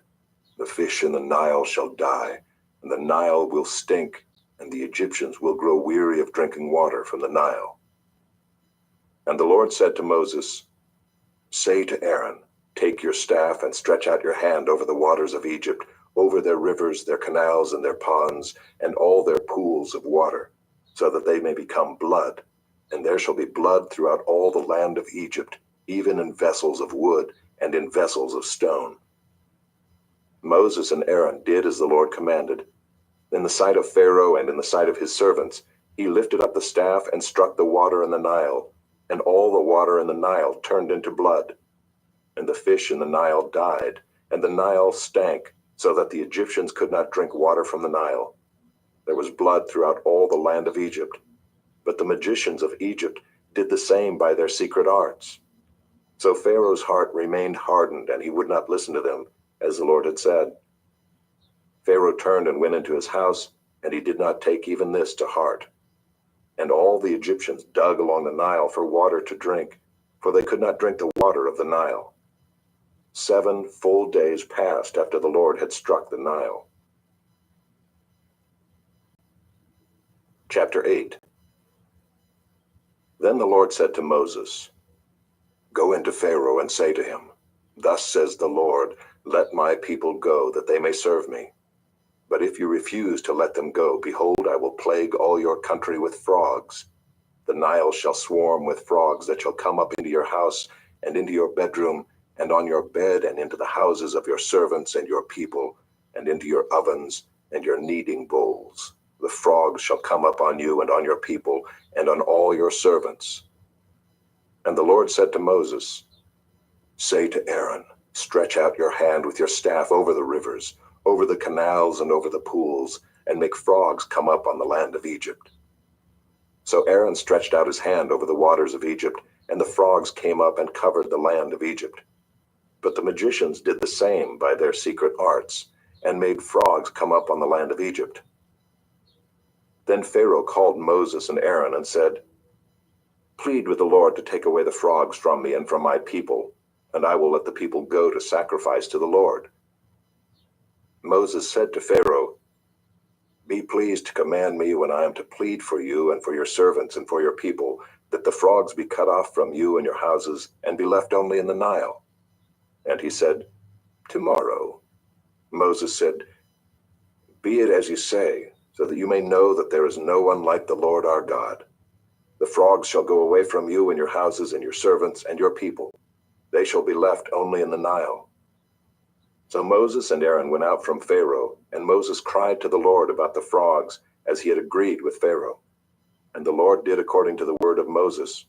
The frogs died out in the houses, the courtyards, and the fields. And they gathered them together in heaps, and the land stank. And when Pharaoh saw that there was a respite, he hardened his heart and would not listen to them as the Lord had said. Then the Lord said to Moses, Say to Aaron, Stretch out your staff and strike the dust of the earth, so that it may become gnats in all the land of Egypt. And they did so. Aaron stretched out his hand with his staff and struck the dust of the earth, and there were gnats on man and beast. All the dust of the earth became gnats in all the land of Egypt. The magicians tried by their secret arts to produce gnats, but they could not. So there were gnats on man and beast. Then the magician said to Pharaoh, This is the finger of God.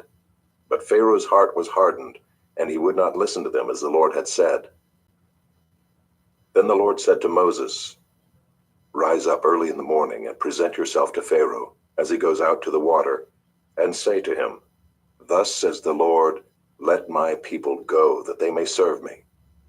Or else, if you will not let my people go, behold, I will send swarms of flies on you and your servants and your people, and into your houses.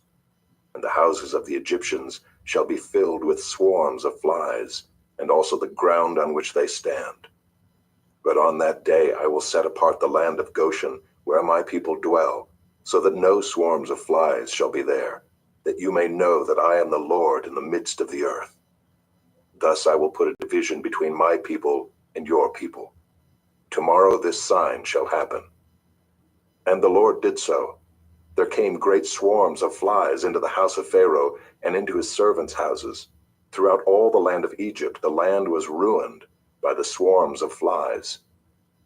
Then Pharaoh called Moses and Aaron and said, Go, sacrifice to your God within the land.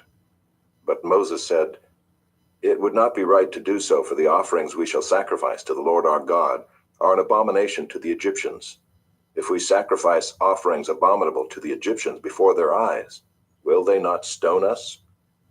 We must go 3 days' journey into the wilderness and sacrifice to the Lord our God as he tells us. So Pharaoh said, I will let you go to sacrifice to the Lord your God in the wilderness, only you must not go very far away. Plead for me. Then Moses said, Behold, I am going out from you, and I will plead with the Lord, that the swarms of flies may depart from Pharaoh, from his servants, and from his people tomorrow. Only let not Pharaoh cheat again by not letting the people go to sacrifice to the Lord. So Moses went out from Pharaoh and prayed to the Lord. And the Lord did as Moses asked, and removed the swarms of flies from Pharaoh, from his servants, and from his people. Not one remained.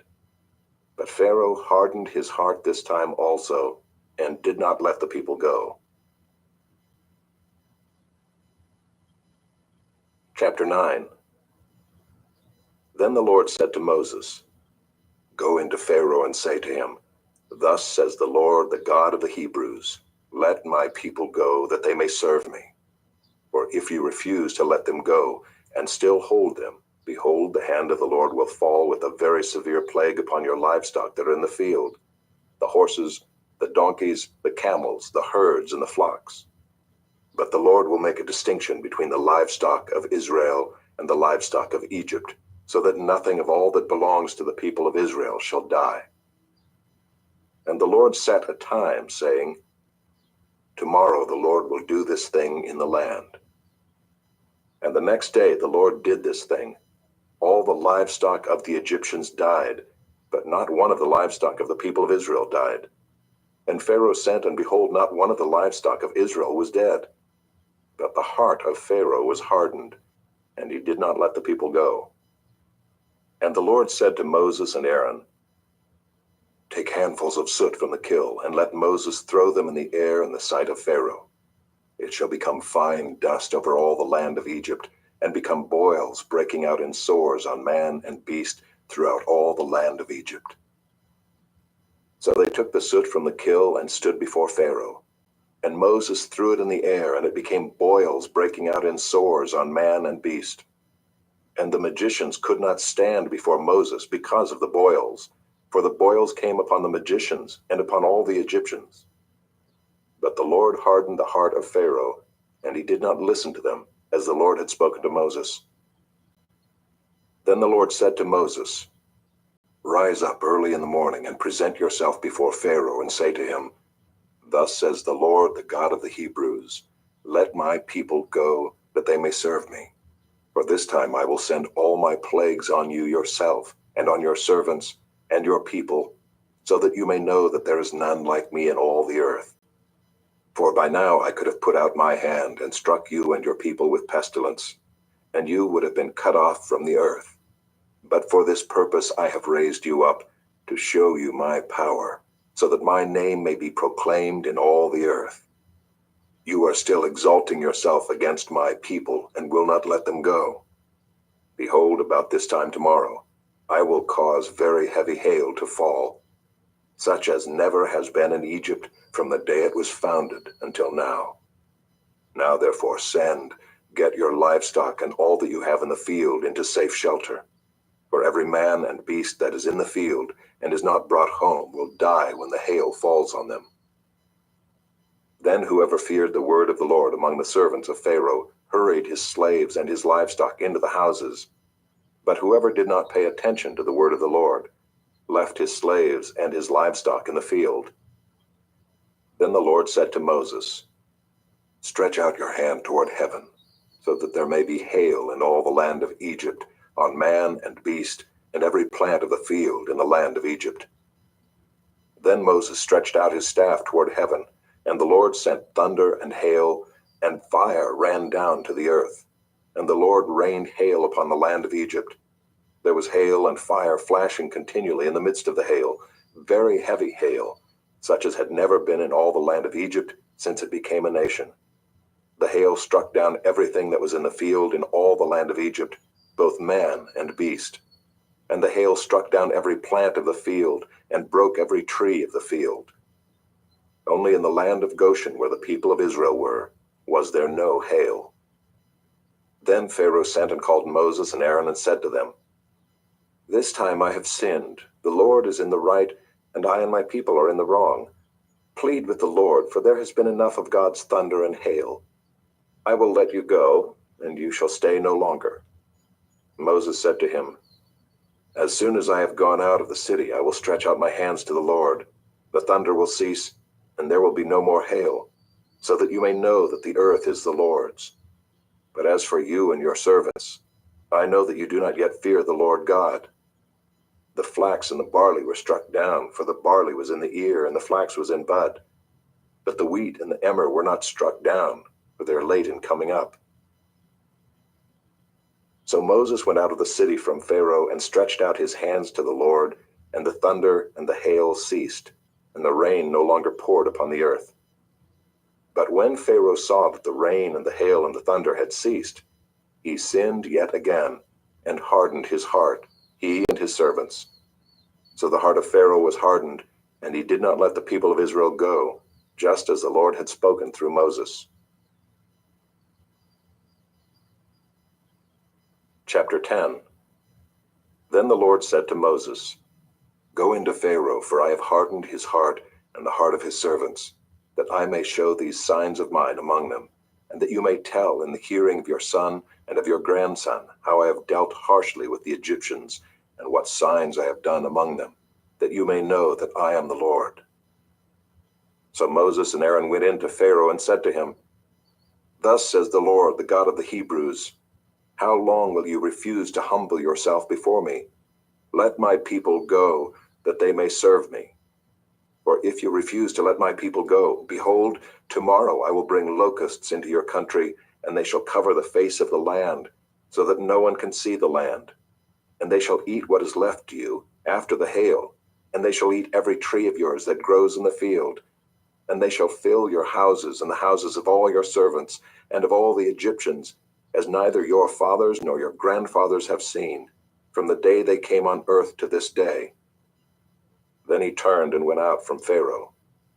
Then Pharaoh's servants said to him, "How long shall this man be a snare to us?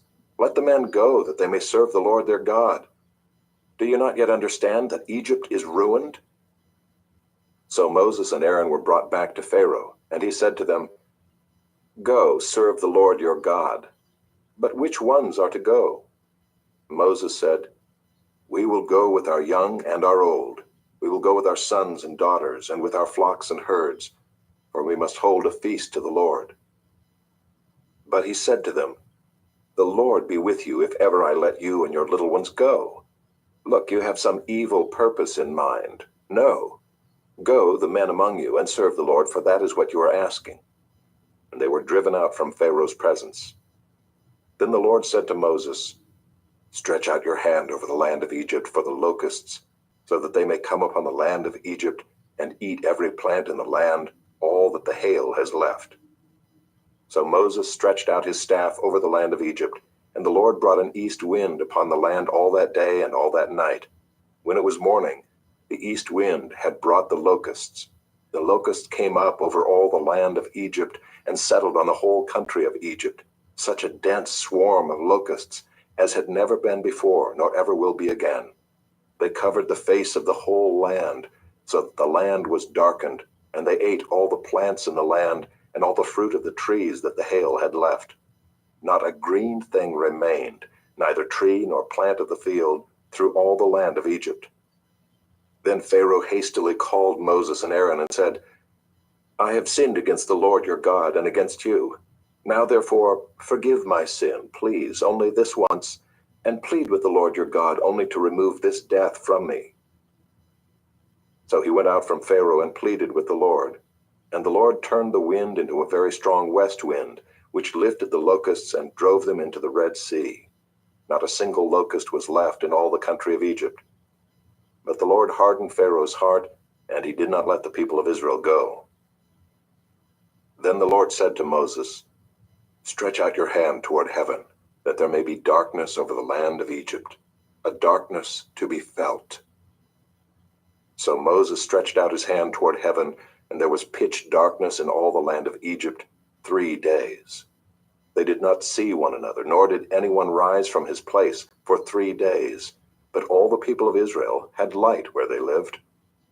Then Pharaoh called Moses and said, "Go, serve the Lord. Your little ones also may go with you, only let your flocks and your herds remain behind." But Moses said, "You must also let us have sacrifices and burnt offerings, that we may sacrifice to the Lord our God. Our livestock also must go with us. Not a hoof shall be left behind, for we must take of them to serve the Lord our God, and we do not know with what we must serve the Lord until we arrive there." But the Lord hardened Pharaoh's heart, and he would not let them go. Then Pharaoh said to him, "Get away from me. Take care never to see my face again, for on the day you see my face, you shall die." Moses said, "As you say, I will not see your face again." Chapter 11. The Lord said to Moses, "Yet one plague more I will bring upon Pharaoh and upon Egypt. Afterward, he will let you go from here. When he lets you go, he will drive you away completely. Speak now in the hearing of the people, that they ask every man of his neighbor and every woman of her neighbor for silver and gold jewelry. And the Lord gave the people favor in the sight of the Egyptians. Moreover, the man Moses was very great in the land of Egypt, in the sight of Pharaoh's servants, and in the sight of the people.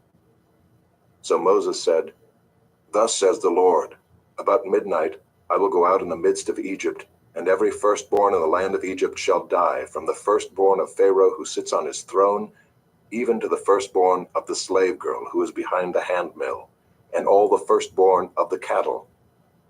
There shall be a great cry throughout all the land of Egypt, such as there has never been, nor ever will be again. But not a dog shall growl against any of the people of Israel, either man or beast, that you may know that the Lord makes a distinction between Egypt and Israel. And all these your servants shall come down to me, and bow down to me, saying, Get out, you and all the people who follow you. And after that I will go out. And he went out from Pharaoh in hot anger. Then the Lord said to Moses, Pharaoh will not listen to you, that my wonders may be multiplied in the land of Egypt.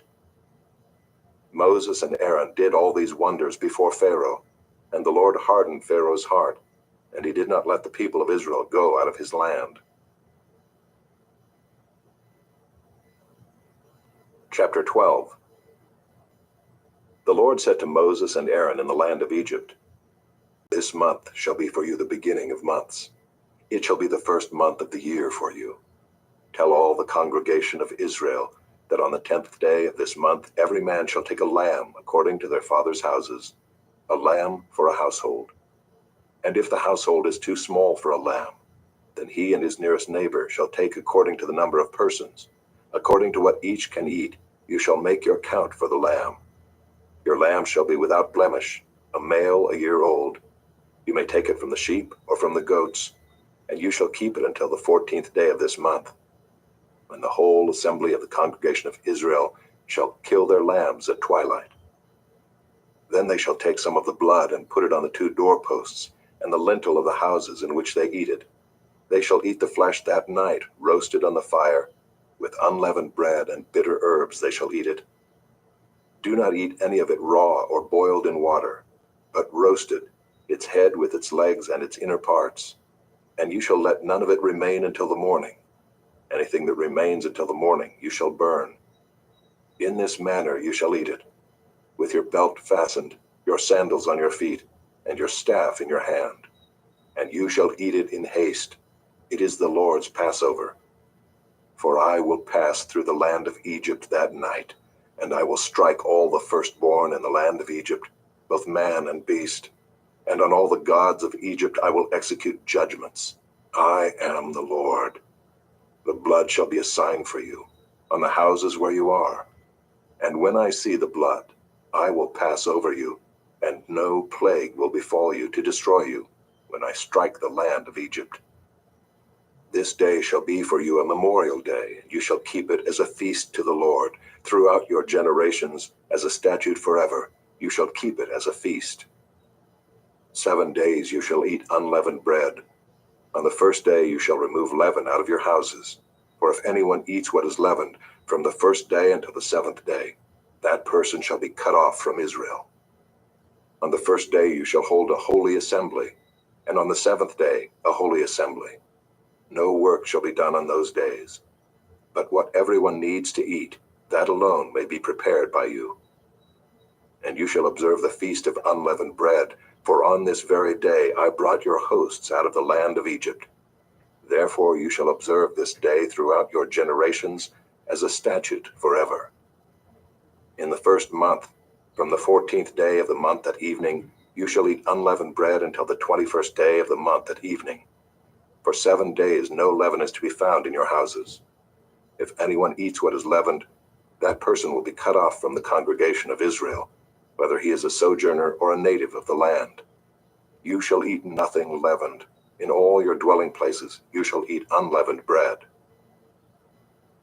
Then Moses called all the elders of Israel and said to them, Go and select lambs for yourselves according to your clans, and kill the Passover lamb. Take a bunch of hyssop and dip it in the blood that is in the basin, and touch the lintel and the 2 doorposts with the blood that is in the basin. None of you shall go out of the door of his house until the morning. For the Lord will pass through to strike the Egyptians, and when he sees the blood on the lintel and on the 2 doorposts, the Lord will pass over the door, and will not allow the destroyer to enter your houses to strike you. You shall observe this rite as a statute for you and for your sons forever. And when you come to the land that the Lord will give you, as he has promised, you shall keep this service. And when your children say to you, "What do you mean by this service?" you shall say, "It is the sacrifice of the Lord's Passover, for he passed over the houses of the people of Israel in Egypt, when he struck the Egyptians, but spared our houses." And the people bowed their heads and worshipped. Then the people of Israel went and did so, as the Lord had commanded Moses and Aaron, so they did. At midnight the Lord struck down all the firstborn in the land of Egypt, from the firstborn of Pharaoh who sat on his throne, to the firstborn of the captive who was in the dungeon, and all the firstborn of the livestock. And Pharaoh rose up in the night, he and all his servants and all the Egyptians, and there was a great cry in Egypt, for there was not a house where someone was not dead. Then he summoned Moses and Aaron by night and said, "Up, go out from among my people, both you and the people of Israel, and go, serve the Lord as you have said. Take your flocks and your herds as you have said, and be gone, and bless me also." The Egyptians were urgent with the people to send them out of the land in haste, for they said, "We shall all be dead." So the people took their dough before it was leavened, their kneading bowls being bound up in their cloaks on their shoulders. The people of Israel had also done as Moses told them, for they had asked the Egyptians for silver and gold jewelry and for clothing. And the Lord had given the people favor in the sight of the Egyptians, so that they let them have what they asked. Thus they plundered the Egyptians. And the people of Israel journeyed from Ramses to Succoth, about 600,000 men on foot, besides women and children. A mixed multitude also went up with them, and very much livestock, both flocks and herds. And they baked unleavened cakes of the dough that they had brought out of Egypt, for it was not leavened, because they were thrust out of Egypt and could not wait, nor had they prepared any provisions for themselves. The time that the people of Israel lived in Egypt was 430 years. At the end of 430 years, on that very day, all the hosts of the Lord went out from the land of Egypt. It was a night of watching by the Lord to bring them out of the land of Egypt.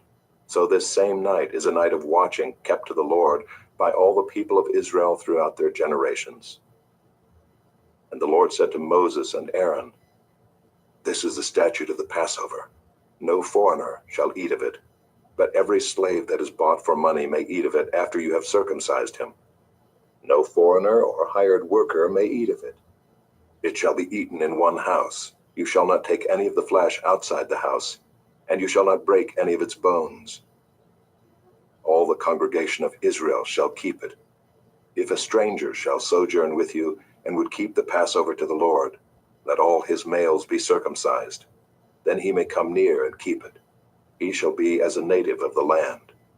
But no uncircumcised person shall eat of it.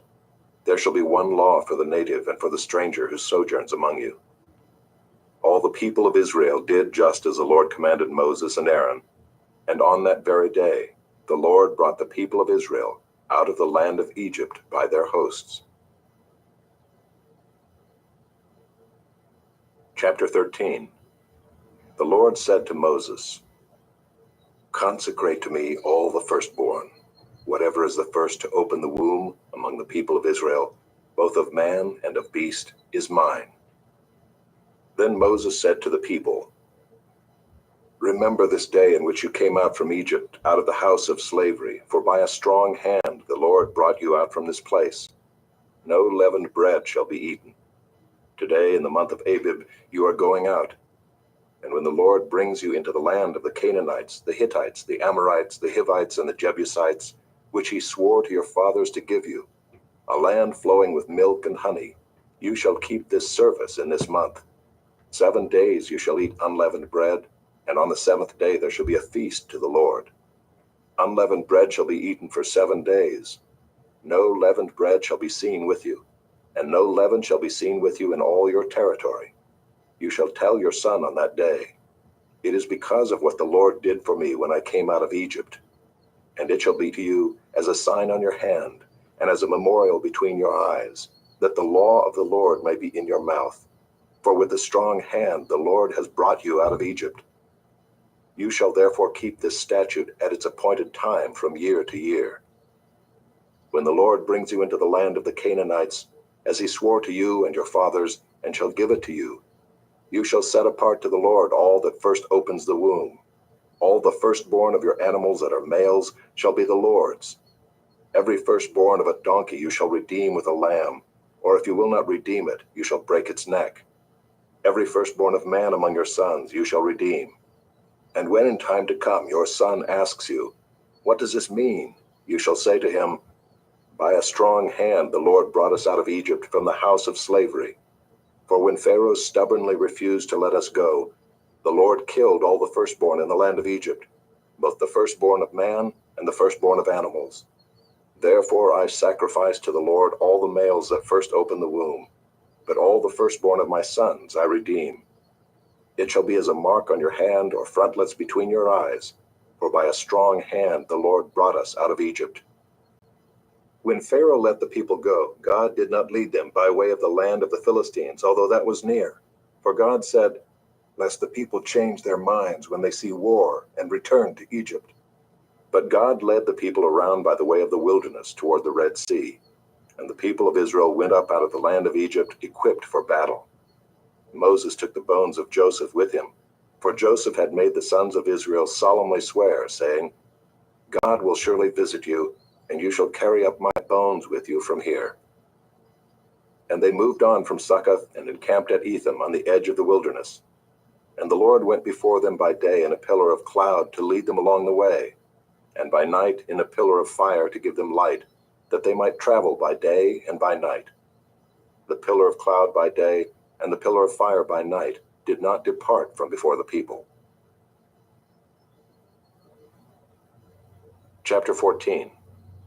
Then the Lord said to Moses, "Tell the people of Israel to turn back and encamp in front of Pi-hahiroth, between Migdol and the sea, in front of Baal-zephon. You shall encamp facing it by the sea. For Pharaoh will say of the people of Israel, 'They are wandering in the land, the wilderness has shut them in.' And I will harden Pharaoh's heart, and he will pursue them. And I will get glory over Pharaoh and all his host. And the Egyptians shall know that I am the Lord." And they did so. When the king of Egypt was told that the people had fled, the mind of Pharaoh and his servants was changed toward the people, and they said, "What is this we have done, that we have let Israel go from serving us?" So he made ready his chariot and took his army with him, and took 600 chosen chariots and all the other chariots of Egypt with officers over all of them. And the Lord hardened the heart of Pharaoh king of Egypt, and he pursued the people of Israel, while the people of Israel were going out defiantly. The Egyptians pursued them, all Pharaoh's horses and chariots, and his horsemen and his army, and overtook them encamped at the sea, by Pi-hahiroth in front of Baal-zephon. When Pharaoh drew near, the people of Israel lifted up their eyes, and behold, the Egyptians were marching after them, and they feared greatly. And the people of Israel cried out to the Lord. They said to Moses, "Is it because there are no graves in Egypt that you have taken us away to die in the wilderness? What have you done to us in bringing us out of Egypt? Is not this what we said to you in Egypt? Leave us alone that we may serve the Egyptians? For it would have been better for us to serve the Egyptians than to die in the wilderness." And Moses said to the people, "Fear not, stand firm, and see the salvation of the Lord, which he will work for you today. For the Egyptians whom you see today, you shall never see again. The Lord will fight for you, and you have only to be silent." The Lord said to Moses, "Why do you cry to me? Tell the people of Israel to go forward. Lift up your staff and stretch out your hand over the sea and divide it, that the people of Israel may go through the sea on dry ground. And I will harden the hearts of the Egyptians, so that they shall go in after them. And I will get glory over Pharaoh and all his host, his chariots and his horsemen. And the Egyptians shall know that I am the Lord, when I have gotten glory over Pharaoh, his chariots and his horsemen." Then the angel of God, who was going before the host of Israel, moved and went behind them, and the pillar of cloud moved from before them and stood behind them, coming between the host of Egypt and the host of Israel. And there was the cloud and the darkness, and it lit up the night, without one coming near the other all night. Then Moses stretched out his hand over the sea, and the Lord drove the sea back by a strong east wind all night, and made the sea dry land, and the waters were divided. And the people of Israel went into the midst of the sea on dry ground, the waters being a wall to them on their right hand and on their left. The Egyptians pursued and went in after them into the midst of the sea, all Pharaoh's horses, his chariots, and his horsemen. And in the morning watch, the Lord in the pillar of fire and of cloud looked down on the Egyptian forces and threw the Egyptian forces into a panic, clogging their chariot wheels so that they drove heavily. And the Egyptians said, "Let us flee from before Israel, for the Lord fights for them against the Egyptians." Then the Lord said to Moses, "Stretch out your hand over the sea, that the water may come back upon the Egyptians, upon their chariots, and upon their horsemen." So Moses stretched out his hand over the sea, and the sea returned to its normal course when the morning appeared. And as the Egyptians fled into it, the Lord threw the Egyptians into the midst of the sea. The waters returned and covered the chariots and the horsemen. Of all the host of Pharaoh that had followed them into the sea, not one of them remained. But the people of Israel walked on dry ground through the sea, the waters being a wall to them on their right hand and on their left. Thus the Lord saved Israel that day from the hand of the Egyptians, and Israel saw the Egyptians dead on the seashore. Israel saw the great power that the Lord used against the Egyptians, so the people feared the Lord, and they believed in the Lord and in his servant Moses. Chapter 15. Then Moses and the people of Israel sang this song to the Lord, saying, "I will sing to the Lord, for he has triumphed gloriously. The horse and his rider he has thrown into the sea. The Lord is my strength and my song, and he has become my salvation. This is my God, and I will praise him, my father's God, and I will exalt him. The Lord is a man of war, the Lord is his name. Pharaoh's chariots and his host he cast into the sea, and his chosen officers were sunk in the Red Sea. The floods covered them, they went down into the depths like a stone. Your right hand, O Lord, glorious in power. Your right hand, O Lord, shatters the enemy. In the greatness of your majesty, you overthrow your adversaries. You send out your fury. It consumes them like stubble. At the blast of your nostrils, the waters piled up. The floods stood up in a heap. The deeps congealed in the heart of the sea. The enemy said, I will pursue, I will overtake, I will divide the spoil. My desire shall have its fill of them. I will draw my sword, my hand shall destroy them. You blew with your wind, the sea covered them. They sank like lead in the mighty waters. Who is like you, O Lord, among the gods? Who is like you, majestic in holiness, awesome in glorious deeds, doing wonders? You stretched out your right hand, the earth swallowed them. You have led in your steadfast love the people whom you have redeemed. You have guided them by your strength to your holy abode. The peoples have heard. They tremble. Pangs have seized the inhabitants of Philistia. Now are the chiefs of Edom dismayed. Trembling seizes the leaders of Moab. All the inhabitants of Canaan have melted away. Terror and dread fall upon them. Because of the greatness of your arm, they are still as a stone. Till your people, O Lord, pass by, till the people pass by whom you have purchased. You will bring them in and plant them on your own mountain, the place, O Lord, which you have made for your abode, the sanctuary, O Lord, which your hands have established. The Lord will reign forever and ever. For when the horses of Pharaoh with his chariots and his horsemen went into the sea, the Lord brought back the waters of the sea upon them, but the people of Israel walked on dry ground in the midst of the sea. Then Miriam the prophetess, the sister of Aaron, took a tambourine in her hand, and all the women went out after her with tambourines and dancing. And Miriam sang to them, Sing to the Lord, for he has triumphed gloriously. The horse and his rider he has thrown into the sea. Then Moses made Israel set out from the Red Sea, and they went into the wilderness of Shur. They went 3 days in the wilderness and found no water. When they came to Marah, they could not drink the water of Marah because it was bitter. Therefore it was named Marah. And the people grumbled against Moses, saying, "What shall we drink?" And he cried to the Lord, and the Lord showed him a log, and he threw it into the water, and the water became sweet. There the Lord made for them a statute and a rule, and there he tested them, saying, "If you will diligently listen to the voice of the Lord your God, and do that which is right in his eyes, and give ear to his commandments, and keep all his statutes, I will put none of the diseases on you that I put on the Egyptians, for I am the Lord your healer." Then they came to Elim, where there were 12 springs of water and 70 palm trees, and they encamped there by the water. Chapter 16. They set out from Elim, and all the congregation of the people of Israel came to the wilderness of Sin, which is between Elim and Sinai, on the 15th day of the 2nd month after they had departed from the land of Egypt. And the whole congregation of the people of Israel grumbled against Moses and Aaron in the wilderness.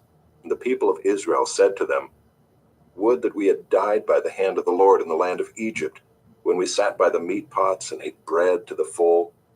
For you have brought us out into this wilderness to kill this whole assembly with hunger." Then the Lord said to Moses, "Behold, I am about to rain bread from heaven for you, and the people shall go out and gather a day's portion every day, that I may test them, whether they will walk in my law or not. On the 6th day, when they prepare what they bring in, it will be twice as much as they gather daily." So Moses and Aaron said to all the people of Israel, "At evening you shall know that it was the Lord who brought you out of the land of Egypt, and in the morning you shall see the glory of the Lord, because he has heard your grumbling against the Lord. For what are we that you grumble against us?" And Moses said, "When the Lord gives you in the evening meat to eat, and in the morning bread to the full, because the Lord has heard your grumbling, that you grumble against him, what are we? Your grumbling is not against us, but against the Lord." Then Moses said to Aaron, "Say to the whole congregation of the people of Israel, 'Come near before the Lord, for he has heard your grumbling.'" And as soon as Aaron spoke to the whole congregation of the people of Israel, they looked toward the wilderness, and behold, the glory of the Lord appeared in the cloud. And the Lord said to Moses, "I have heard the grumbling of the people of Israel. Say to them, 'At twilight you shall eat meat, and in the morning you shall be filled with bread. Then you shall know that I am the Lord your God.'" In the evening quail came up and covered the camp, and in the morning dew lay around the camp. And when the dew had gone up, there was on the face of the wilderness a fine, flake-like thing, fine as frost on the ground. When the people of Israel saw it, they said to one another, "What is it?" For they did not know what it was. And Moses said to them, "It is the bread that the Lord has given you to eat. This is what the Lord has commanded. Gather of it, each one of you, as much as he can eat. You shall each take an omer according to the number of the persons that each of you has in his tent." And the people of Israel did so. They gathered, some more, some less. But when they measured it with an omer, whoever gathered much had nothing left over, and whoever gathered little had no lack. Each of them gathered as much as he could eat. And Moses said to them, "Let no one leave any of it over till the morning." But they did not listen to Moses. Some left part of it till the morning, and it bred worms and stank. And Moses was angry with them. Morning by morning they gathered it, each as much as he could eat. But when the sun grew hot, it melted. On the 6th day they gathered twice as much bread, 2 omers each. And when all the leaders of the congregation came and told Moses, he said to them, "This is what the Lord has commanded. Tomorrow is a day of solemn rest, a holy Sabbath to the Lord. Bake what you will bake, and boil what you will boil, and all that is left over lay aside to be kept till the morning." So they laid it aside till the morning, as Moses commanded them, and it did not stink, and there were no worms in it.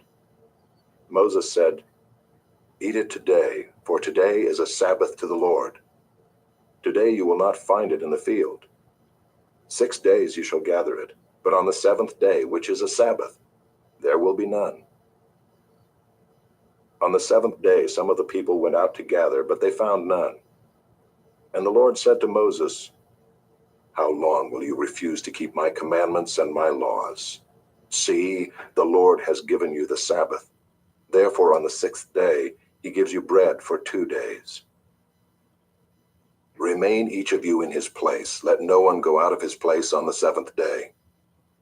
So the people rested on the seventh day. Now the house of Israel called its name manna. It was like coriander seed, white, and the taste of it was like wafers made with honey. Moses said, "This is what the Lord has commanded. Let an omer of it be kept throughout your generations, so that they may see the bread with which I fed you in the wilderness, when I brought you out of the land of Egypt." And Moses said to Aaron, "Take a jar and put an omer of manna in it, and place it before the Lord to be kept throughout your generations." As the Lord commanded Moses, so Aaron placed it before the testimony to be kept. The people of Israel ate the manna 40 years till they came to a habitable land. They ate the manna till they came to the border of the land of Canaan. An omer is the 10th part of an ephah. Chapter 17. All the congregation of the people of Israel moved on from the wilderness of Sin by stages, according to the commandment of the Lord, and camped at Rephidim. But there was no water for the people to drink. Therefore the people quarreled with Moses and said, "Give us water to drink." And Moses said to them, "Why do you quarrel with me? Why do you test the Lord?" But the people thirsted there for water, and the people grumbled against Moses and said, "Why did you bring us up out of Egypt to kill us and our children and our livestock with thirst?" So Moses cried to the Lord, "What shall I do with this people? They are almost ready to stone me." And the Lord said to Moses, "Pass on before the people, taking with you some of the elders of Israel, and take in your hand the staff with which you struck the Nile, and go. Behold, I will stand before you there on the rock at Horeb, and you shall strike the rock, and water shall come out of it, and the people will drink." And Moses did so in the sight of the elders of Israel. And he called the name of the place Massah and Meribah, because of the quarreling of the people of Israel, and because they tested the Lord by saying, "Is the Lord among us or not?" Then Amalek came and fought with Israel at Rephidim. So Moses said to Joshua, "Choose for us men and go out and fight with Amalek. Tomorrow I will stand on the top of the hill with the staff of God in my hand." So Joshua did as Moses told him, and fought with Amalek, while Moses, Aaron, and Hur went up to the top of the hill. Whenever Moses held up his hand, Israel prevailed, and whenever he lowered his hand, Amalek prevailed. But Moses' hands grew weary, so they took a stone and put it under him, and he sat on it, while Aaron and Hur held up his hands, one on one side and the other on the other side. So his hands were steady until the going down of the sun. And Joshua overwhelmed Amalek and his people with the sword. Then the Lord said to Moses, "Write this as a memorial in a book and recite it in the ears of Joshua, that I will utterly blot out the memory of Amalek from under heaven." And Moses built an altar and called the name of it, "The Lord is my banner," saying, "A hand upon the throne of the Lord. The Lord will have war with Amalek from generation to generation." Chapter 18. Jethro, the priest of Midian, Moses' father-in-law, heard of all that God had done for Moses and for Israel his people, how the Lord had brought Israel out of Egypt. Now Jethro, Moses' father-in-law, had taken Zipporah, Moses' wife, after he had sent her home, along with her 2 sons. The name of the one was Gershom, for he said, "I have been a sojourner in a foreign land." And the name of the other, Eliezer, for he said, "The God of my father was my help, and delivered me from the sword of Pharaoh." Jethro, Moses' father-in-law, came with his sons and his wife to Moses in the wilderness, where he was encamped at the mountain of God. And when he sent word to Moses, I, your father-in-law Jethro, am coming to you with your wife and her 2 sons with her. Moses went out to meet his father-in-law and bowed down and kissed him. And they asked each other of their welfare and went into the tent. Then Moses told his father-in-law all that the Lord had done to Pharaoh and to the Egyptians for Israel's sake, all the hardship that had come upon them in the way, and how the Lord had delivered them. And Jethro rejoiced for all the good that the Lord had done to Israel, in that he had delivered them out of the hand of the Egyptians. Jethro said, Blessed be the Lord who has delivered you out of the hand of the Egyptians and out of the hand of Pharaoh, and has delivered the people from under the hand of the Egyptians.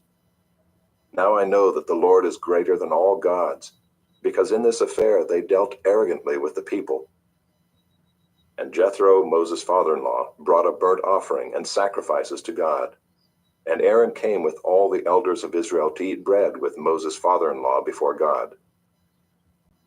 The next day Moses sat to judge the people, and the people stood around Moses from morning till evening. When Moses' father-in-law saw all that he was doing for the people, he said, What is this that you are doing for the people? Why do you sit alone and all the people stand around you from morning till evening? And Moses said to his father-in-law, Because the people come to me to inquire of God. When they have a dispute, they come to me, and I decide between one person and another, and I make them know the statutes of God and his laws. Moses' father-in-law said to him, What you are doing is not good. You and the people with you will certainly wear yourselves out, for the thing is too heavy for you. You are not able to do it alone. Now obey my voice. I will give you advice, and God be with you. You shall represent the people before God and bring their cases to God, and you shall warn them about the statutes and the laws, and make them know the way in which they must walk and what they must do. Moreover, look for able men from all the people, men who fear God, who are trustworthy and hate a bribe, and place such men over the people as chiefs of thousands, of hundreds, of 50s, and of 10s. And let them judge the people at all times. Every great matter they shall bring to you, but any small matter they shall decide themselves. So it will be easier for you, and they will bear the burden with you. If you do this, God will direct you, you will be able to endure, and all this people also will go to their place in peace. So Moses listened to the voice of his father-in-law, and did all that he had said. Moses chose able men out of all Israel, and made them heads over the people, chiefs of thousands, of hundreds, of 50s, and of 10s. And they judged the people at all times. Any hard case they brought to Moses, but any small matter they decided themselves. Then Moses let his father-in-law depart, and he went away to his own country. Chapter 19. On the 3rd new moon after the people of Israel had gone out of the land of Egypt, on that day they came into the wilderness of Sinai. They set out from Rephidim and came into the wilderness of Sinai, and they encamped in the wilderness. There Israel encamped before the mountain, while Moses went up to God. The Lord called to him out of the mountain, saying, Thus you shall say to the house of Jacob, and tell the people of Israel, You yourselves have seen what I did to the Egyptians, and how I bore you on eagle's wings and brought you to myself. Now therefore, if you will indeed obey my voice and keep my covenant, you shall be my treasured possession among all peoples, for all the earth is mine, and you shall be to me a kingdom of priests and a holy nation. These are the words that you shall speak to the people of Israel. So Moses came and called the elders of the people and set before them all these words that the Lord had commanded him. All the people answered together and said, All that the Lord has spoken we will do. And Moses reported the words of the people to the Lord. And the Lord said to Moses, Behold, I am coming to you in a thick cloud, that the people may hear when I speak with you, and may also believe you forever. When Moses told the words of the people to the Lord said to Moses, Go to the people and consecrate them today and tomorrow, and let them wash their garments and be ready for the 3rd day. For on the 3rd day, the Lord will come down on Mount Sinai in the sight of all the people, and you shall set limits for the people all around, saying, Take care not to go up into the mountain or touch the edge of it. Whoever touches the mountain shall be put to death. No hand shall touch him, but he shall be stoned or shot, whether beast or man, he shall not live. When the trumpet sounds a long blast, they shall come up to the mountain. So Moses went down from the mountain to the people and consecrated the people, and they washed their garments. And he said to the people, "Be ready for the third day. Do not go near a woman." On the morning of the third day there were thunders and lightnings and a thick cloud in the mountain, and a very loud trumpet blast, so that all the people in the camp trembled. Then Moses brought the people out of the camp to meet God, and they took their stand at the foot of the mountain. Now Mount Sinai was wrapped in smoke, because the Lord had descended on it in fire. The smoke of it went up like the smoke of a kill, and the whole mountain trembled greatly. And as the sound of the trumpet grew louder and louder, Moses spoke, and God answered him in thunder. The Lord came down on Mount Sinai to the top of the mountain, and the Lord called Moses to the top of the mountain, and Moses went up. And the Lord said to Moses, "Go down and warn the people, lest they break through to the Lord to look, and many of them perish. Also let the priests who come near to the Lord consecrate themselves, lest the Lord break out against them." And Moses said to the Lord, "The people cannot come up to Mount Sinai, for you yourself warned us, saying, 'Set limits around the mountain and consecrate it.'" And the Lord said to him, "Go down and come up, bringing Aaron with you. But do not let the priests and the people break through to come up to the Lord, lest he break out against them." So Moses went down to the people and told them.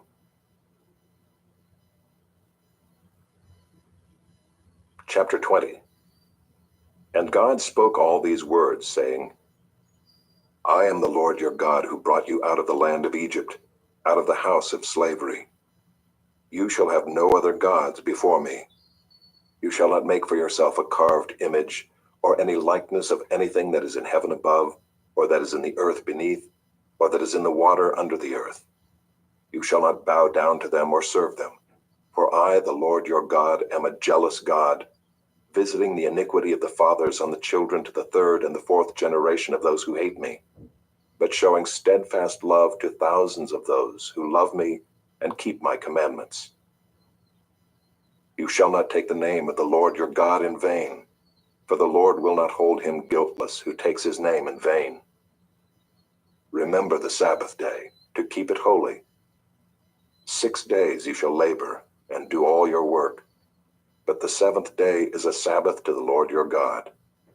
On it you shall not do any work, you or your son or your daughter, your male servant or your female servant, or your livestock, or the sojourner who is within your gates.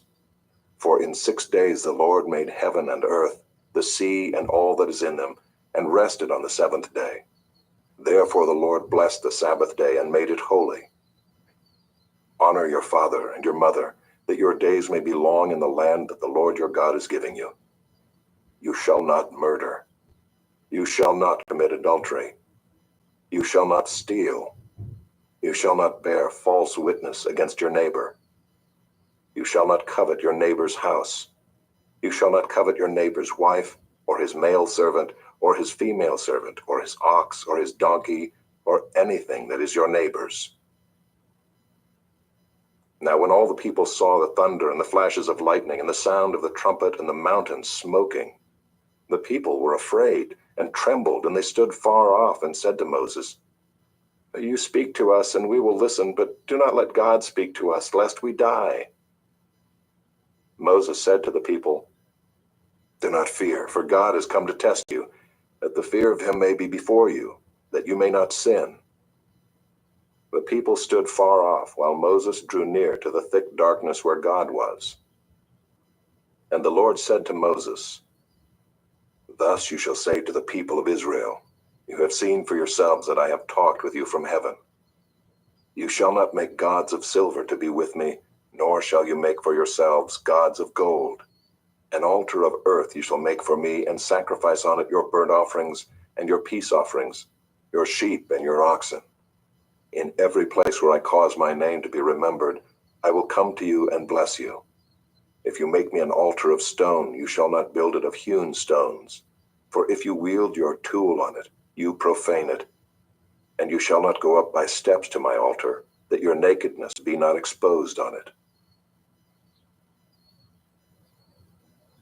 Chapter 21. Now these are the rules that you shall set before them. When you buy a Hebrew slave, he shall serve 6 years, and in the 7th he shall go out free for nothing. If he comes in single, he shall go out single. If he comes in married, then his wife shall go out with him. If his master gives him a wife and she bears him sons or daughters, the wife and her children shall be her master's, and he shall go out alone. But if the slave plainly says, I love my master, my wife, and my children, I will not go out free, then his master shall bring him to God, and he shall bring him to the door or the doorpost, and his master shall bore his ear through with an awl, and he shall be his slave forever. When a man sells his daughter as a slave, she shall not go out as the male slaves do. If she does not please her master, who has designated her for himself, then he shall let her be redeemed. He shall have no right to sell her to a foreign people, since he has broken faith with her. If he designates her for his son, he shall deal with her as with a daughter. If he takes another wife to himself, he shall not diminish her food, her clothing, or her marital rights. And if he does not do these 3 things for her, she shall go out for nothing without payment of money. Whoever strikes a man so that he dies shall be put to death. But if he did not lie in wait for him, but God let him fall into his hand, then I will appoint for you a place to which he may flee. But if a man willfully attacks another to kill him by cunning, you shall take him from my altar, that he may die. Whoever strikes his father or his mother shall be put to death. Whoever steals a man and sells him, and anyone found in possession of him shall be put to death. Whoever curses his father or his mother shall be put to death. When men quarrel and one strikes the other with a stone or with his fist, and the man does not die but takes to his bed, then if the man rises again and walks outdoors with his staff, he who struck him shall be cleared. Only he shall pay for the loss of his time, and shall have him thoroughly healed. When a man strikes his slave, male or female, with a rod, and the slave dies under his hand, he shall be avenged. But if the slave survives a day or 2, he is not to be avenged, for the slave is his money.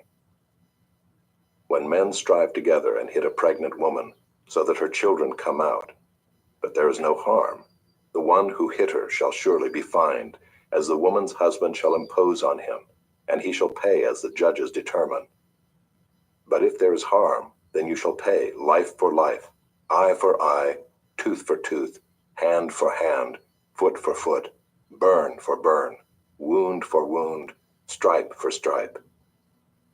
When a man strikes the eye of his slave, male or female, and destroys it, he shall let the slave go free because of his eye.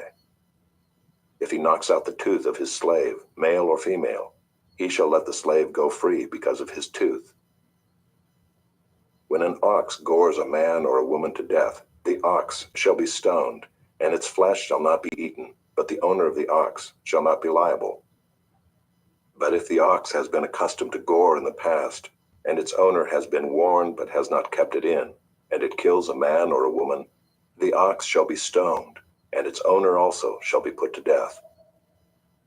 If a ransom is imposed on him, then he shall give for the redemption of his life whatever is imposed on him. If it gores a man's son or daughter, he shall be dealt with according to the same rule. If the ox gores a slave, male or female, the owner shall give to their master 30 shekels of silver, and the ox shall be stoned. When a man opens a pit, or when a man digs a pit and does not cover it, and an ox or a donkey falls into it, the owner of the pit shall make restoration. He shall give money to its owner, and the dead beast shall be his. When one man's ox butts another so that it dies, then they shall sell the live ox and share its price, and the dead beast also they shall share. Or if it is known that the ox has been accustomed to gore in the past, and its owner has not kept it in, he shall repay ox for ox, and the dead beast shall be his.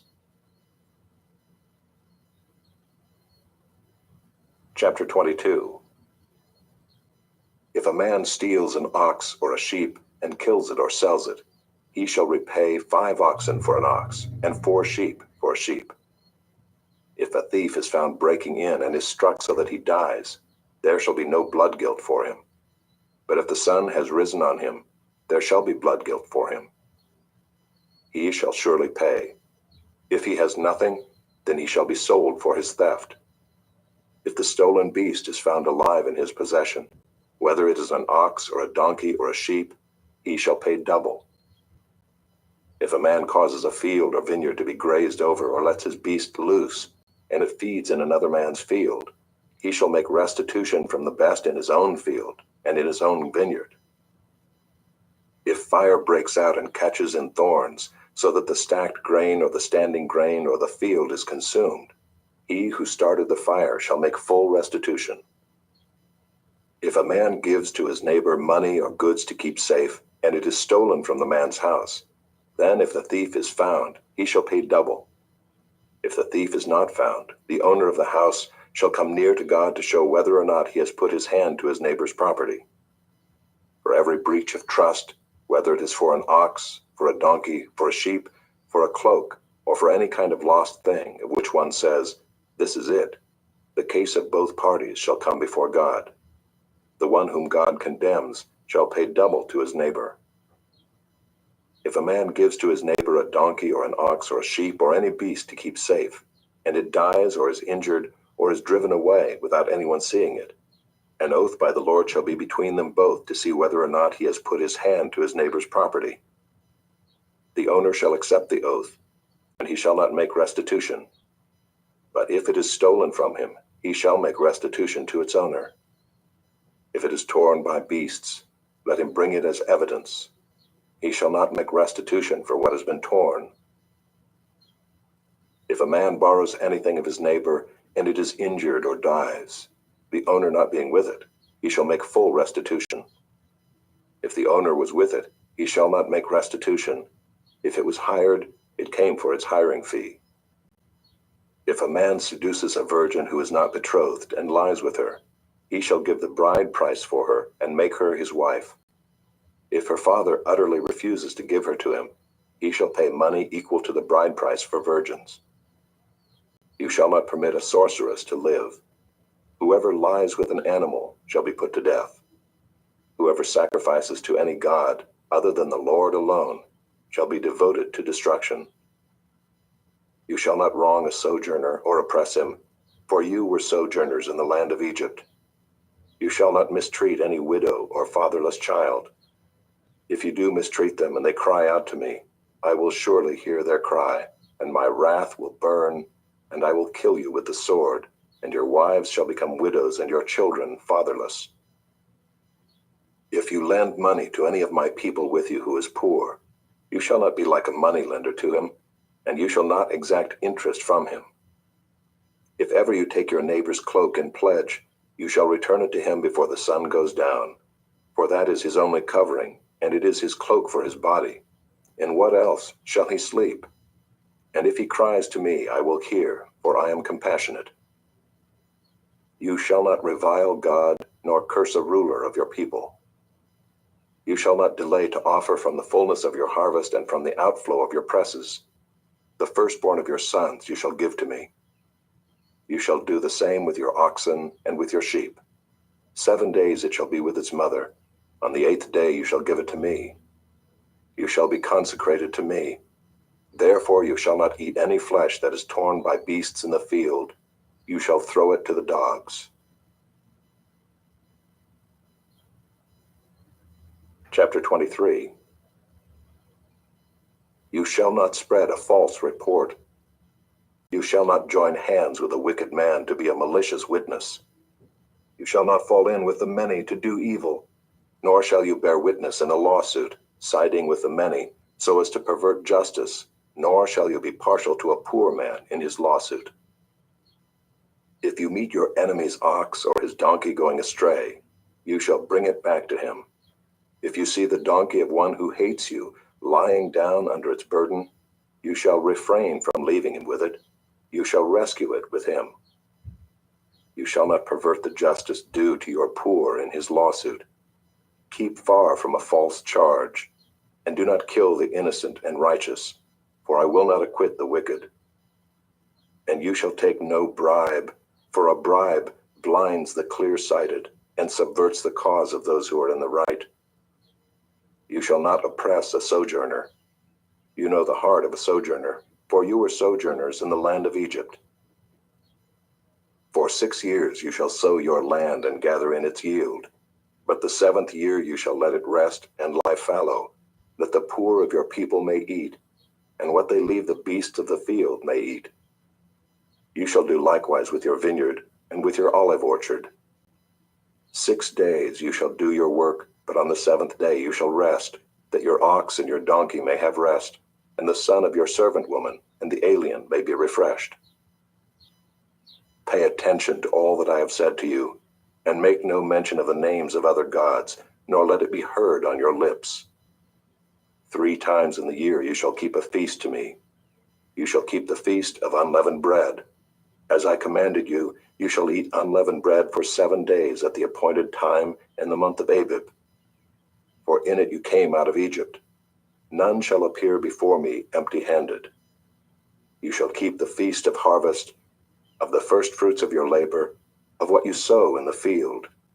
You shall keep the feast of ingathering at the end of the year, when you gather in from the field the fruit of your labor.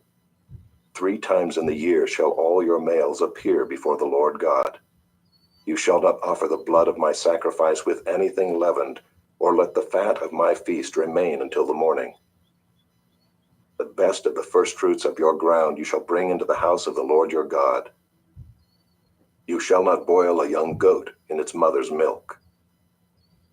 Behold, I send an angel before you to guard you on the way, and to bring you to the place that I have prepared.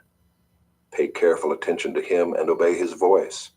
Do not rebel against him, for he will not pardon your transgression, for my name is in him. But if you carefully obey his voice and do all that I say, then I will be an enemy to your enemies, and an adversary to your adversaries.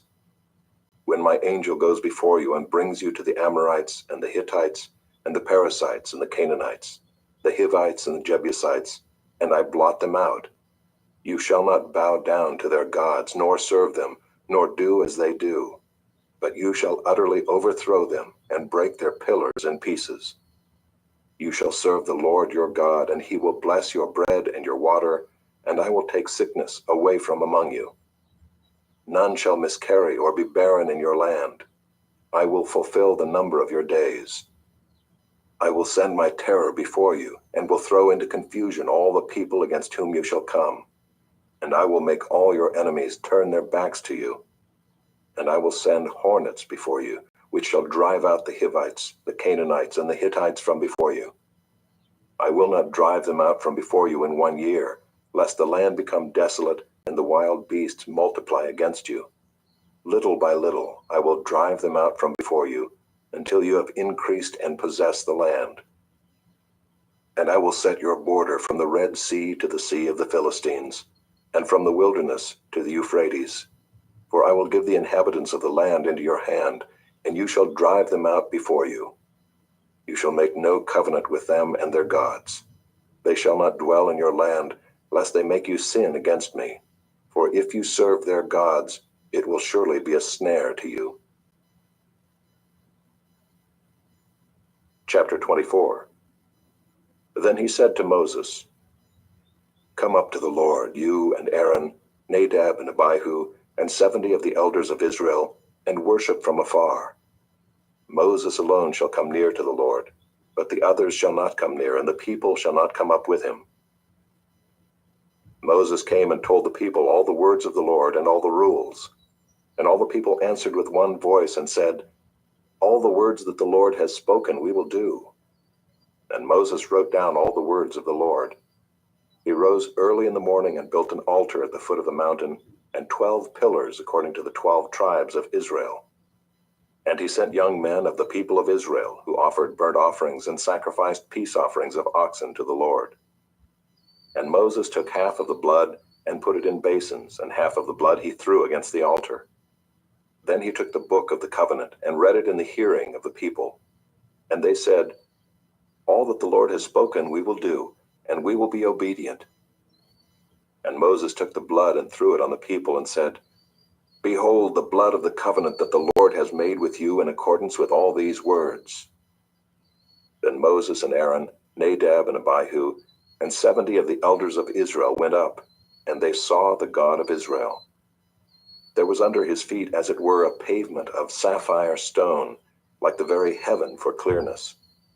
And he did not lay his hand on the chief men of the people of Israel. They beheld God, and ate and drank. The Lord said to Moses, "Come up to me on the mountain and wait there, that I may give you the tablets of stone, with the law and the commandment which I have written for their instruction." So Moses rose with his assistant Joshua, and Moses went up into the mountain of God. And he said to the elders, "Wait here for us until we return to you. And behold, Aaron and Hur are with you. Whoever has a dispute, let him go to them." So Moses went up on the mountain, and the cloud covered the mountain. The glory of the Lord dwelt on Mount Sinai, and the cloud covered it 6 days. And on the 7th day he called to Moses out of the midst of the cloud. Now the appearance of the glory of the Lord was like a devouring fire on the top of the mountain in the sight of the people of Israel. Moses entered the cloud and went up on the mountain. And Moses was on the mountain 40 days and 40 nights.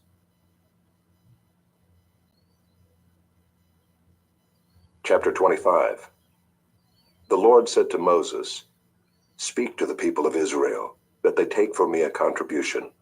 From every man whose heart moves him, you shall receive the contribution from me. And this is the contribution that you shall receive from them: gold, silver, and bronze, blue and purple and scarlet yarns, and fine twined linen, goat's hair, tanned ram skins, goat skins, acacia wood, oil for the lamps, spices for the anointing oil and for the fragrant incense, onyx stones, and stones for setting, for the ephod and for the breastpiece. And let them make me a sanctuary, that I may dwell in their midst, exactly as I show you concerning the pattern of the tabernacle, and of all its furniture, so you shall make it. They shall make an ark of acacia wood. 2 cubits and a half shall be its length, 1 cubit and a half its breadth, and 1 cubit and a half its height. You shall overlay it with pure gold, inside and outside shall you overlay it, and you shall make on it a molding of gold around it. You shall cast 4 rings of gold for it, and put them on its 4 feet, 2 rings on the one side of it, and 2 rings on the other side of it. You shall make poles of acacia wood, and overlay them with gold. And you shall put the poles into the rings on the sides of the ark, to carry the ark by them. The poles shall remain in the rings of the ark, they shall not be taken from it. And you shall put into the ark the testimony that I shall give you. You shall make a mercy seat of pure gold. 2 cubits and a half shall be its length, and 1 cubit and a half its breadth.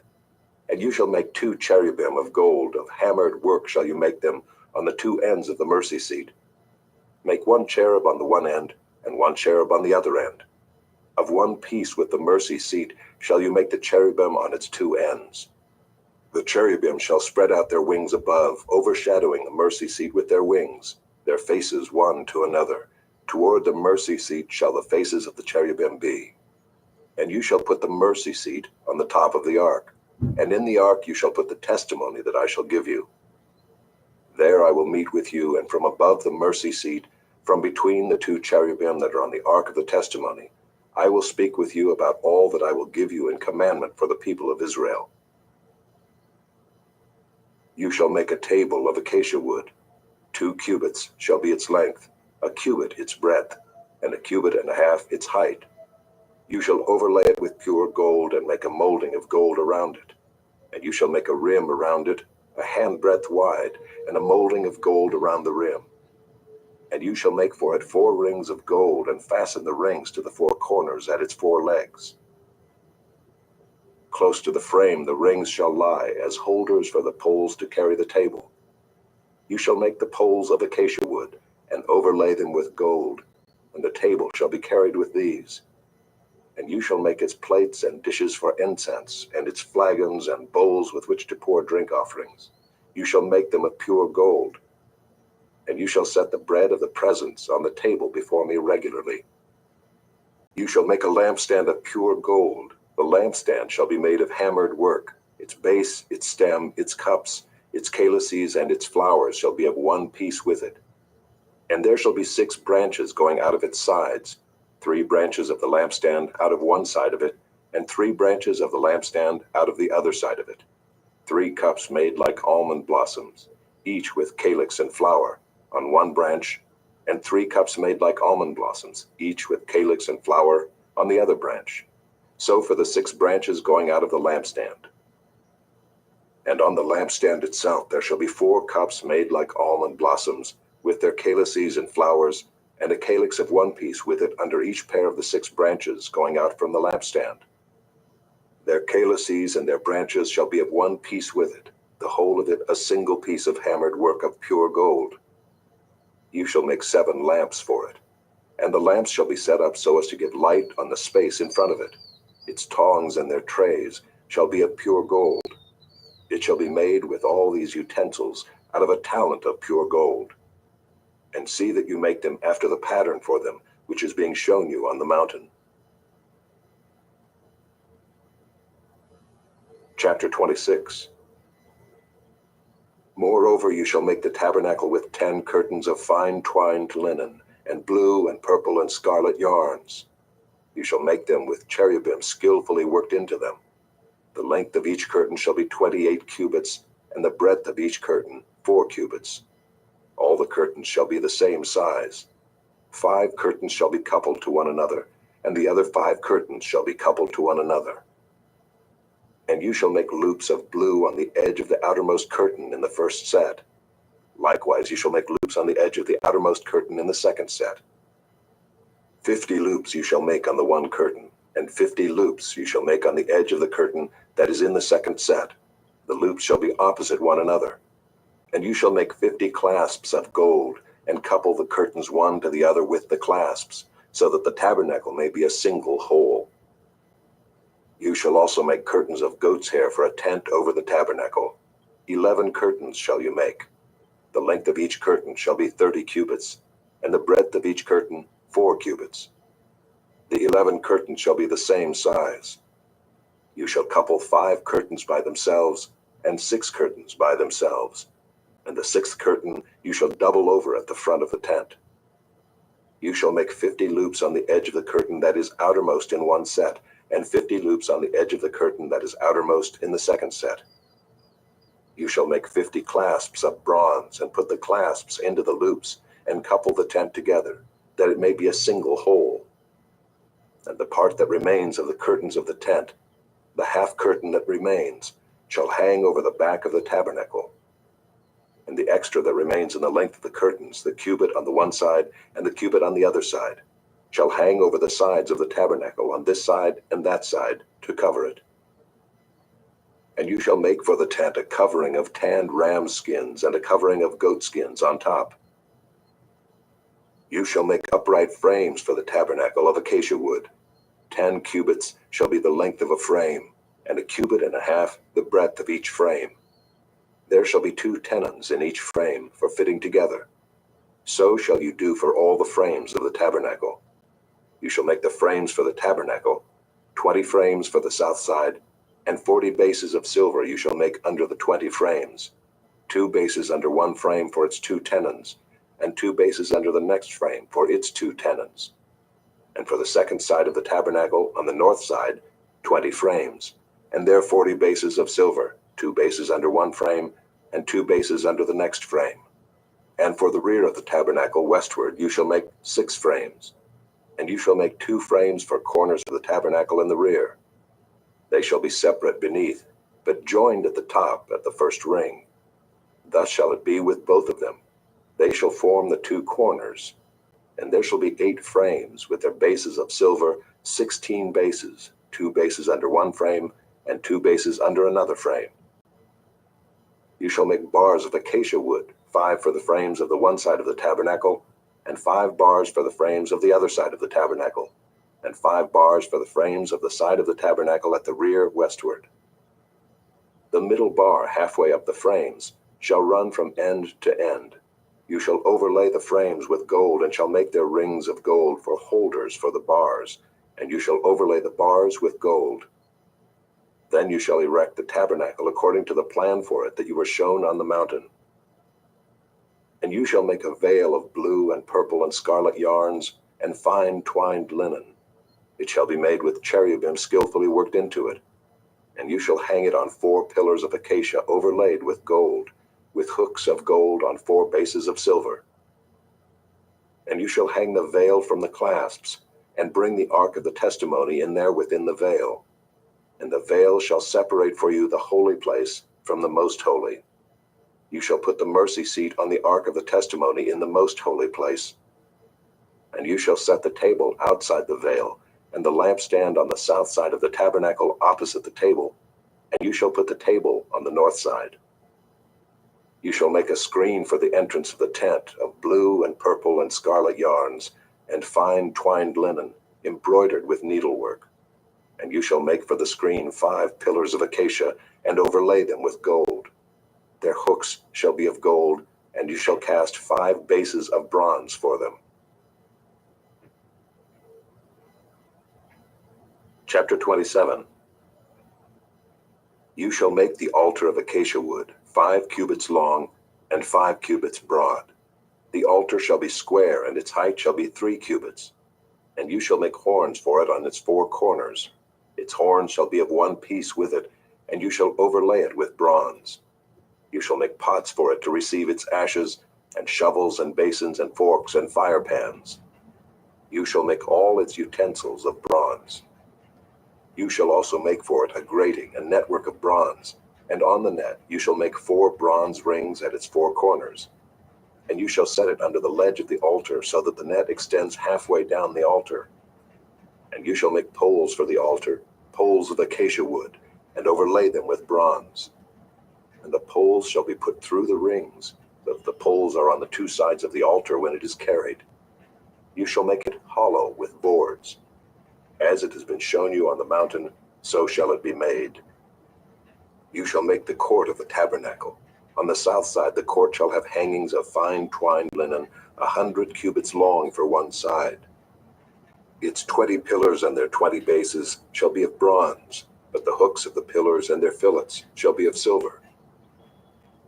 And likewise for its length on the north side, there shall be hangings 100 cubits long, its pillars 20, and their bases 20, of bronze, but the hooks of the pillars and their fillets shall be of silver.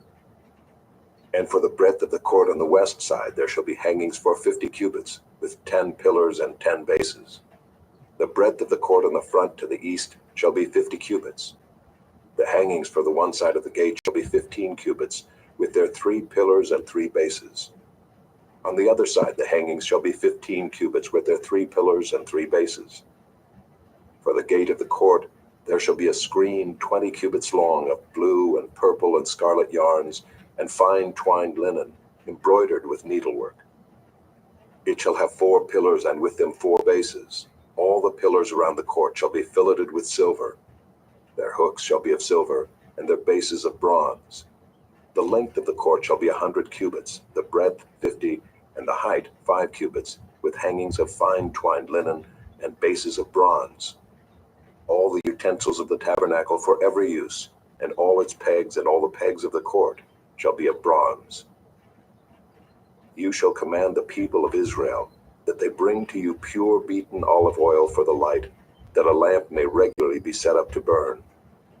In the tent of meeting outside the veil that is before the testimony, Aaron and his sons shall tend it from evening to morning before the Lord. It shall be a statute forever to be observed throughout their generations by the people of Israel. Chapter 28. Then bring near to you Aaron your brother and his sons with him from among the people of Israel, to serve me as priests, Aaron and Aaron's sons, Nadab and Abihu, Eleazar and Ithamar. And you shall make holy garments for Aaron your brother, for glory and for beauty. You shall speak to all the skillful, whom I have filled with a spirit of skill, that they make Aaron's garments to consecrate him for my priesthood. These are the garments that they shall make: a breastpiece, an ephod, a robe, a coat of checker work, a turban, and a sash. They shall make holy garments for Aaron your brother and his sons to serve me as priests. They shall receive gold, blue, and purple, and scarlet yarns, and fine twined linen. And they shall make the ephod of gold, of blue, and purple, and scarlet yarns, and of fine twined linen, skillfully worked. It shall have 2 shoulder pieces attached to its 2 edges, so that it may be joined together.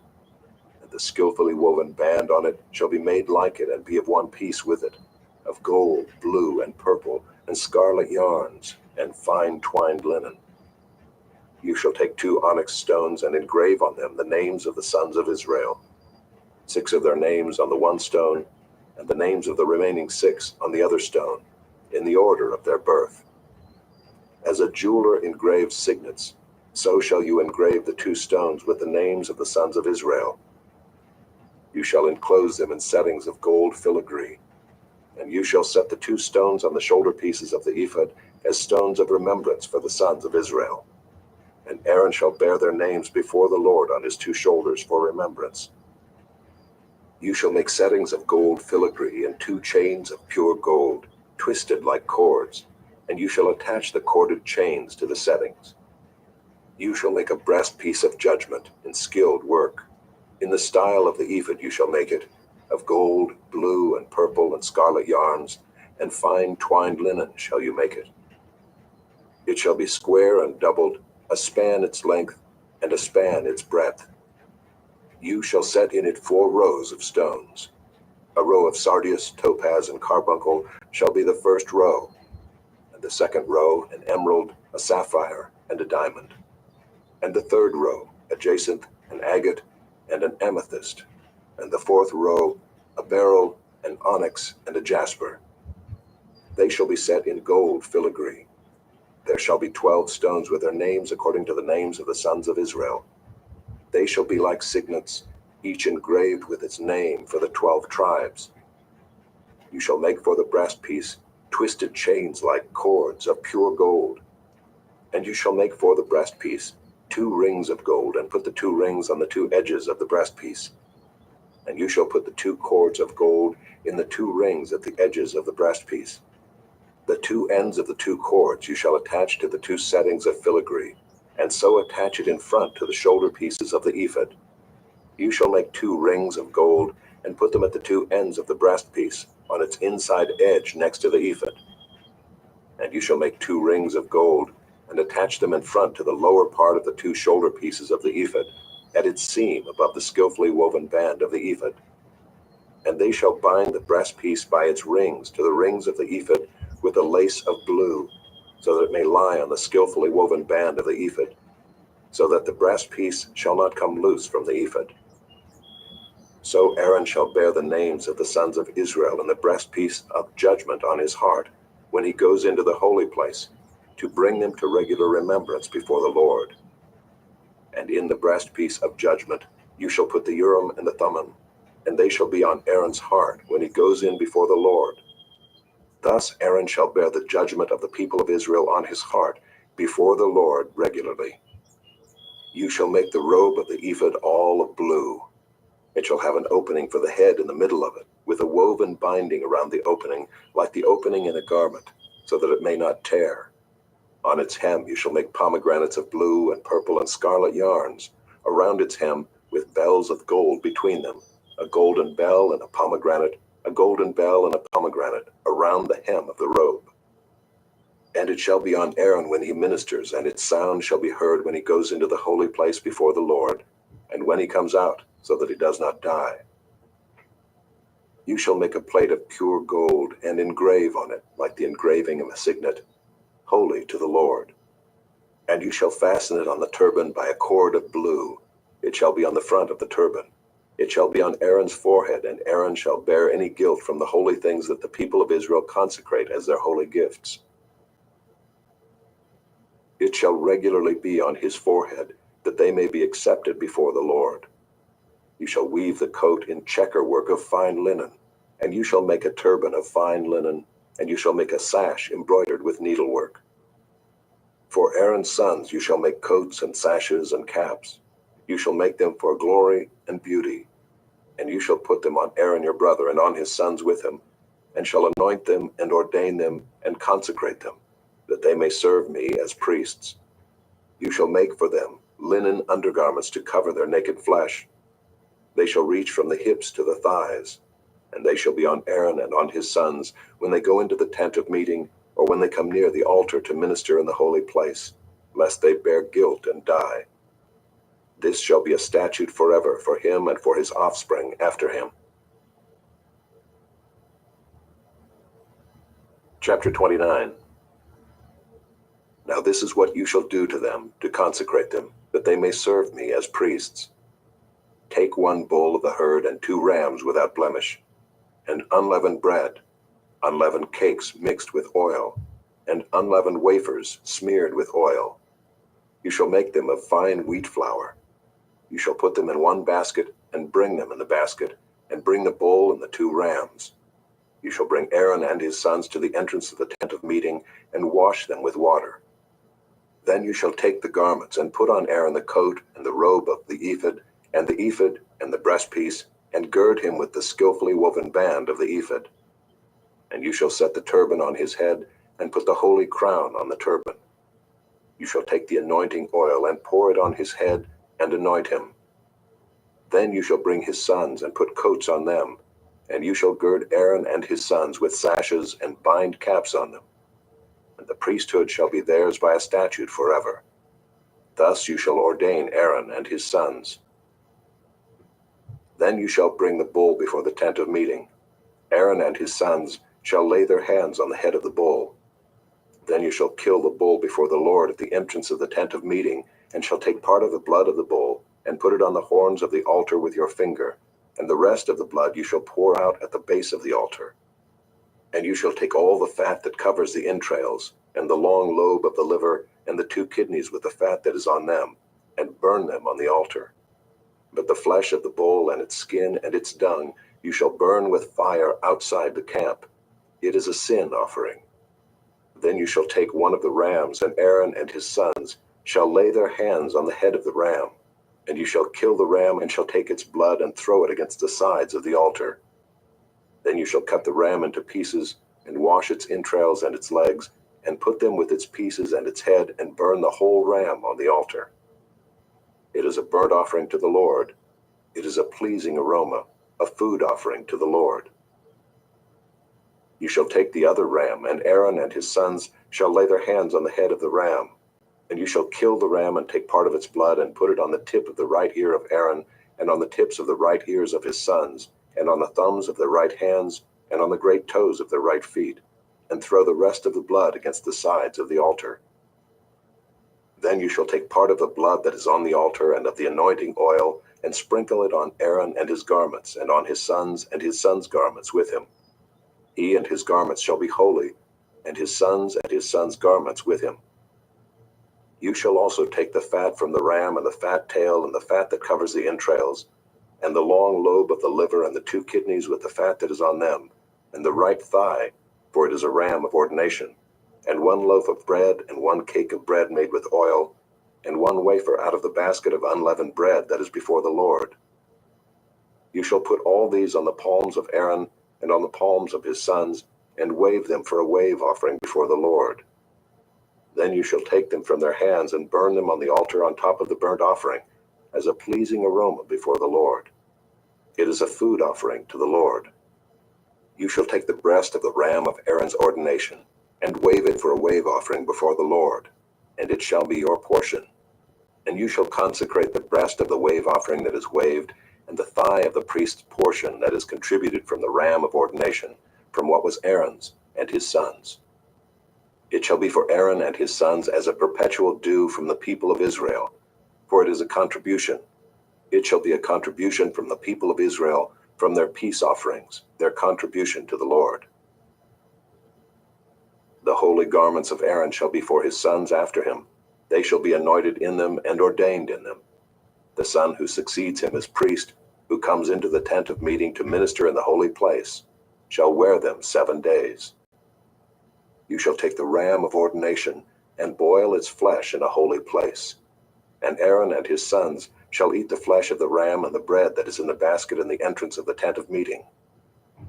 They shall eat those things with which atonement was made at their ordination and consecration, but an outsider shall not eat of them, because they are holy. And if any of the flesh for the ordination or of the bread remain until the morning, then you shall burn the remainder with fire. It shall not be eaten, because it is holy. Thus you shall do to Aaron and to his sons according to all that I have commanded you. Through 7 days shall you ordain them, and every day you shall offer a bull as a sin offering for atonement. Also you shall purify the altar when you make atonement for it, and shall anoint it to consecrate it. 7 days you shall make atonement for the altar and consecrate it, and the altar shall be most holy. Whatever touches the altar shall become holy. Now this is what you shall offer on the altar: 2 lambs a year old, day by day regularly. 1 lamb you shall offer in the morning, and the other lamb you shall offer at twilight. And with the first lamb 1/10 measure of fine flour, mingled with 1/4 of a hin of beaten oil, and 1/4 of a hin of wine for a drink offering. The other lamb you shall offer at twilight, and shall offer with it a grain offering and its drink offering, as in the morning, for a pleasing aroma, a food offering to the Lord. It shall be a regular burnt offering throughout your generations at the entrance of the tent of meeting before the Lord, where I will meet with you to speak to you there. There I will meet with the people of Israel, and it shall be sanctified by my glory. I will consecrate the tent of meeting and the altar. Aaron also and his sons I will consecrate to serve me as priests. I will dwell among the people of Israel, and will be their God. And they shall know that I am the Lord their God, who brought them out of the land of Egypt, that I might dwell among them. I am the Lord their God. Chapter 30. You shall make an altar on which to burn incense. You shall make it of acacia wood. A cubit shall be its length, and a cubit its breadth. It shall be square, and 2 cubits shall be its height. Its horns shall be of 1 piece with it. You shall overlay it with pure gold, its top and around its sides and its horns. And you shall make a molding of gold around it. And you shall make 2 golden rings for it. Under its molding on 2 opposite sides of it you shall make them, and they shall be holders for poles with which to carry it. You shall make the poles of acacia wood and overlay them with gold. And you shall put it in front of the veil that is above the ark of the testimony, in front of the mercy seat that is above the testimony, where I will meet with you. And Aaron shall burn fragrant incense on it. Every morning when he dresses the lamps he shall burn it, and when Aaron sets up the lamps at twilight he shall burn it, a regular incense offering before the Lord throughout your generations. You shall not offer unauthorized incense on it, or a burnt offering, or a grain offering, and you shall not pour a drink offering on it. Aaron shall make atonement on its horns once a year. With the blood of the sin offering of atonement he shall make atonement for it once in the year throughout your generations. It is most holy to the Lord. The Lord said to Moses, When you take the census of the people of Israel, then each shall give a ransom for his life to the Lord when you number them, that there be no plague among them when you number them. Each one who is numbered in the census shall give this, 1/2 shekel, according to the shekel of the sanctuary. The shekel is 20 gerahs, 1/2 shekel as an offering to the Lord. Everyone who is numbered in the census, from 20 years old and upward, shall give the Lord's offering. The rich shall not give more, and the poor shall not give less than the 1/2 shekel when you give the Lord's offering to make atonement for your lives. You shall take the atonement money from the people of Israel, and shall give it for the service of the tent of meeting, that it may bring the people of Israel to remembrance before the Lord, so as to make atonement for your lives.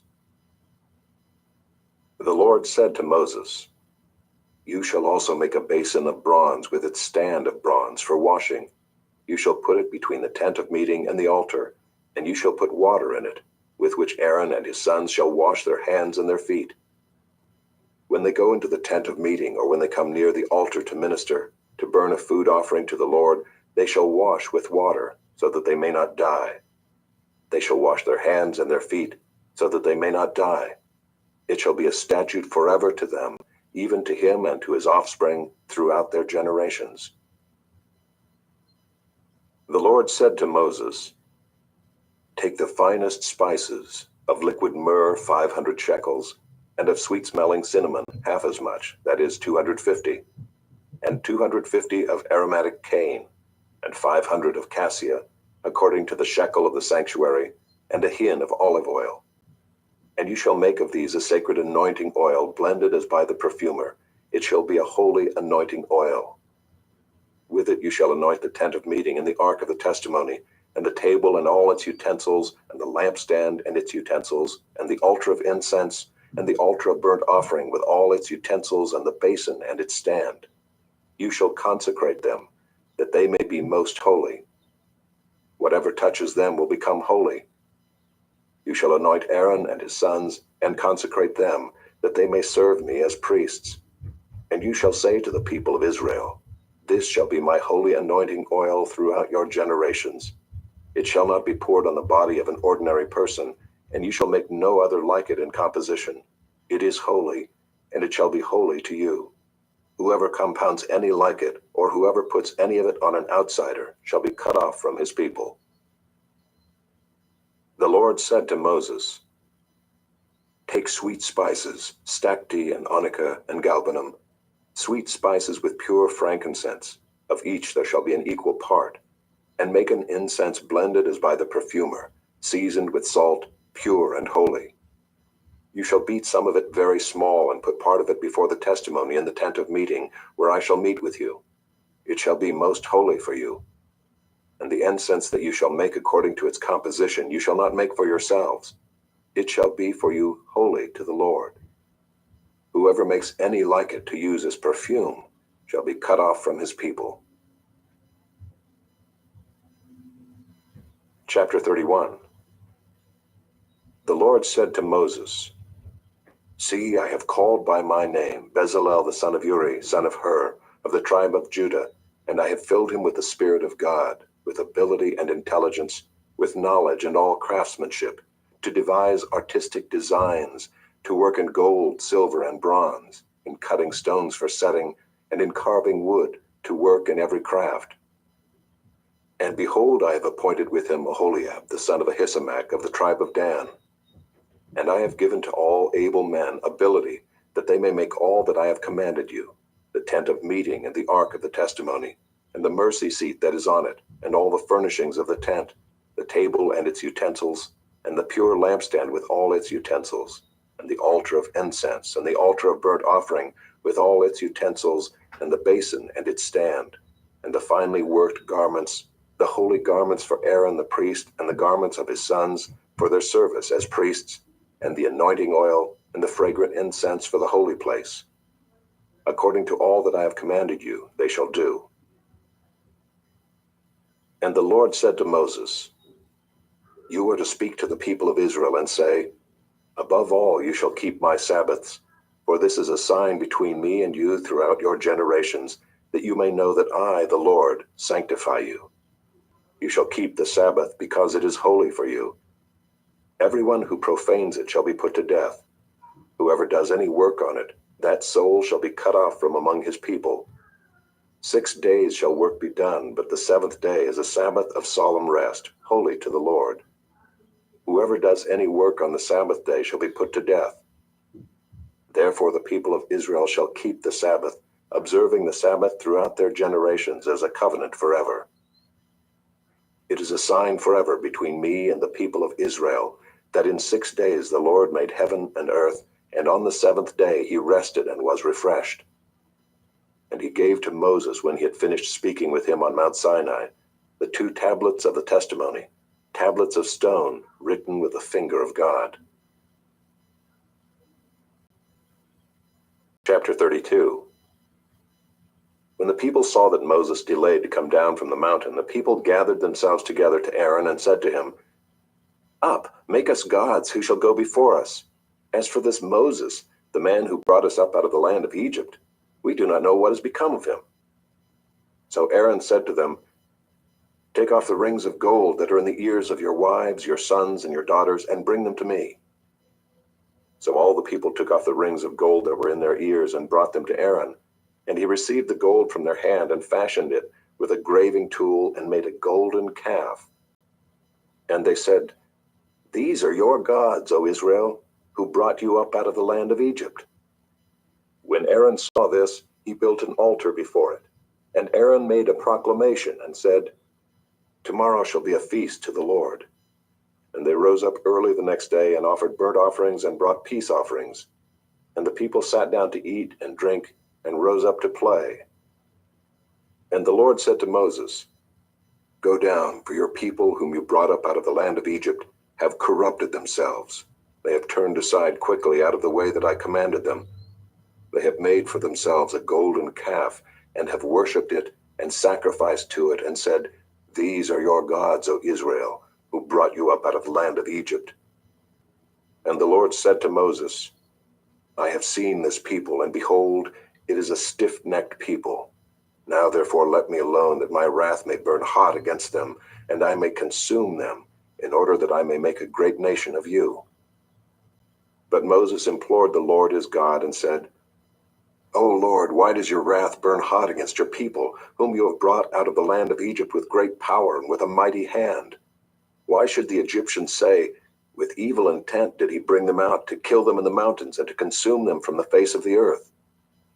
Turn from your burning anger and relent from this disaster against your people. Remember Abraham, Isaac, and Israel, your servants, to whom you swore by your own self, and said to them, I will multiply your offspring as the stars of heaven, and all this land that I have promised I will give to your offspring, and they shall inherit it forever. And the Lord relented from the disaster that he had spoken of bringing on his people.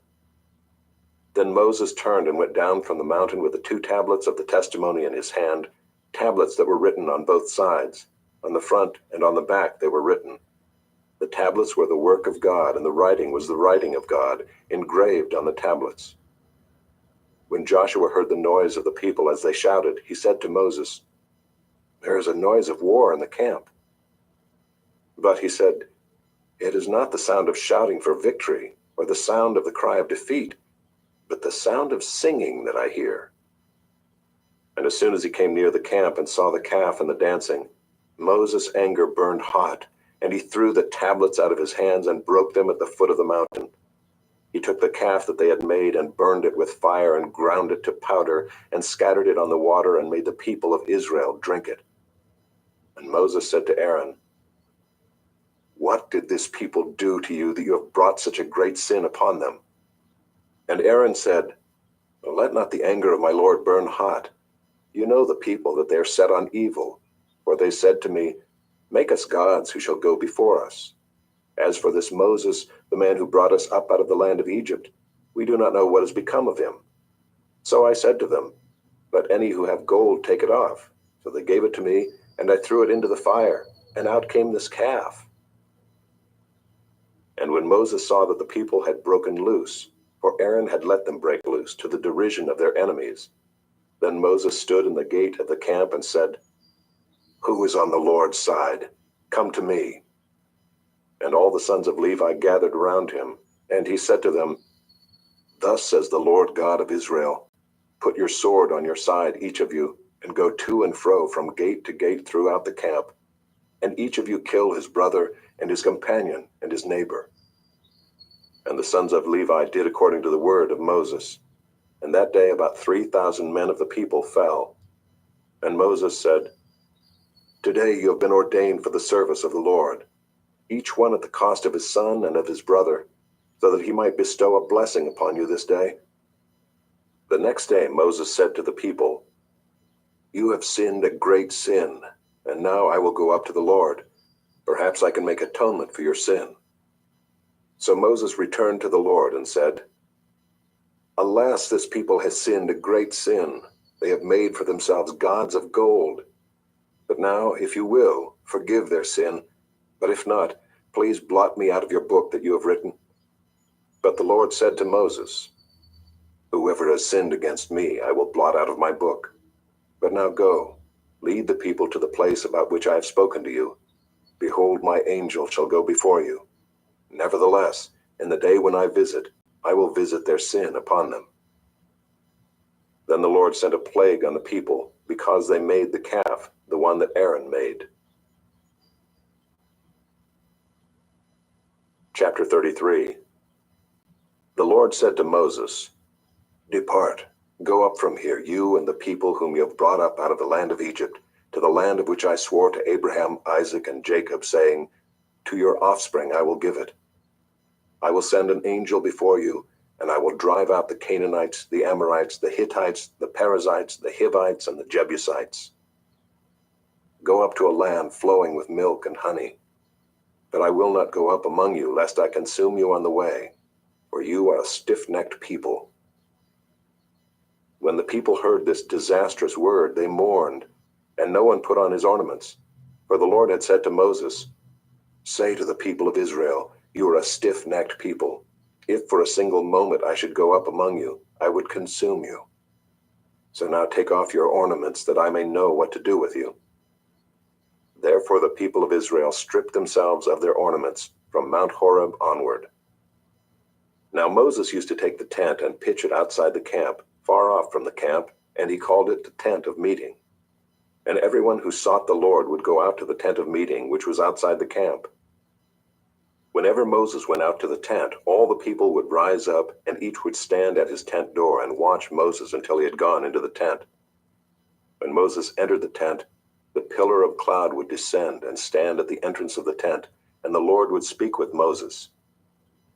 And when all the people saw the pillar of cloud standing at the entrance of the tent, all the people would rise up and worship, each at his tent door.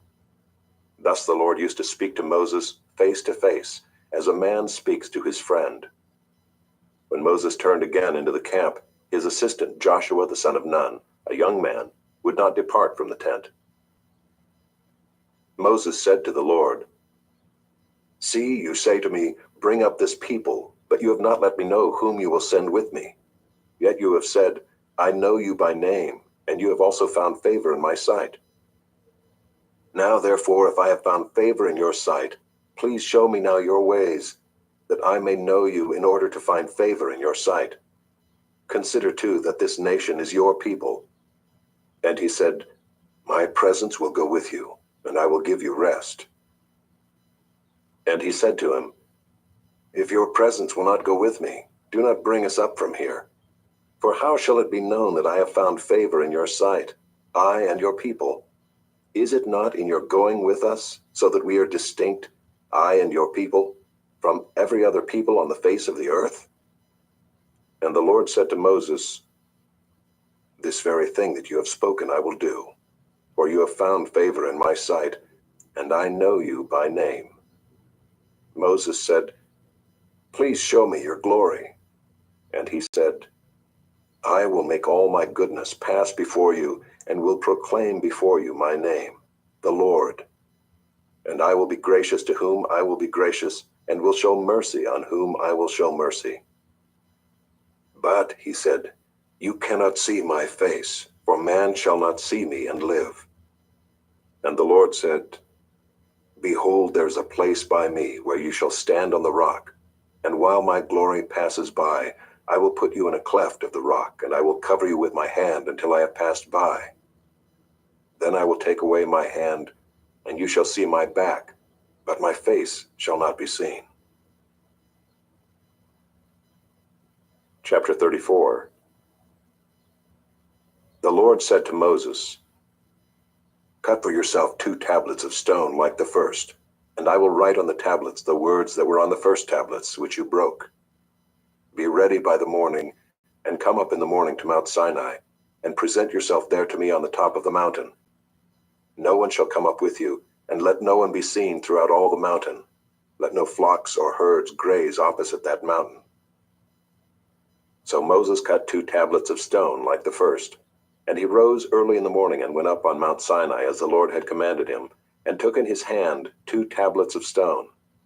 The Lord descended in the cloud and stood with him there, and proclaimed the name of the Lord. The Lord passed before him and proclaimed, the Lord, a God merciful and gracious, slow to anger and abounding in steadfast love and faithfulness, keeping steadfast love for thousands, forgiving iniquity and transgression and sin, but who will by no means clear the guilty, visiting the iniquity of the fathers on the children and the children's children, to the 3rd and the 4th generation. And Moses quickly bowed his head toward the earth and worshipped. And he said, "If now I have found favor in your sight, O Lord, please let the Lord go in the midst of us. For it is a stiff-necked people, and pardon our iniquity and our sin, and take us for your inheritance." And he said, "Behold, I am making a covenant. Before all your people I will do marvels, such as have not been created in all the earth or in any nation, and all the people among whom you are shall see the work of the Lord, for it is an awesome thing that I will do with you. Observe what I command you this day. Behold, I will drive out before you the Amorites, the Canaanites, the Hittites, the Perizzites, the Hivites, and the Jebusites. Take care lest you make a covenant with the inhabitants of the land to which you go, lest it become a snare in your midst. You shall tear down their altars and break their pillars, and cut down their Asherim. For you shall worship no other God, for the Lord, whose name is jealous, is a jealous God, lest you make a covenant with the inhabitants of the land, and when they whore after their gods and sacrifice to their gods, and you are invited, you eat of his sacrifice, and you take of their daughters for your sons, and their daughters whore after their gods, and make your sons whore after their gods. You shall not make for yourself any gods of cast metal. You shall keep the feast of unleavened bread. 7 days you shall eat unleavened bread, as I commanded you, at the time appointed in the month Abib. For in the month Abib you came out from Egypt. All that open the womb are mine. All your male livestock, the firstborn of cow and sheep. The firstborn of a donkey you shall redeem with a lamb, or if you will not redeem it, you shall break its neck. All the firstborn of your sons you shall redeem, and none shall appear before me empty-handed. 6 days you shall work, but on the 7th day you shall rest. In plowing time and in harvest you shall rest. You shall observe the feast of weeks, the firstfruits of wheat harvest, and the feast of ingathering at the year's end. 3 times in the year shall all your males appear before the Lord God, the God of Israel. For I will cast out nations before you, and enlarge your borders. No one shall covet your land when you go up to appear before the Lord your God 3 times in the year. You shall not offer the blood of my sacrifice with anything leavened, or let the sacrifice of the feast of the Passover remain until the morning. The best of the firstfruits of your ground you shall bring to the house of the Lord your God. You shall not boil a young goat in its mother's milk. And the Lord said to Moses, "Write these words, for in accordance with these words I have made a covenant with you and with Israel." So he was there with the Lord 40 days and 40 nights. He neither ate bread nor drank water, and he wrote on the tablets the words of the covenant, the 10 commandments. When Moses came down from Mount Sinai with the 2 tablets of the testimony in his hand as he came down from the mountain, Moses did not know that the skin of his face shone because he had been talking with God. Aaron and all the people of Israel saw Moses, and behold, the skin of his face shone, and they were afraid to come near him. But Moses called to them, and Aaron and all the leaders of the congregation returned to him, and Moses talked with them. Afterward all the people of Israel came near, and he commanded them all that the Lord had spoken with him in Mount Sinai. And when Moses had finished speaking with them, he put a veil over his face. Whenever Moses went in before the Lord to speak with him, he would remove the veil until he came out. And when he came out and told the people of Israel what he was commanded, the people of Israel would see the face of Moses, that the skin of Moses' face was shining. And Moses would put the veil over his face again until he went in to speak with him. Chapter 35. Moses assembled all the congregation of the people of Israel and said to them, "These are the things that the Lord has commanded you to do. 6 days' work shall be done, but on the 7th day you shall have a Sabbath of solemn rest, holy to the Lord. Whoever does any work on it shall be put to death. You shall kindle no fire in all your dwelling places on the Sabbath day." Moses said to all the congregation of the people of Israel, "This is the thing that the Lord has commanded. Take from among you a contribution to the Lord. Whoever is of a generous heart, let him bring the Lord's contribution, gold, silver, and bronze, blue and purple and scarlet yarns, and fine twined linen, goat's hair, tanned ram skins, and goat skins, acacia wood, oil for the light, spices for the anointing oil and for the fragrant incense, and onyx stones and stones for setting, for the ephod and for the breastpiece. Let every skillful craftsman among you come and make all that the Lord has commanded: the tabernacle, its tent and its covering, its hooks and its frames, its bars, its pillars and its bases, the ark with its poles, the mercy seat and the veil of the screen, the table with its poles and all its utensils, and the bread of the presence, the lampstand also for the light with its utensils and its lamps, and the oil for the light, and the altar of incense with its poles, and the anointing oil and the fragrant incense, and the screen for the door at the door of the tabernacle, the altar of burnt offering with its grating of bronze, its poles and all its utensils, the basin and its stand, the hangings of the court, its pillars and its bases, and the screen for the gate of the court, the pegs of the tabernacle and the pegs of the court and their cords, the finely worked garments for ministering in the holy place, the holy garments for Aaron the priest, and the garments of his sons for their service as priests. Then all the congregation of the people of Israel departed from the presence of Moses, and they came, everyone whose heart stirred him, and everyone whose spirit moved him, and brought the Lord's contribution to be used for the tent of meeting, and for all its service, and for the holy garments. So they came, both men and women. All who were of a willing heart brought brooches and earrings and signet rings and armlets, all sorts of gold objects, every man dedicating an offering of gold to the Lord. And everyone who possessed blue or purple or scarlet yarns or fine linen or goat's hair or tanned ram skins or goat skins brought them. Everyone who could make a contribution of silver or bronze brought it as the Lord's contribution. And everyone who possessed acacia wood of any use in the work brought it. And every skillful woman spun with her hands, and they all brought what they had spun in blue and purple and scarlet yarns and fine twined linen. All the women whose hearts stirred them to use their skill spun the goat's hair. And the leaders brought onyx stones and stones to be set for the ephod and for the breastpiece, and spices and oil for the light, and for the anointing oil, and for the fragrant incense. All the men and women, the people of Israel, whose heart moved them to bring anything for the work that the Lord had commanded by Moses to be done, brought it as a freewill offering to the Lord. Then Moses said to the people of Israel, "See, the Lord has called by name Bezalel the son of Uri, son of Hur, of the tribe of Judah, and he has filled him with the Spirit of God, with skill, with intelligence, with knowledge, and with all craftsmanship, to devise artistic designs, to work in gold and silver and bronze, in cutting stones for setting, and in carving wood, for work in every skilled craft. And he has inspired him to teach, both him and Aholiab the son of Ahisamach of the tribe of Dan.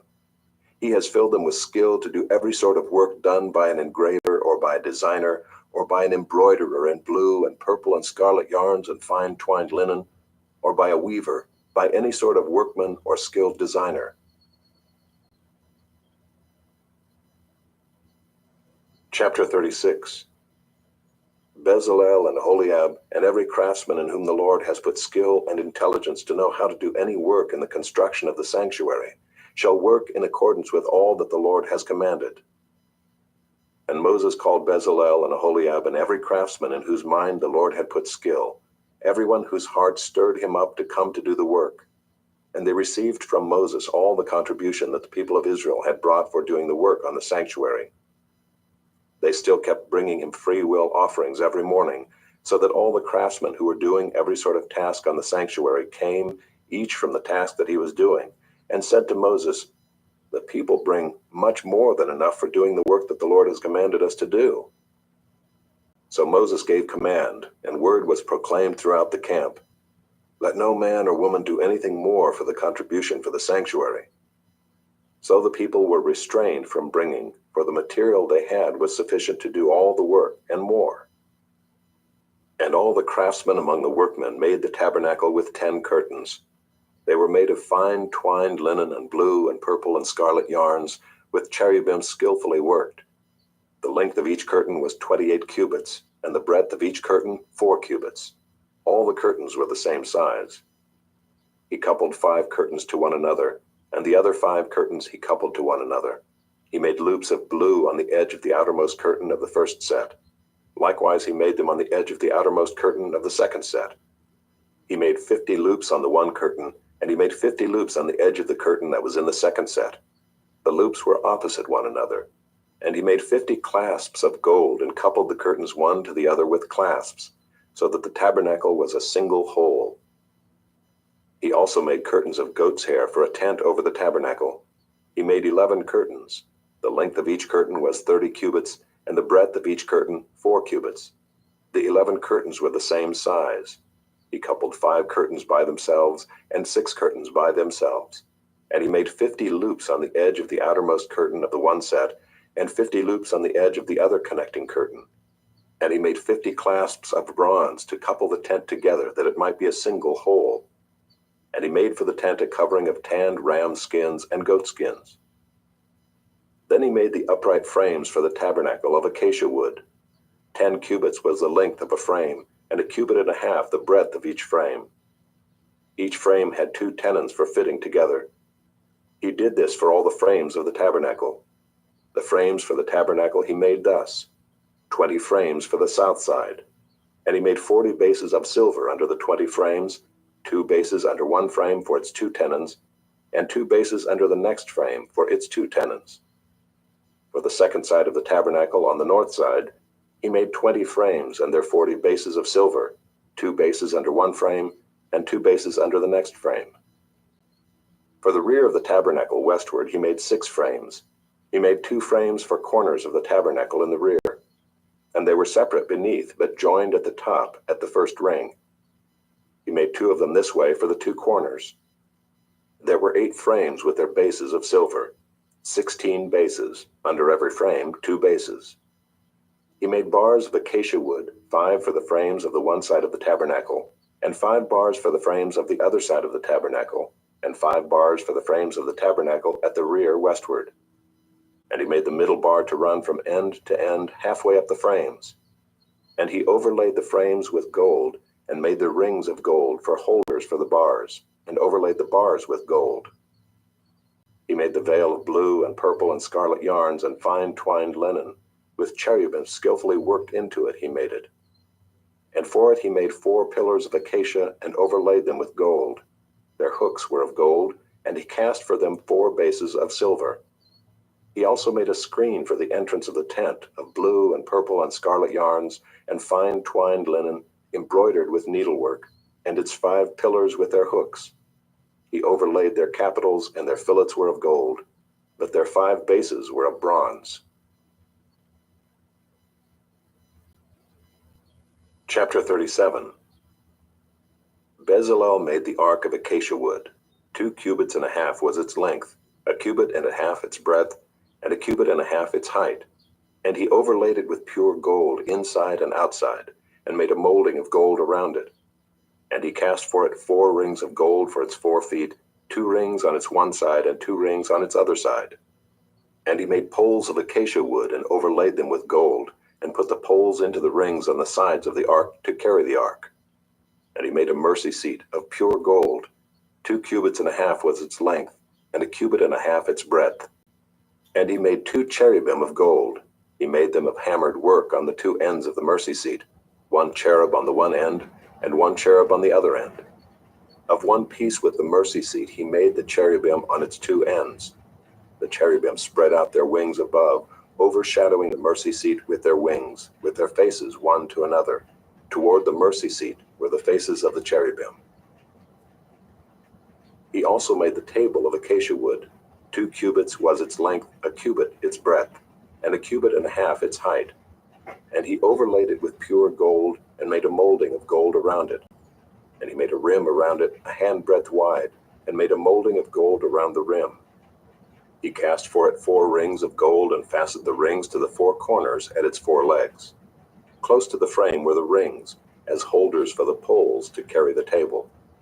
He made the poles of acacia wood to carry the table, and overlaid them with gold. And he made the vessels of pure gold that were to be on the table, its plates and dishes for incense, and its bowls and flagons with which to pour drink offerings. He also made the lampstand of pure gold. He made the lampstand of hammered work, its base, its stem, its cups, its calyces and its flowers were of one piece with it. And there were 6 branches going out of its sides, 3 branches of the lampstand out of one side of it, and 3 branches of the lampstand out of the other side of it. 3 cups made like almond blossoms, each with calyx and flower on one branch, and 3 cups made like almond blossoms, each with calyx and flower on the other branch. So for the 6 branches going out of the lampstand. And on the lampstand itself were 4 cups made like almond blossoms, with their calyces and flowers, and a calyx of one piece with it under each pair of the 6 branches going out of it. Their calyces and their branches were of one piece with it. The whole of it was a single piece of hammered work of pure gold. And he made its 7 lamps and its tongs and its trays of pure gold. He made it and all its utensils out of a talent of pure gold. He made the altar of incense out of acacia wood. Its length was a cubit, and its breadth was a cubit. It was square, and 2 cubits was its height. Its horns were of one piece with it. He overlaid it with pure gold, its top and around its sides and its horns. And he made a molding of gold around it, and made 2 rings of gold on it under its molding, on 2 opposite sides of it, as holders for the poles with which to carry it. And he made the poles of acacia wood, and overlaid them with gold. He made the holy anointing oil also, and the pure fragrant incense, blended as by the perfumer. Chapter 38. He made the altar of burnt offering of acacia wood. 5 cubits was its length, and 5 cubits its breadth. It was square, and 3 cubits was its height. He made horns for it on its 4 corners. Its horns were of one piece with it, and he overlaid it with bronze. And he made all the utensils of the altar, the pots, the shovels, the basins, the forks, and the fire pans. He made all its utensils of bronze. And he made for the altar a grating, a network of bronze under its ledge, extending halfway down. He cast 4 rings on the 4 corners of the bronze grating as holders for the poles. He made the poles of acacia wood and overlaid them with bronze. And he put the poles through the rings on the sides of the altar to carry it with them. He made it hollow with boards. He made the basin of bronze and its stand of bronze from the mirrors of the ministering women who ministered in the entrance of the tent of meeting. And he made the court. For the south side, the hangings of the court were of fine twined linen, 100 cubits.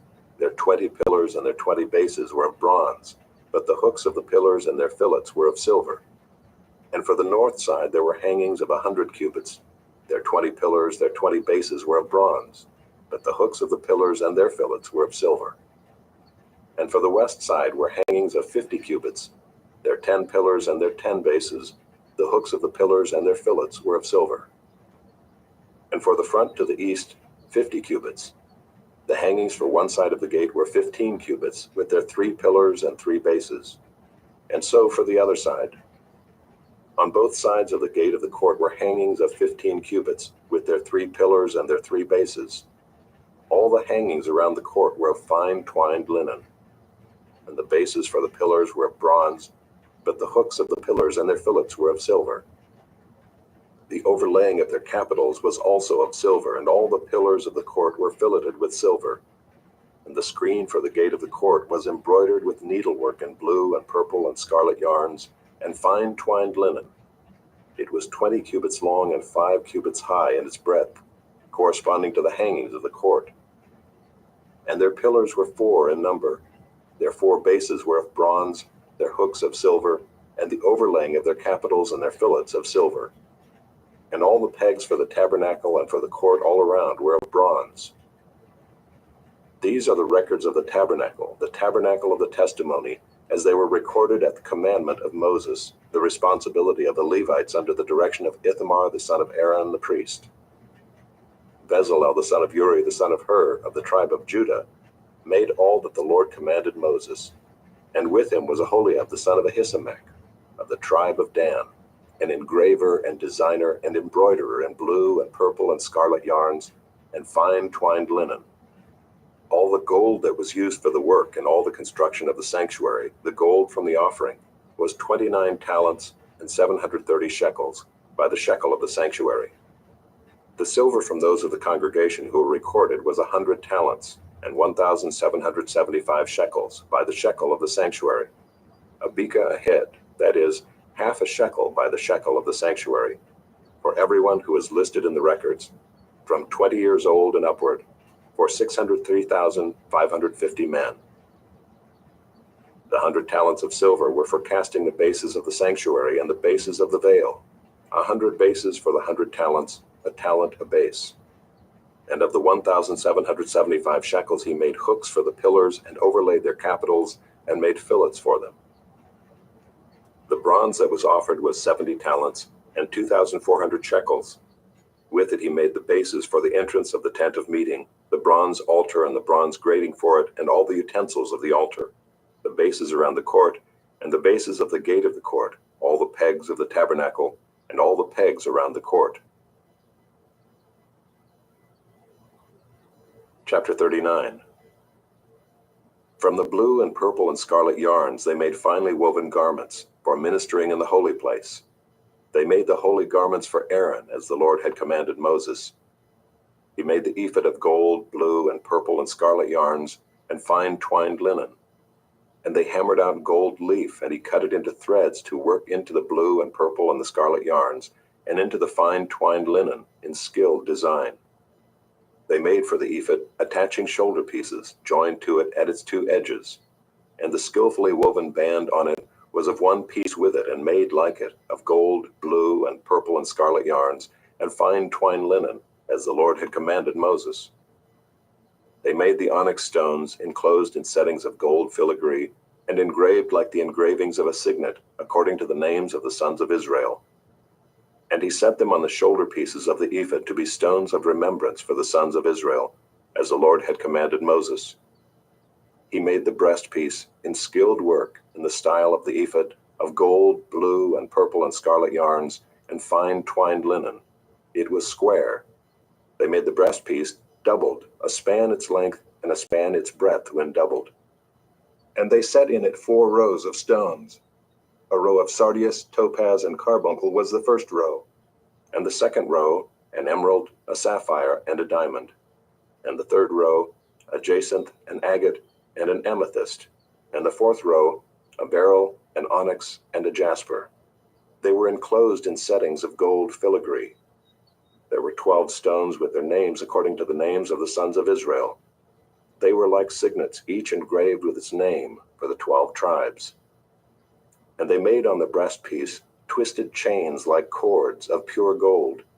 And they made 2 settings of gold filigree and 2 gold rings, and put the 2 rings on the 2 edges of the breastpiece.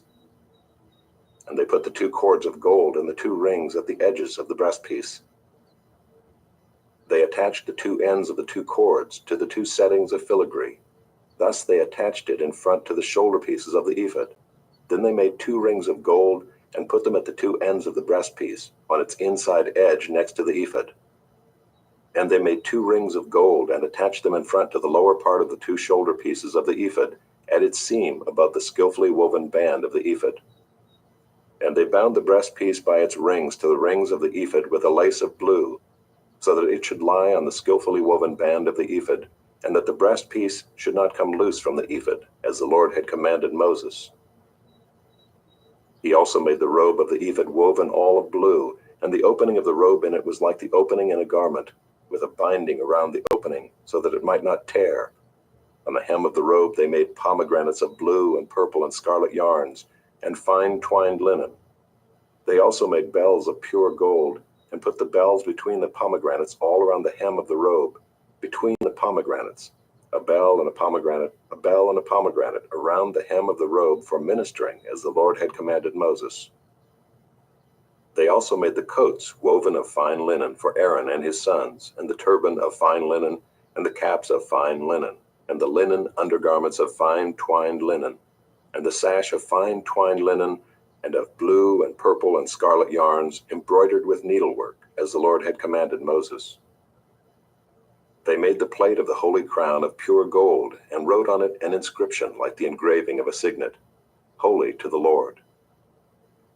And they tied to it a cord of blue to fasten it on the turban above, as the Lord had commanded Moses. Thus all the work of the tabernacle of the tent of meeting was finished, and the people of Israel did according to all that the Lord had commanded Moses, so they did. Then they brought the tabernacle to Moses, the tent and all its utensils, its hooks, its frames, its bars, its pillars, and its bases, the covering of tanned ram skins and goat skins, and the veil of the screen, the ark of the testimony with its poles and the mercy seat, the table with all its utensils and the bread of the presence, the lampstand of pure gold and its lamps with the lamp set and all its utensils, and the oil for the light, the golden altar, the anointing oil and the fragrant incense, and the screen for the entrance of the tent, the bronze altar and its grating of bronze, its poles and all its utensils, the basin and its stand, the hangings of the court, its pillars and its bases, and the screen for the gate of the court, its cords and its pegs, and all the utensils for the service of the tabernacle, for the tent of meeting, the finely worked garments for ministering in the holy place, the holy garments for Aaron the priest, and the garments of his sons for their service as priests. According to all that the Lord had commanded Moses, so the people of Israel had done all the work. And Moses saw all the work, and behold, they had done it, as the Lord had commanded, so had they done it. Then Moses blessed them. Chapter 40. The Lord spoke to Moses, saying, On the first day of the first month, you shall erect the tabernacle of the tent of meeting, and you shall put in it the ark of the testimony, and you shall screen the ark with the veil, and you shall bring in the table and arrange it, and you shall bring in the lampstand and set up its lamps, and you shall put the golden altar for incense before the ark of the testimony, and set up the screen for the door of the tabernacle. You shall set the altar of burnt offering before the door of the tabernacle of the tent of meeting, and place the basin between the tent of meeting and the altar, and put water in it. And you shall set up the court all around, and hang up the screen for the gate of the court. Then you shall take the anointing oil, and anoint the tabernacle and all that is in it, and consecrate it and all its furniture, so that it may become holy. You shall also anoint the altar of burnt offering and all its utensils, and consecrate the altar, so that the altar may become most holy. You shall also anoint the basin and its stand, and consecrate it. Then you shall bring Aaron and his sons to the entrance of the tent of meeting, and shall wash them with water, and put on Aaron the holy garments. And you shall anoint him and consecrate him, that he may serve me as priest. You shall bring his sons also, and put coats on them, and anoint them as you anointed their father, that they may serve me as priests. And their anointing shall admit them to a perpetual priesthood throughout their generations. This Moses did according to all that the Lord had commanded him, so he did. In the first month, in the second year, on the first day of the month, the tabernacle was erected. Moses erected the tabernacle. He laid its bases and set up its frames, and put in its poles, and raised up its pillars. And he spread the tent over the tabernacle, and put the covering of the tent over it, as the Lord had commanded Moses. He took the testimony and put it into the ark, and put the poles on the ark, and set the mercy seat above on the ark. And he brought the ark into the tabernacle, and set up the veil of the screen, and screened the ark of the testimony, as the Lord had commanded Moses. He put the table in the tent of meeting on the north side of the tabernacle, outside the veil, and arranged the bread on it before the Lord, as the Lord had commanded Moses. He put the lampstand in the tent of meeting, opposite the table on the south side of the tabernacle, and set up the lamps before the Lord, as the Lord had commanded Moses. He put the golden altar in the tent of meeting before the veil, and burned fragrant incense on it, as the Lord had commanded Moses. He put in place the screen for the door of the tabernacle, and he set the altar of burnt offering at the entrance of the tabernacle of the tent of meeting, and offered on it the burnt offering and the grain offering, as the Lord had commanded Moses. He set the basin between the tent of meeting and the altar, and put water in it for washing, with which Moses and Aaron and his sons washed their hands and their feet. When they went into the tent of meeting, and when they approached the altar, they washed, as the Lord commanded Moses. And he erected the court around the tabernacle and the altar, and set up the screen at the gate of the court. So Moses finished the work. Then the cloud covered the tent of meeting, and the glory of the Lord filled the tabernacle. And Moses was not able to enter the tent of meeting, because the cloud settled on it, and the glory of the Lord filled the tabernacle. Throughout all their journeys, whenever the cloud was taken up from over the tabernacle, the people of Israel would set out. But if the cloud was not taken up, Then they did not set out till the day that it was taken up. For the cloud of the Lord was on the tabernacle by day, and fire was in it by night, in the sight of all the house of Israel throughout all their journeys.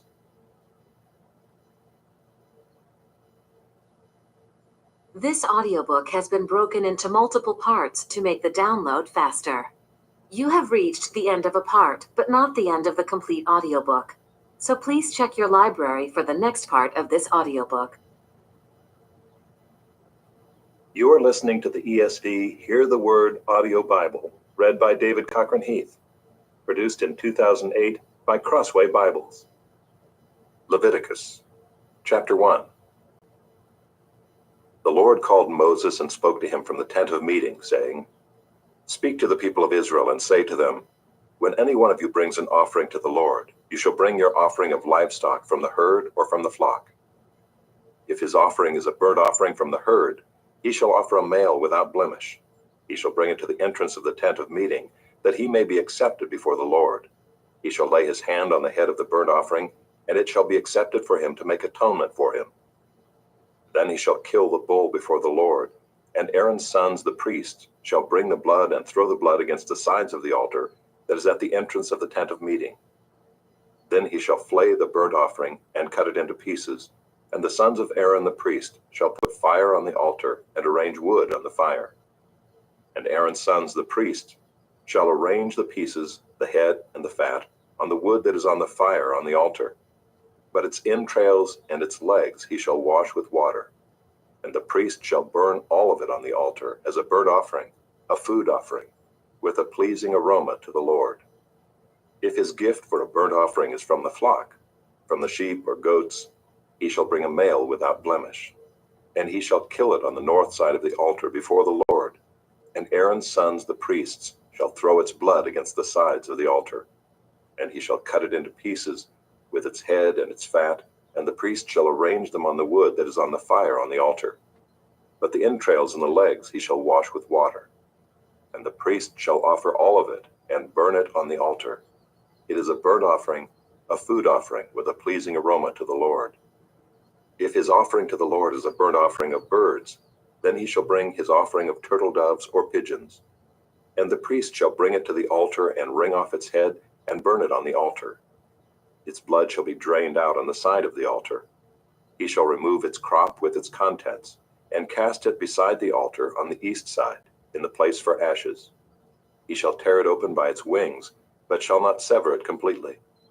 And the priest shall burn it on the altar, on the wood that is on the fire. It is a burnt offering, a food offering, with a pleasing aroma to the Lord. Chapter 2. When anyone brings a grain offering as an offering to the Lord, his offering shall be of fine flour. He shall pour oil on it and put frankincense on it and bring it to Aaron's sons, the priests.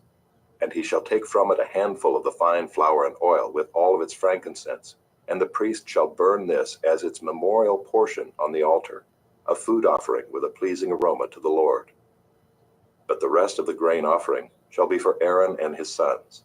It is a most holy part of the Lord's food offerings. When you bring a grain offering baked in the oven as an offering, it shall be unleavened loaves of fine flour mixed with oil or unleavened wafers smeared with oil. And if your offering is a grain offering baked on a griddle, it shall be of fine flour unleavened mixed with oil. You shall break it in pieces and pour oil on it. It is a grain offering. And if your offering is a grain offering cooked in a pan, it shall be made of fine flour with oil.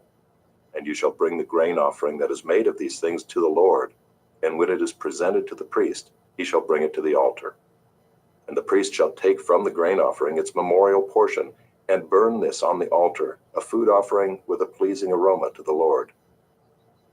But the rest of the grain offering shall be for Aaron and his sons. It is a most holy part of the Lord's food offerings. No grain offering that you bring to the Lord shall be made with leaven, for you shall burn no leaven, nor any honey as a food offering to the Lord. As an offering of firstfruits you may bring them to the Lord, but they shall not be offered on the altar for a pleasing aroma. You shall season all your grain offerings with salt, You shall not let the salt of the covenant with your God be missing from your grain offering. With all your offerings you shall offer salt. If you offer a grain offering of first fruits to the Lord, you shall offer for the grain offering of your first fruits fresh ears, roasted with fire, crushed new grain. And you shall put oil on it and lay frankincense on it. It is a grain offering. And the priest shall burn as its memorial portion some of the crushed grain, and some of the oil with all of its frankincense. It is a food offering to the Lord. Chapter 3. If his offering is a sacrifice of peace offering, if he offers an animal from the herd, male or female, he shall offer it without blemish before the Lord. And he shall lay his hand on the head of his offering and kill it at the entrance of the tent of meeting. And Aaron's sons, the priests, shall throw the blood against the sides of the altar.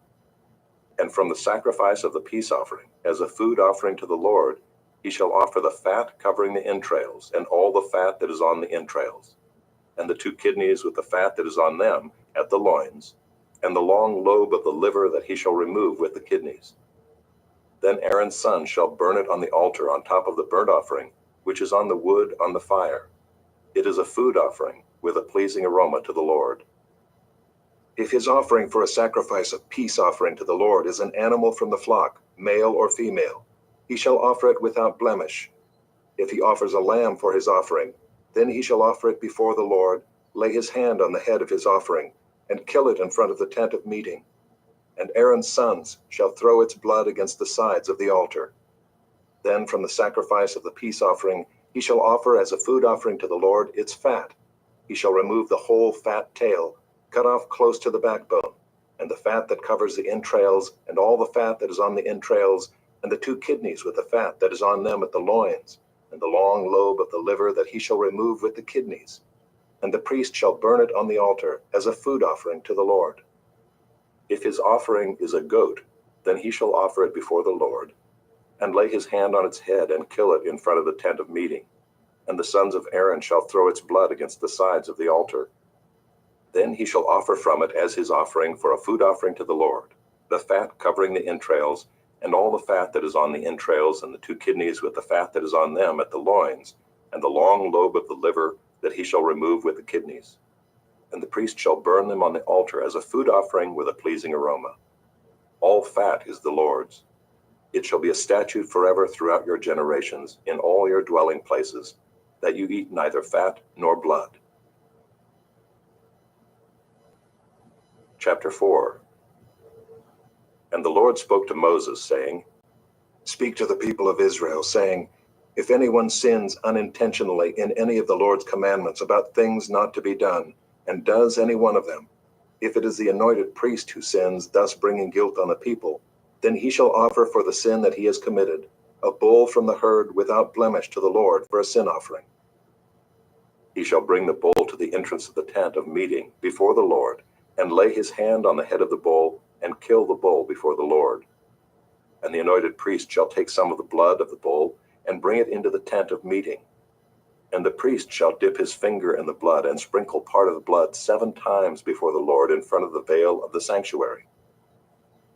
And the priest shall put some of the blood on the horns of the altar of fragrant incense before the Lord, that is in the tent of meeting, and all the rest of the blood of the bull he shall pour out at the base of the altar of burnt offering, that is at the entrance of the tent of meeting. And all the fat of the bull of the sin offering he shall remove from it, the fat that covers the entrails, and all the fat that is on the entrails, and the 2 kidneys with the fat that is on them at the loins, and the long lobe of the liver that he shall remove with the kidneys, just as these are taken from the ox of the sacrifice of the peace offerings. And the priest shall burn them on the altar of burnt offering. But the skin of the bull and all its flesh, with its head, its legs, its entrails, and its dung, all the rest of the bull, he shall carry outside the camp to a clean place, to the ash heap, and shall burn it up on a fire of wood. On the ash heap it shall be burned up. If the whole congregation of Israel sins unintentionally, and the thing is hidden from the eyes of the assembly, and they do any one of the things that by the Lord's commandments ought not to be done, and they realize their guilt, when the sin which they have committed becomes known, the assembly shall offer a bull from the herd for a sin offering, and bring it in front of the tent of meeting, And the elders of the congregation shall lay their hands on the head of the bull before the Lord, and the bull shall be killed before the Lord. Then the anointed priest shall bring some of the blood of the bull into the tent of meeting, and the priest shall dip his finger in the blood and sprinkle it 7 times before the Lord in front of the veil. And he shall put some of the blood on the horns of the altar that is in the tent of meeting before the Lord, and the rest of the blood he shall pour out at the base of the altar of burnt offering that is at the entrance of the tent of meeting. And all its fat he shall take from it and burn on the altar. Thus shall he do with the bull. As he did with the bull of the sin offering, so shall he do with this. And the priest shall make atonement for them, and they shall be forgiven. And he shall carry the bull outside the camp and burn it up as he burned the first bull. It is the sin offering for the assembly. When a leader sins, doing unintentionally any one of all the things that by the commandments of the Lord his God ought not to be done, and realizes his guilt, or the sin which he has committed is made known to him, he shall bring as his offering a goat, a male without blemish, and shall lay his hand on the head of the goat and kill it in the place where they kill the burnt offering before the Lord. It is a sin offering. Then the priest shall take some of the blood of the sin offering with his finger and put it on the horns of the altar of burnt offering, and pour out the rest of its blood at the base of the altar of burnt offering. And all its fat he shall burn on the altar, like the fat of the sacrifice of peace offerings. So the priest shall make atonement for him for his sin, and he shall be forgiven. If any one of the common people sins unintentionally in doing any one of the things that by the Lord's commandments ought not to be done, and realizes his guilt, or the sin which he has committed is made known to him, he shall bring for his offering a goat, a female without blemish, for his sin which he has committed. And he shall lay his hand on the head of the sin offering, and kill the sin offering in the place of burnt offering. And the priest shall take some of its blood with his finger, and put it on the horns of the altar of burnt offering, and pour out all the rest of its blood at the base of the altar. And all its fat he shall remove, as the fat is removed from the peace offerings, and the priest shall burn it on the altar for a pleasing aroma to the Lord. And the priest shall make atonement for him, and he shall be forgiven. If he brings a lamb as his offering for a sin offering, he shall bring a female without blemish, and lay his hand on the head of the sin offering, and kill it for a sin offering in the place where they kill the burnt offering. Then the priest shall take some of the blood of the sin offering with his finger, and put it on the horns of the altar of burnt offering, and pour out all the rest of its blood at the base of the altar. And all its fat he shall remove, as the fat of the lamb is removed from the sacrifice of peace offerings. And the priest shall burn it on the altar on top of the Lord's food offerings. And the priest shall make atonement for him for the sin which he has committed, and he shall be forgiven. Chapter 5. If anyone sins in that he hears a public adjuration to testify, and though he is a witness, whether he has seen or come to know the matter, yet does not speak, he shall bear his iniquity. Or if anyone touches an unclean thing, whether a carcass of an unclean wild animal, or a carcass of unclean livestock, or a carcass of unclean swarming things, and it is hidden from him, and he has become unclean, and he realizes his guilt. Or if he touches human uncleanness, of whatever sort the uncleanness may be with which one becomes unclean, and it is hidden from him, when he comes to know it and realizes his guilt. Or if anyone utters with his lips a rash oath to do evil or to do good, any sort of rash oath that people swear, and it is hidden from him, when he comes to know it, and he realizes his guilt in any of these. When he realizes his guilt in any of these and confesses the sin he has committed, he shall bring to the Lord as his compensation for the sin that he has committed, a female from the flock, a lamb or a goat for a sin offering. And the priest shall make atonement for him for his sin. But if he cannot afford a lamb, then he shall bring to the Lord as his compensation for the sin that he has committed 2 turtle doves or 2 pigeons, one for a sin offering and the other for a burnt offering. He shall bring them to the priest, who shall offer first the one for the sin offering. He shall wring its head from its neck, but shall not sever it completely. And he shall sprinkle some of the blood of the sin offering on the side of the altar, while the rest of the blood shall be drained out at the base of the altar. It is a sin offering. Then he shall offer the second for a burnt offering according to the rule. And the priest shall make atonement for him for the sin that he has committed, and he shall be forgiven.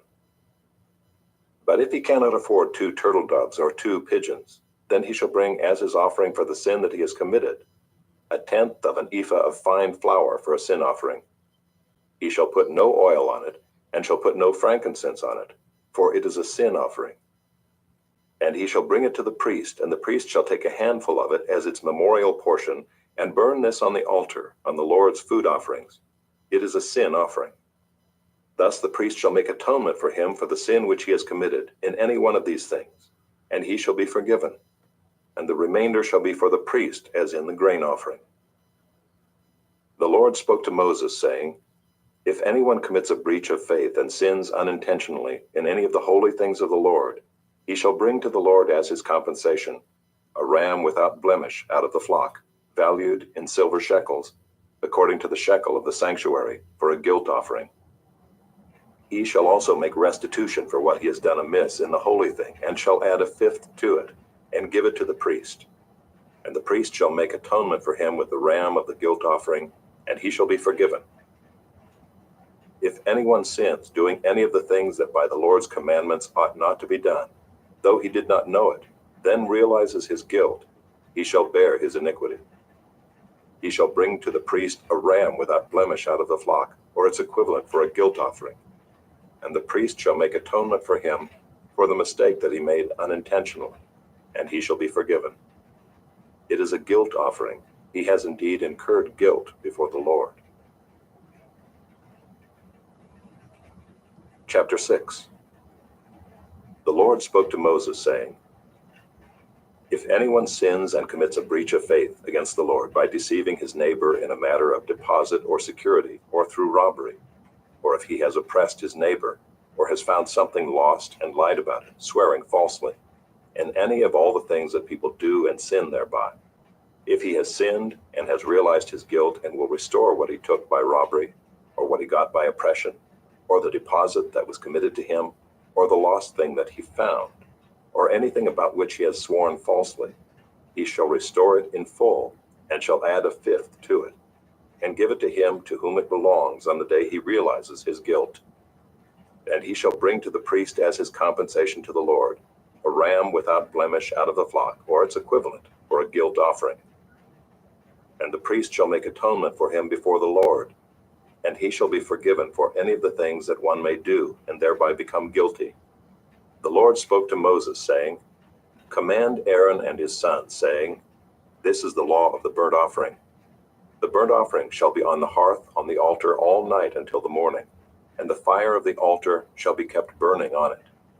And the priest shall put on his linen garment and put his linen undergarment on his body, and he shall take up the ashes to which the fire has reduced the burnt offering on the altar, and put them beside the altar.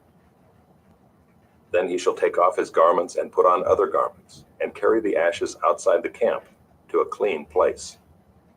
The fire on the altar shall be kept burning on it. It shall not go out. The priest shall burn wood on it every morning, and he shall arrange the burnt offering on it, and shall burn on it the fat of the peace offerings. Fire shall be kept burning on the altar continually. It shall not go out. And this is the law of the grain offering. The sons of Aaron shall offer it before the Lord in front of the altar.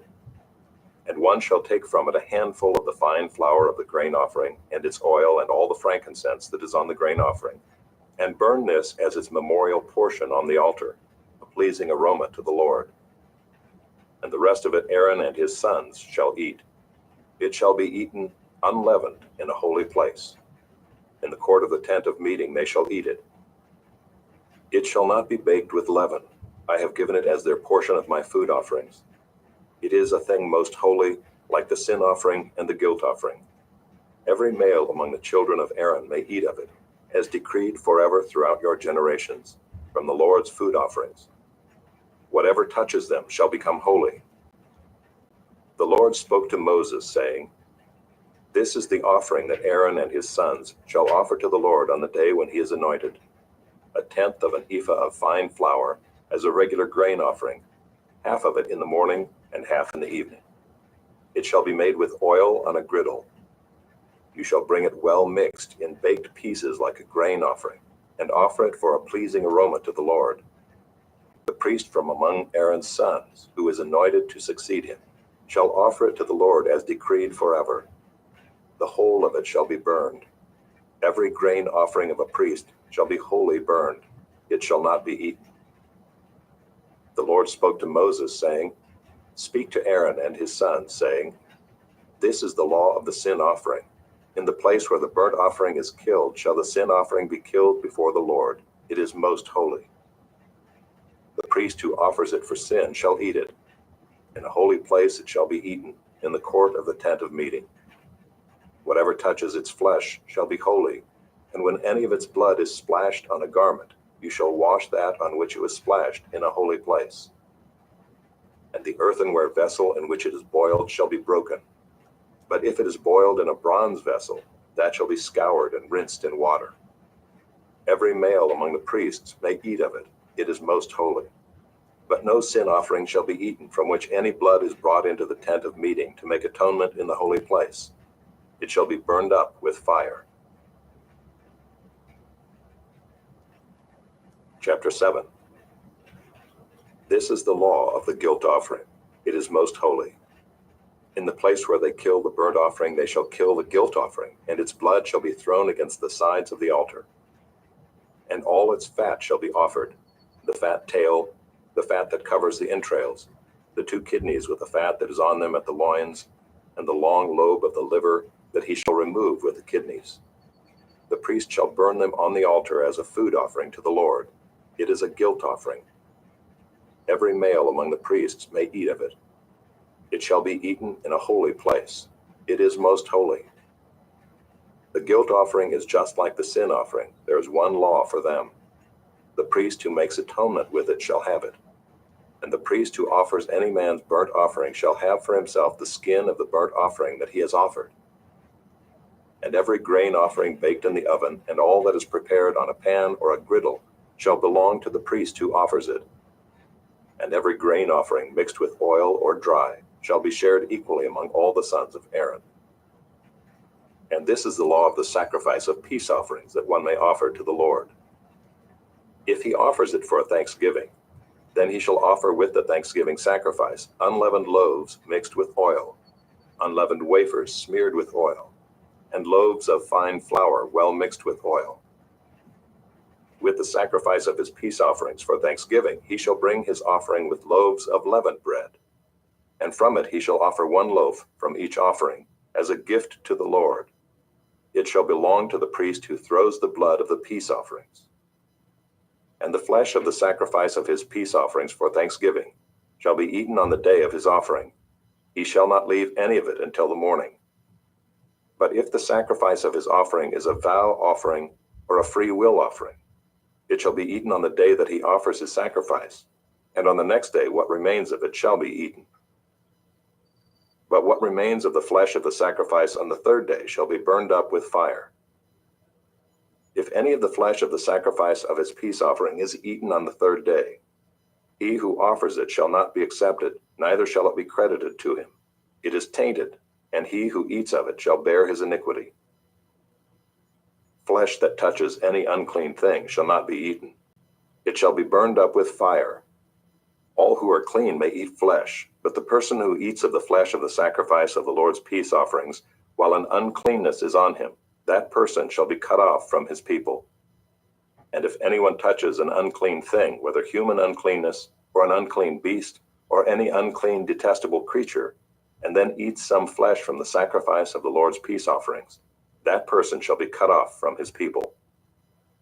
The Lord spoke to Moses, saying, Speak to the people of Israel, saying, You shall eat no fat of ox or sheep or goat, the fat of an animal that dies of itself, and the fat of one that is torn by beasts may be put to any other use, but on no account shall you eat it. For every person who eats of the fat of an animal of which a food offering may be made to the Lord shall be cut off from his people. Moreover, you shall eat no blood whatever, whether of fowl or of animal, in any of your dwelling places. Whoever eats any blood, that person shall be cut off from his people. The Lord spoke to Moses, saying, Speak to the people of Israel, saying, Whoever offers the sacrifice of his peace offerings to the Lord shall bring his offering to the Lord from the sacrifice of his peace offerings. His own hands shall bring the Lord's food offerings. He shall bring the fat with the breast, that the breast may be waved as a wave offering before the Lord. The priest shall burn the fat on the altar, but the breast shall be for Aaron and his sons. And the right thigh you shall give to the priest as a contribution from the sacrifice of your peace offerings. Whoever among the sons of Aaron offers the blood of the peace offerings and the fat shall have the right thigh for a portion. For the breast that is waved and the thigh that is contributed, I have taken from the people of Israel, out of the sacrifices of their peace offerings, and have given them to Aaron the priest and to his sons, as a perpetual due from the people of Israel. This is the portion of Aaron and of his sons from the Lord's food offerings, from the day they were presented to serve as priests of the Lord. The Lord commanded this to be given them by the people of Israel, from the day that he anointed them. It is a perpetual due throughout their generations. This is the law of the burnt offering, of the grain offering, of the sin offering, of the guilt offering, of the ordination offering, and of the peace offering, which the Lord commanded Moses on Mount Sinai, on the day that he commanded the people of Israel to bring their offerings to the Lord in the wilderness of Sinai.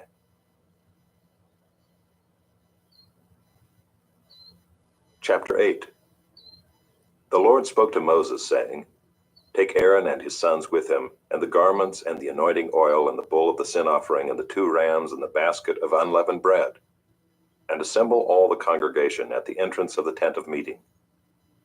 And Moses did as the Lord commanded him, and the congregation was assembled at the entrance of the tent of meeting.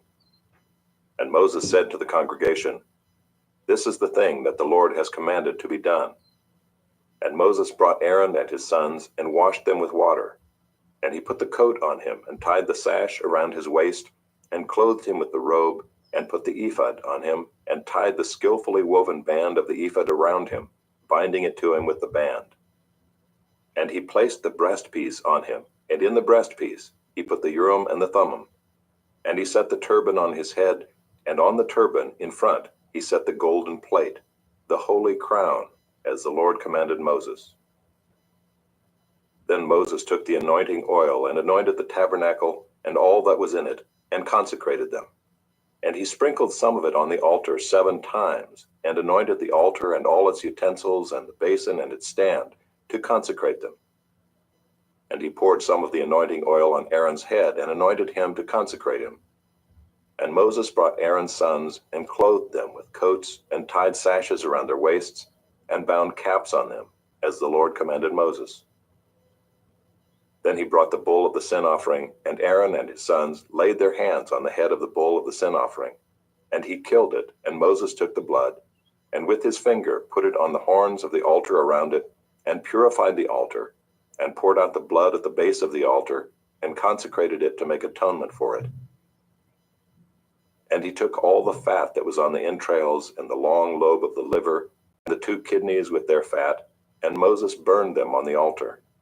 But the bull and its skin, and its flesh, and its dung, he burned up with fire outside the camp, as the Lord commanded Moses.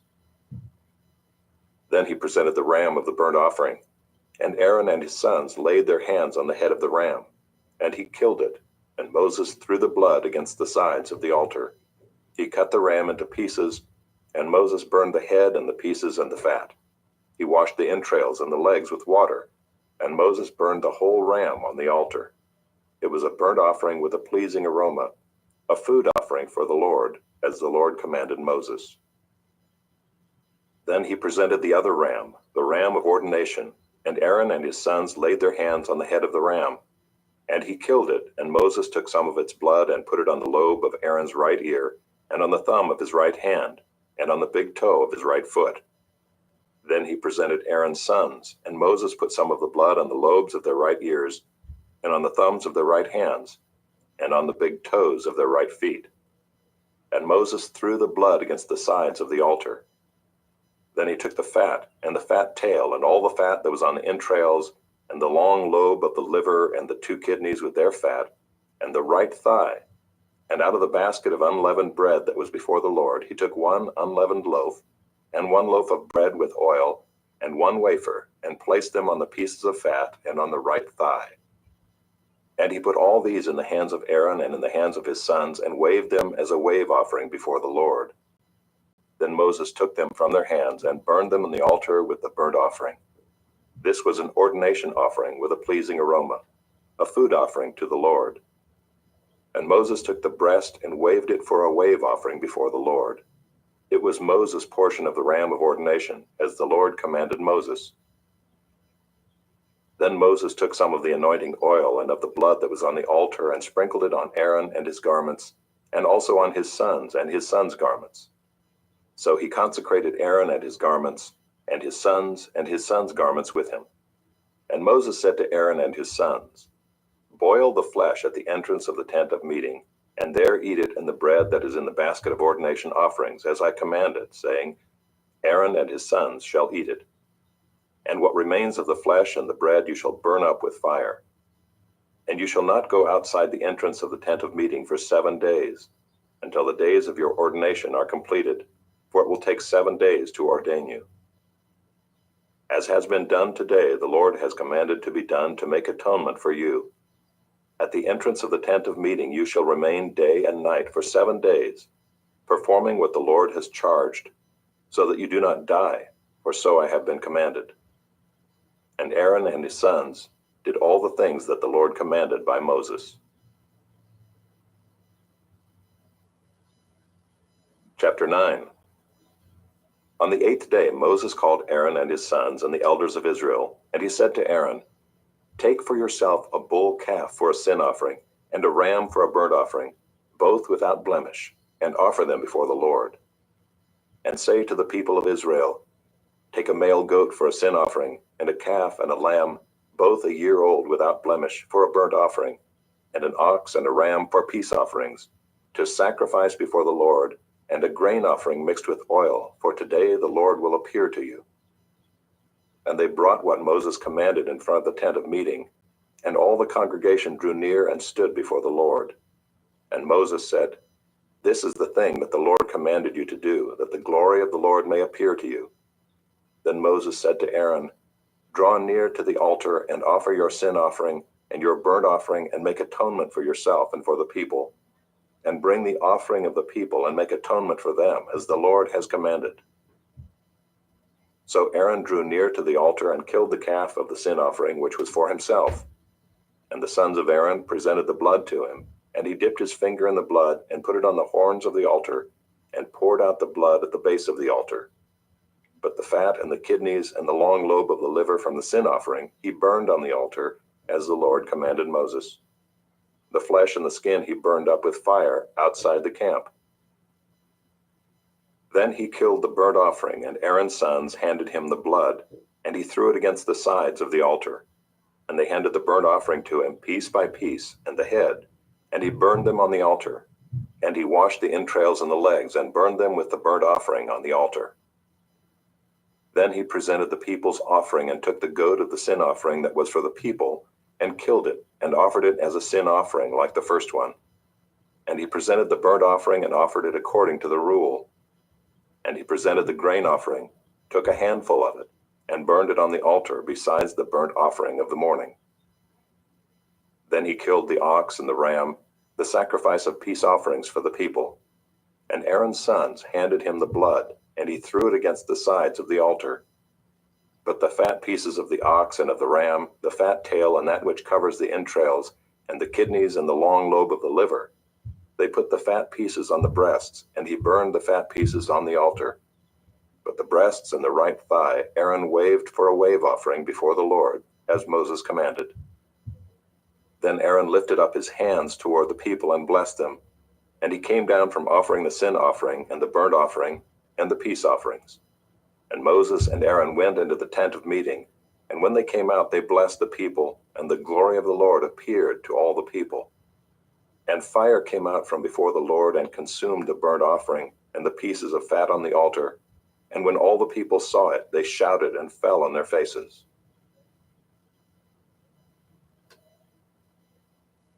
Chapter 10. Now Nadab and Abihu, the sons of Aaron, each took his censer and put fire in it, and laid incense on it, and offered unauthorized fire before the Lord, which he had not commanded them. And fire came out from before the Lord and consumed them, and they died before the Lord. Then Moses said to Aaron, "This is what the Lord has said. Among those who are near me, I will be sanctified, and before all the people I will be glorified." And Aaron held his peace.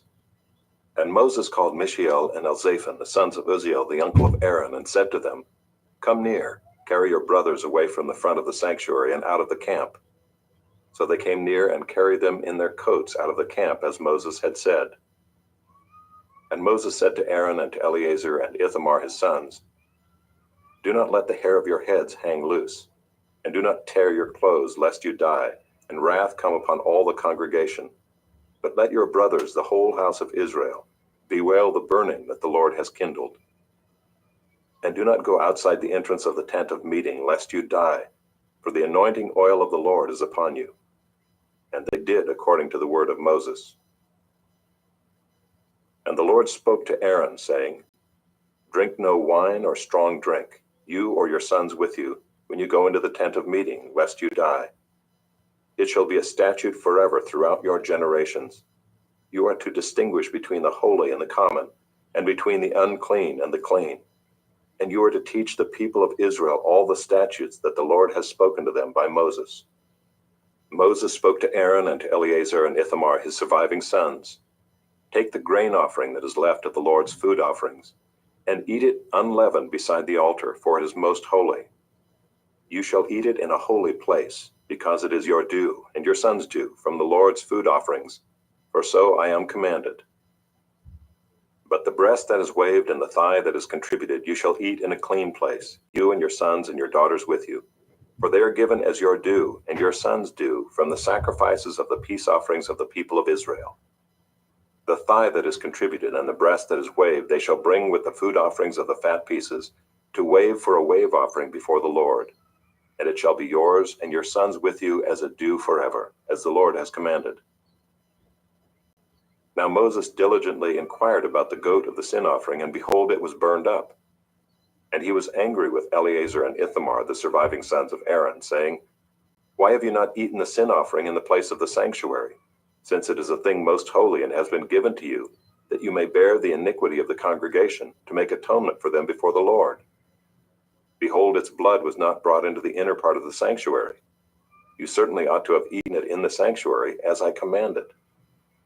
And Aaron said to Moses, "Behold, today they have offered their sin offering and their burnt offering before the Lord, and yet such things as these have happened to me. If I had eaten the sin offering today, would the Lord have approved?" And when Moses heard that, he approved. Chapter 11. And the Lord spoke to Moses and Aaron, saying to them, "Speak to the people of Israel, saying, These are the living things that you may eat among all the animals that are on the earth. Whatever parts the hoof and is cloven-footed, and chews the cud among the animals, you may eat. Nevertheless, among those that chew the cud or part the hoof, you shall not eat these. The camel, because it chews the cud, but does not part the hoof, is unclean to you. And the rock badger, because it chews the cud, but does not part the hoof, is unclean to you.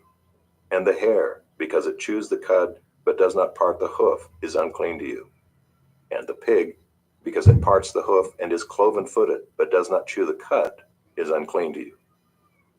You shall not eat any of their flesh, and you shall not touch their carcasses, they are unclean to you. These you may eat of all that are in the waters. Everything in the waters that has fins and scales, whether in the seas or in the rivers, you may eat. But anything in the seas or the rivers that does not have fins and scales, of the swarming creatures in the waters, and of the living creatures that are in the waters, is detestable to you. You shall regard them as detestable. You shall not eat any of their flesh, and you shall detest their carcasses. Everything in the waters that does not have fins and scales is detestable to you. And these you shall detest among the birds. They shall not be eaten, they are detestable. The eagle, the bearded vulture, the black vulture, the kite, the falcon of any kind, every raven of any kind, the ostrich, the nighthawk, the seagull, the hawk of any kind, the little owl, the cormorant, the short-eared owl, the barn owl, the tawny owl, the carrion vulture, the stork, the heron of any kind, the hoopoe, and the bat. All winged insects that go on all fours are detestable to you. Yet among the winged insects that go on all fours you may eat those that have jointed legs above their feet, with which to hop on the ground. Of them you may eat the locust of any kind, the bald locust of any kind, the cricket of any kind, and the grasshopper of any kind. But all other winged insects that have 4 feet are detestable to you. And by these you shall become unclean. Whoever touches their carcass shall be unclean until the evening, and whoever carries any part of their carcass shall wash his clothes and be unclean until the evening. Every animal that parts the hoof, but is not cloven-footed, or does not chew the cud, is unclean to you. Everyone who touches them shall be unclean. And all that walk on their paws among the animals that go on all fours are unclean to you. Whoever touches their carcass shall be unclean until the evening, and he who carries their carcass shall wash his clothes and be unclean until the evening. They are unclean to you.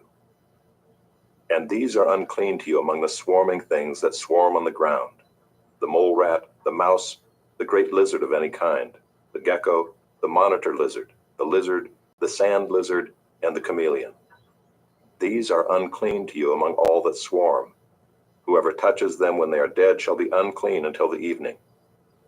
And anything on which any of them falls when they are dead shall be unclean, whether it is an article of wood, or a garment, or a skin, or a sack, any article that is used for any purpose. It must be put into water, and it shall be unclean until the evening, then it shall be clean. And if any of them falls into any earthenware vessel, all that is in it shall be unclean, and you shall break it. Any food in it that could be eaten, on which water comes, shall be unclean. And all drink that could be drunk from every such vessel shall be unclean. And everything on which any part of their carcass falls shall be unclean. Whether oven or stove, it shall be broken in pieces. They are unclean and shall remain unclean for you. Nevertheless, a spring or a cistern holding water shall be clean, but whoever touches a carcass in them shall be unclean. And if any part of their carcass falls upon any seed grain that is to be sown, it is clean. But if water is put on the seed and any part of their carcass falls on it, it is unclean to you. And if any animal which you may eat dies, whoever touches its carcass shall be unclean until the evening. And whoever eats of its carcass shall wash his clothes and be unclean until the evening. And whoever carries the carcass shall wash his clothes and be unclean until the evening. Every swarming thing that swarms on the ground is detestable. It shall not be eaten. Whatever goes on its belly, and whatever goes on all fours, or whatever has many feet, any swarming thing that swarms on the ground, you shall not eat, for they are detestable. You shall not make yourselves detestable with any swarming thing that swarms, and you shall not defile yourselves with them and become unclean through them. For I am the Lord your God. Consecrate yourselves therefore, and be holy, for I am holy. You shall not defile yourselves with any swarming thing that crawls on the ground. For I am the Lord who brought you up out of the land of Egypt to be your God. You shall therefore be holy, for I am holy.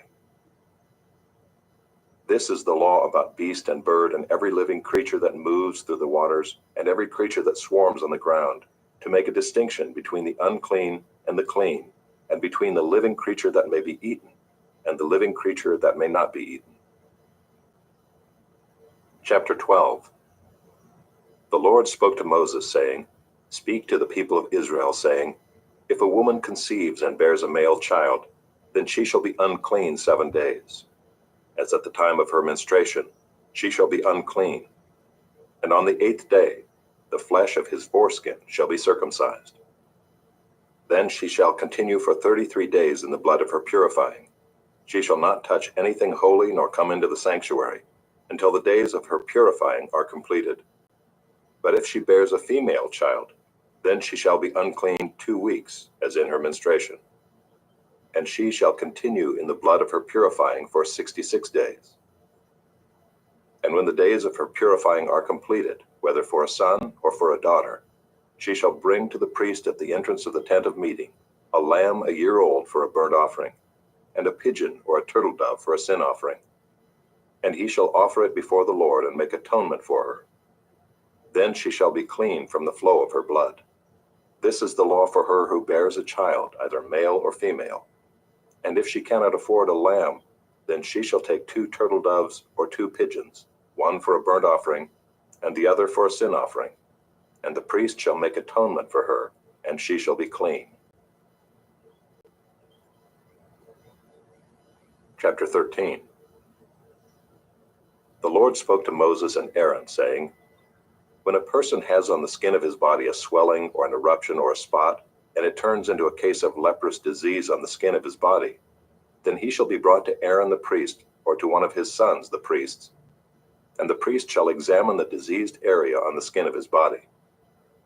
And if the hair in the diseased area has turned white, and the disease appears to be deeper than the skin of his body, it is a case of leprous disease. When the priest has examined him, he shall pronounce him unclean. But if the spot is white in the skin of his body and appears no deeper than the skin, and the hair in it has not turned white, the priest shall shut up the diseased person for 7 days. And the priest shall examine him on the 7th day. And if in his eyes the disease is checked, and the disease has not spread in the skin, then the priest shall shut him up for another 7 days. And the priest shall examine him again on the 7th day. And if the diseased area has faded and the disease has not spread in the skin, then the priest shall pronounce him clean. It is only an eruption. And he shall wash his clothes and be clean. But if the eruption spreads in the skin, after he has shown himself to the priest for his cleansing, he shall appear again before the priest. And the priest shall look, and if the eruption has spread in the skin, then the priest shall pronounce him unclean. It is a leprous disease. When a man is afflicted with a leprous disease, he shall be brought to the priest, and the priest shall look. And if there is a white swelling in the skin that has turned the hair white, and there is raw flesh in the swelling, it is a chronic leprous disease in the skin of his body, and the priest shall pronounce him unclean. He shall not shut him up, for he is unclean. And if the leprous disease breaks out in the skin, so that the leprous disease covers all the skin of the diseased person from head to foot, so far as the priest can see, then the priest shall look, and if the leprous disease has covered all his body, he shall pronounce him clean of the disease. It has all turned white, and he is clean. But when raw flesh appears on him, he shall be unclean. And the priest shall examine the raw flesh and pronounce him unclean. Raw flesh is unclean, for it is a leprous disease. But if the raw flesh recovers and turns white again, then he shall come to the priest, and the priest shall examine him. And if the disease has turned white, then the priest shall pronounce the diseased person clean. He is clean. If there is in the skin of one's body a boil and it heals, and in the place of the boil there comes a white swelling or a reddish white spot, then it shall be shown to the priest. And the priest shall look, and if it appears deeper than the skin and its hair has turned white, then the priest shall pronounce him unclean. It is a case of leprous disease that is broken out in the boil.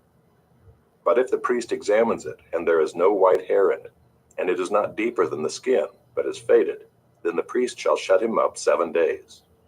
And if it spreads in the skin, then the priest shall pronounce him unclean. It is a disease. But if the spot remains in one place and does not spread, it is the scar of the boil, and the priest shall pronounce him clean. Or when the body has a burn on its skin, and the raw flesh of the burn becomes a spot, reddish white or white, the priest shall examine it, and if the hair in the spot has turned white, and it appears deeper than the skin, then it is a leprous disease. It has broken out in the burn, and the priest shall pronounce him unclean. It is a case of leprous disease. But if the priest examines it, and there is no white hair in the spot, and it is no deeper than the skin, but is faded, the priest shall shut him up 7 days, and the priest shall examine him the 7th day. If it is spreading in the skin, then the priest shall pronounce him unclean. It is a case of leprous disease. But if the spot remains in one place and does not spread in the skin, but is faded, it is a swelling from the burn, and the priest shall pronounce him clean, for it is the scar of the burn. When a man or woman has a disease on the head or the beard, the priest shall examine the disease, and if it appears deeper than the skin, and the hair in it is yellow and thin, then the priest shall pronounce him unclean. It is an itch, a leprous disease of the head or the beard. And if the priest examines the itching disease and it appears no deeper than the skin and there is no black hair in it, then the priest shall shut up the person with the itching disease for 7 days. And on the 7th day the priest shall examine the disease. If the itch has not spread, and there is in it no yellow hair, and the itch appears to be no deeper than the skin, then he shall shave himself, but the itch he shall not shave. And the priest shall shut up the person with the itching disease for another 7 days. And on the 7th day the priest shall examine the itch, and if the itch has not spread in the skin, and it appears to be no deeper than the skin, then the priest shall pronounce him clean, and he shall wash his clothes and be clean. But if the itch spreads in the skin after his cleansing, then the priest shall examine him, and if the itch has spread in the skin, the priest need not seek for the yellow hair, he is unclean. But if in his eyes the itch is unchanged, and black hair has grown in it, the itch is healed, and he is clean, and the priest shall pronounce him clean. When a man or a woman has spots on the skin of the body, white spots, the priest shall look, and if the spots on the skin of the body are of a dull white, it is leukoderma that is broken out in the skin. He is clean. If a man's hair falls out from his head, he is bald. He is clean. And if a man's hair falls out from his forehead, he has baldness of the forehead. He is clean. But if there is on the bald head or the bald forehead a reddish-white diseased area, it is a leprous disease breaking out on his bald head or his bald forehead. Then the priest shall examine him, and if the diseased swelling is reddish-white on his bald head or on his bald forehead, like the appearance of leprous disease in the skin of the body, he is a leprous man. He is unclean. The priest must pronounce him unclean. His disease is on his head. The leprous person who has the disease shall wear torn clothes and let the hair of his head hang loose, and he shall cover his upper lip and cry out, "Unclean, unclean." He shall remain unclean as long as he has the disease. He is unclean. He shall live alone. His dwelling shall be outside the camp. When there is a case of leprous disease in a garment, whether a woolen or a linen garment, in warp or woof of linen or wool, or in a skin or in anything made of skin, if the disease is greenish or reddish in the garment, or in the skin or in the warp or the woof or in any article made of skin, it is a case of leprous disease, and it shall be shown to the priest. And the priest shall examine the disease and shut up that which has the disease for 7 days. Then he shall examine the disease on the 7th day. If the disease has spread in the garment, in the warp or the woof, or in the skin, whatever be the use of the skin, the disease is a persistent leprous disease. It is unclean. And he shall burn the garment, or the warp or the woof, the wool or the linen, or any article made of skin that is diseased, for it is a persistent leprous disease. It shall be burned in the fire. And if the priest examines, and if the disease has not spread in the garment, in the warp or the woof, or in any article made of skin, then the priest shall command that they wash the thing in which is the disease, and he shall shut it up for another 7 days. And the priest shall examine the diseased thing after it has been washed. And if the appearance of the diseased area has not changed, though the disease has not spread, it is unclean. You shall burn it in the fire, whether the rot is on the back or on the front. But if the priest examines, and if the diseased area has faded after it has been washed, he shall tear it out of the garment or the skin or the warp or the woof. Then if it appears again in the garment, in the warp or the woof, or in any article made of skin, it is spreading. You shall burn with fire whatever has the disease. But the garment or the warp or the woof or any article made of skin from which the disease departs when you have washed it, shall then be washed a 2nd time and be clean. This is the law for a case of leprous disease in a garment of wool or linen, either in the warp or the woof or in any article made of skin, to determine whether it is clean or unclean. Chapter 14. The Lord spoke to Moses, saying, "This shall be the law of the leprous person for the day of his cleansing. He shall be brought to the priest, and the priest shall go out of the camp, and the priest shall look. Then if the case of leprous disease is healed in the leprous person, the priest shall command them to take for him who is to be cleansed 2 live clean birds, and cedar wood, and scarlet yarn, and hyssop. And the priest shall command them to kill one of the birds in an earthenware vessel over fresh water. He shall take the live bird with the cedar wood and the scarlet yarn and the hyssop, and dip them and the live bird in the blood of the bird that was killed over the fresh water. and he shall sprinkle it 7 times on him who is to be cleansed of the leprous disease. Then he shall pronounce him clean, and shall let the living bird go into the open field. And he who is to be cleansed shall wash his clothes, and shave off all his hair, and bathe himself in water, and he shall be clean.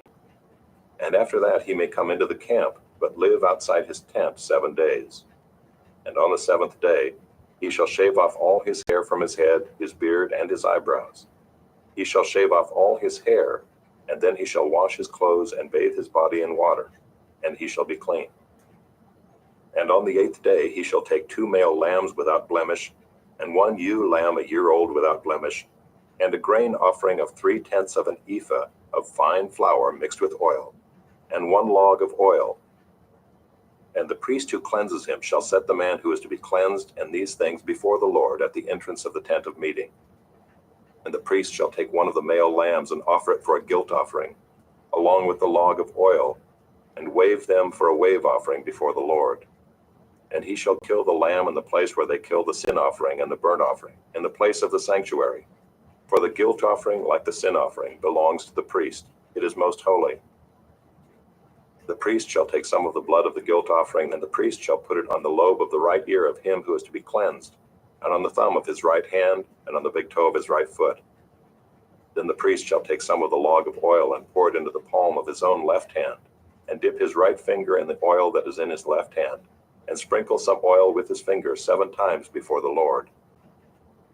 And some of the oil that remains in his hand the priest shall put on the lobe of the right ear of him who is to be cleansed, and on the thumb of his right hand, and on the big toe of his right foot, on top of the blood of the guilt offering.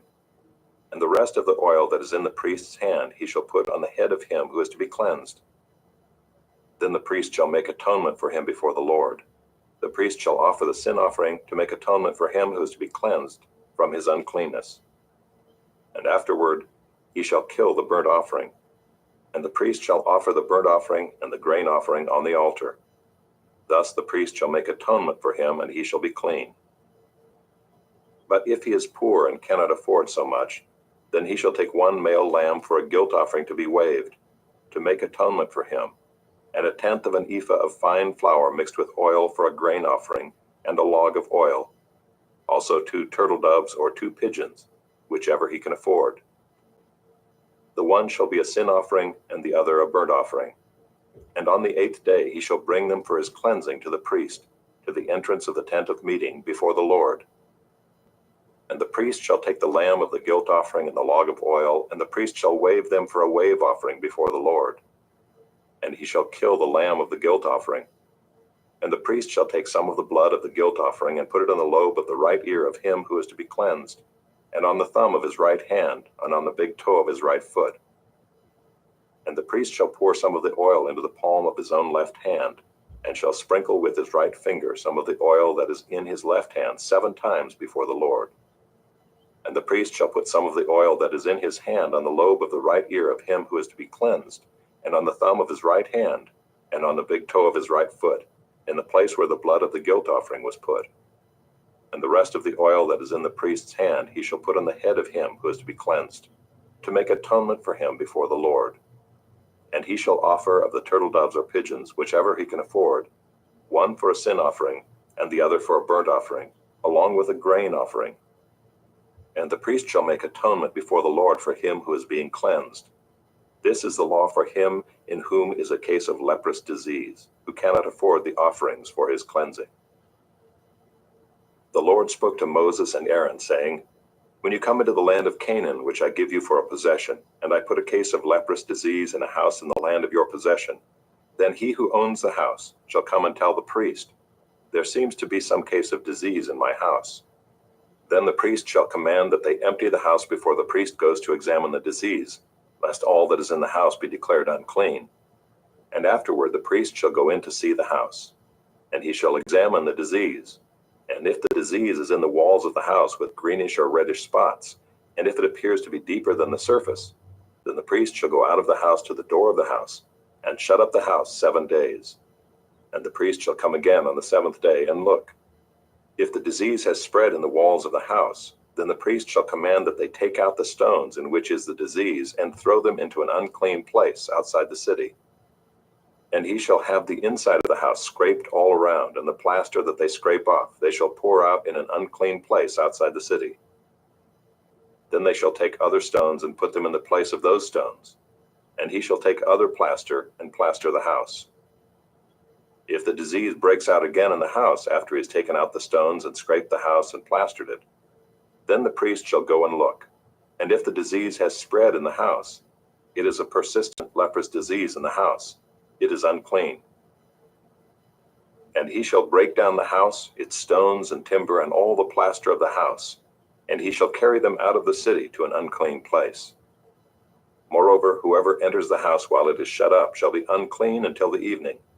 And whoever sleeps in the house shall wash his clothes, and whoever eats in the house shall wash his clothes. But if the priest comes and looks, and if the disease has not spread in the house after the house was plastered, then the priest shall pronounce the house clean, for the disease is healed. And for the cleansing of the house he shall take 2 small birds, with cedar wood and scarlet yarn and hyssop, and shall kill one of the birds in an earthenware vessel over fresh water, and shall take the cedar wood and the hyssop and the scarlet yarn, along with the live bird, and dip them in the blood of the bird that was killed, and in the fresh water, and sprinkle the house 7 times. Thus he shall cleanse the house with the blood of the bird, and with the fresh water, and with the live bird, and with the cedar wood, and hyssop, and scarlet yarn. And he shall let the live bird go out of the city into the open country. So he shall make atonement for the house, and it shall be clean. This is the law for any case of leprous disease, for an itch, for leprous disease in a garment or in a house, and for a swelling or an eruption or a spot, to show when it is unclean and when it is clean. This is the law for leprous disease.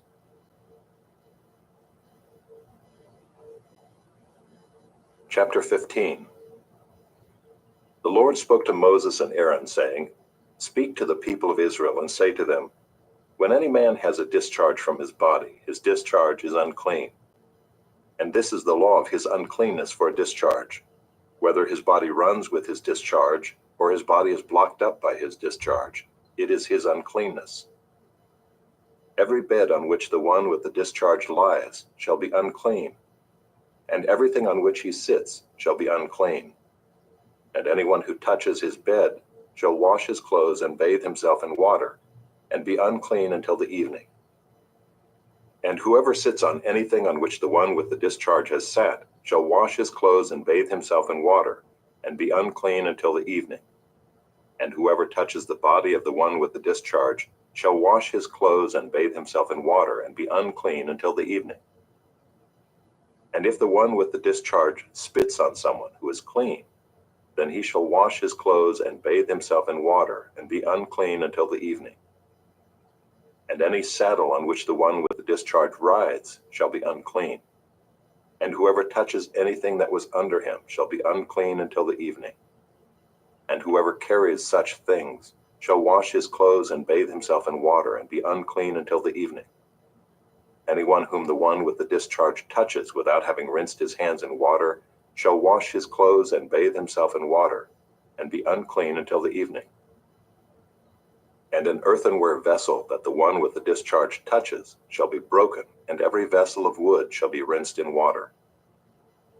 And when the one with the discharge is cleansed of his discharge, then he shall count for himself 7 days for his cleansing, and wash his clothes. And he shall bathe his body in fresh water, and shall be clean. And on the 8th day he shall take 2 turtle doves or 2 pigeons, and come before the Lord to the entrance of the tent of meeting, and give them to the priest. And the priest shall use them, one for a sin offering, and the other for a burnt offering. And the priest shall make atonement for him before the Lord for his discharge. If a man has an emission of semen, he shall bathe his whole body in water, and be unclean until the evening.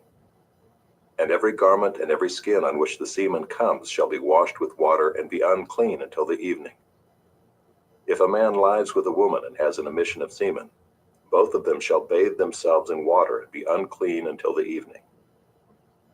When a woman has a discharge, and the discharge in her body is blood, she shall be in her menstrual impurity for 7 days, and whoever touches her shall be unclean until the evening. And everything on which she lies during her menstrual impurity shall be unclean. everything also on which she sits shall be unclean. And whoever touches her bed shall wash his clothes and bathe himself in water, and be unclean until the evening. And whoever touches anything on which she sits shall wash his clothes and bathe himself in water, and be unclean until the evening. Whether it is the bed or anything on which she sits, when he touches it, he shall be unclean until the evening. And if any man lies with her, and her menstrual impurity comes upon him, he shall be unclean 7 days, and every bed on which he lies shall be unclean. If a woman has a discharge of blood for many days, not at the time of her menstrual impurity, or if she has a discharge beyond the time of her impurity, all the days of the discharge she shall continue in uncleanness. As in the days of her impurity, she shall be unclean.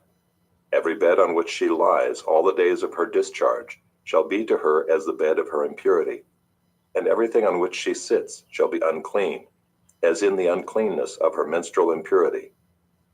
And whoever touches these things shall be unclean, and shall wash his clothes and bathe himself in water, and be unclean until the evening. But if she is cleansed of her discharge, she shall count for herself 7 days, and after that she shall be clean. And on the 8th day she shall take 2 turtle doves or 2 pigeons, and bring them to the priest, to the entrance of the tent of meeting. And the priest shall use one for a sin offering, and the other for a burnt offering. And the priest shall make atonement for her before the Lord for her unclean discharge. Thus you shall keep the people of Israel separate from their uncleanness, lest they die in their uncleanness by defiling my tabernacle that is in their midst. This is the law for him who has a discharge, and for him who has an emission of semen, becoming unclean thereby. Also for her who is unwell with her menstrual impurity, that is, for anyone, male or female, who has a discharge, and for the man who lies with a woman who is unclean.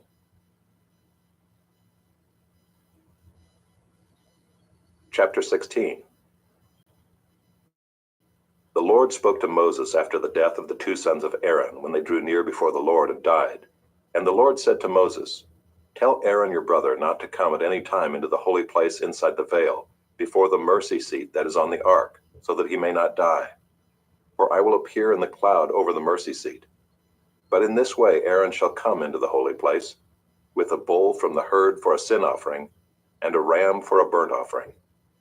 He shall put on the holy linen coat, and shall have the linen undergarment on his body, and he shall tie the linen sash around his waist, and wear the linen turban. These are the holy garments. He shall bathe his body in water, and then put them on. And he shall take from the congregation of the people of Israel 2 male goats for a sin offering, and 1 ram for a burnt offering. Aaron shall offer the bull as a sin offering for himself, and shall make atonement for himself and for his house. Then he shall take the 2 goats and set them before the Lord at the entrance of the tent of meeting. And Aaron shall cast lots over the 2 goats, 1 lot for the Lord, and the other lot for Azazel. And Aaron shall present the goat on which the lot fell for the Lord, and use it as a sin offering. But the goat on which the lot fell for Azazel shall be presented alive before the Lord, to make atonement over it, that it may be sent away into the wilderness to Azazel. Aaron shall present the bull as a sin offering for himself, and shall make atonement for himself and for his house. He shall kill the bull as a sin offering for himself, and he shall take a censer full of coals of fire from the altar before the Lord, and 2 handfuls of sweet incense beaten small, and he shall bring it inside the veil, and put the incense on the fire before the Lord, that the cloud of the incense may cover the mercy seat that is over the testimony, so that he does not die. And he shall take some of the blood of the bull and sprinkle it with his finger on the front of the mercy seat on the east side. And in front of the mercy seat he shall sprinkle some of the blood with his finger 7 times. Then he shall kill the goat of the sin offering that is for the people, and bring its blood inside the veil, and do with its blood as he did with the blood of the bull, sprinkling it over the mercy seat and in front of the mercy seat. Thus he shall make atonement for the holy place, because of the uncleannesses of the people of Israel, and because of their transgressions, all their sins. And so he shall do for the tent of meeting, which dwells with them in the midst of their uncleannesses. No one may be in the tent of meeting from the time he enters to make atonement in the holy place, until he comes out and has made atonement for himself, and for his house, and for all the assembly of Israel. Then he shall go out to the altar that is before the Lord, and make atonement for it, and shall take some of the blood of the bull, and some of the blood of the goat, and put it on the horns of the altar all around. And he shall sprinkle some of the blood on it with his finger 7 times, and cleanse it and consecrate it from the uncleannesses of the people of Israel. And when he has made an end of atoning for the holy place and the tent of meeting and the altar, he shall present the live goat. And Aaron shall lay both his hands on the head of the live goat, and confess over it all the iniquities of the people of Israel, and all their transgressions, all their sins. And he shall put them on the head of the goat, and send it away into the wilderness by the hand of a man who is in readiness. The goat shall bear all their iniquities on itself to a remote area, and he shall let the goat go free in the wilderness. Then Aaron shall come into the tent of meeting, and shall take off the linen garments that he put on when he went into the holy place, and shall leave them there. And he shall bathe his body in water in a holy place, and put on his garments, and come out and offer his burnt offering and the burnt offering of the people, and make atonement for himself and for the people. And the fat of the sin offering he shall burn on the altar. And he who lets the goat go to Azazel shall wash his clothes and bathe his body in water, and afterward he may come into the camp. And the bull for the sin offering and the goat for the sin offering, whose blood was brought in to make atonement in the holy place, shall be carried outside the camp. Their skin and their flesh and their dung shall be burned up with fire. And he who burns them shall wash his clothes and bathe his body in water, and afterward he may come into the camp. And it shall be a statute to you forever, that in the 7th month, on the 10th day of the month, you shall afflict yourselves, and shall do no work, either the native or the stranger who sojourns among you. For on this day shall atonement be made for you to cleanse you. You shall be clean before the Lord from all your sins. It is a Sabbath of solemn rest to you, and you shall afflict yourselves. It is a statute forever. And the priest who is anointed and consecrated as priest in his father's place shall make atonement, wearing the holy linen garments. He shall make atonement for the holy sanctuary, and he shall make atonement for the tent of meeting and for the altar, and he shall make atonement for the priests and for all the people of the assembly. And this shall be a statute forever for you, that atonement may be made for the people of Israel once in the year because of all their sins. And Aaron did as the Lord commanded Moses. Chapter 17. And the Lord spoke to Moses, saying, Speak to Aaron and his sons and to all the people of Israel, and say to them, This is the thing that the Lord has commanded. If any one of the house of Israel kills an ox or a lamb or a goat in the camp, or kills it outside the camp, and does not bring it to the entrance of the tent of meeting to offer it as a gift to the Lord in front of the tabernacle of the Lord, blood guilt shall be imputed to that man.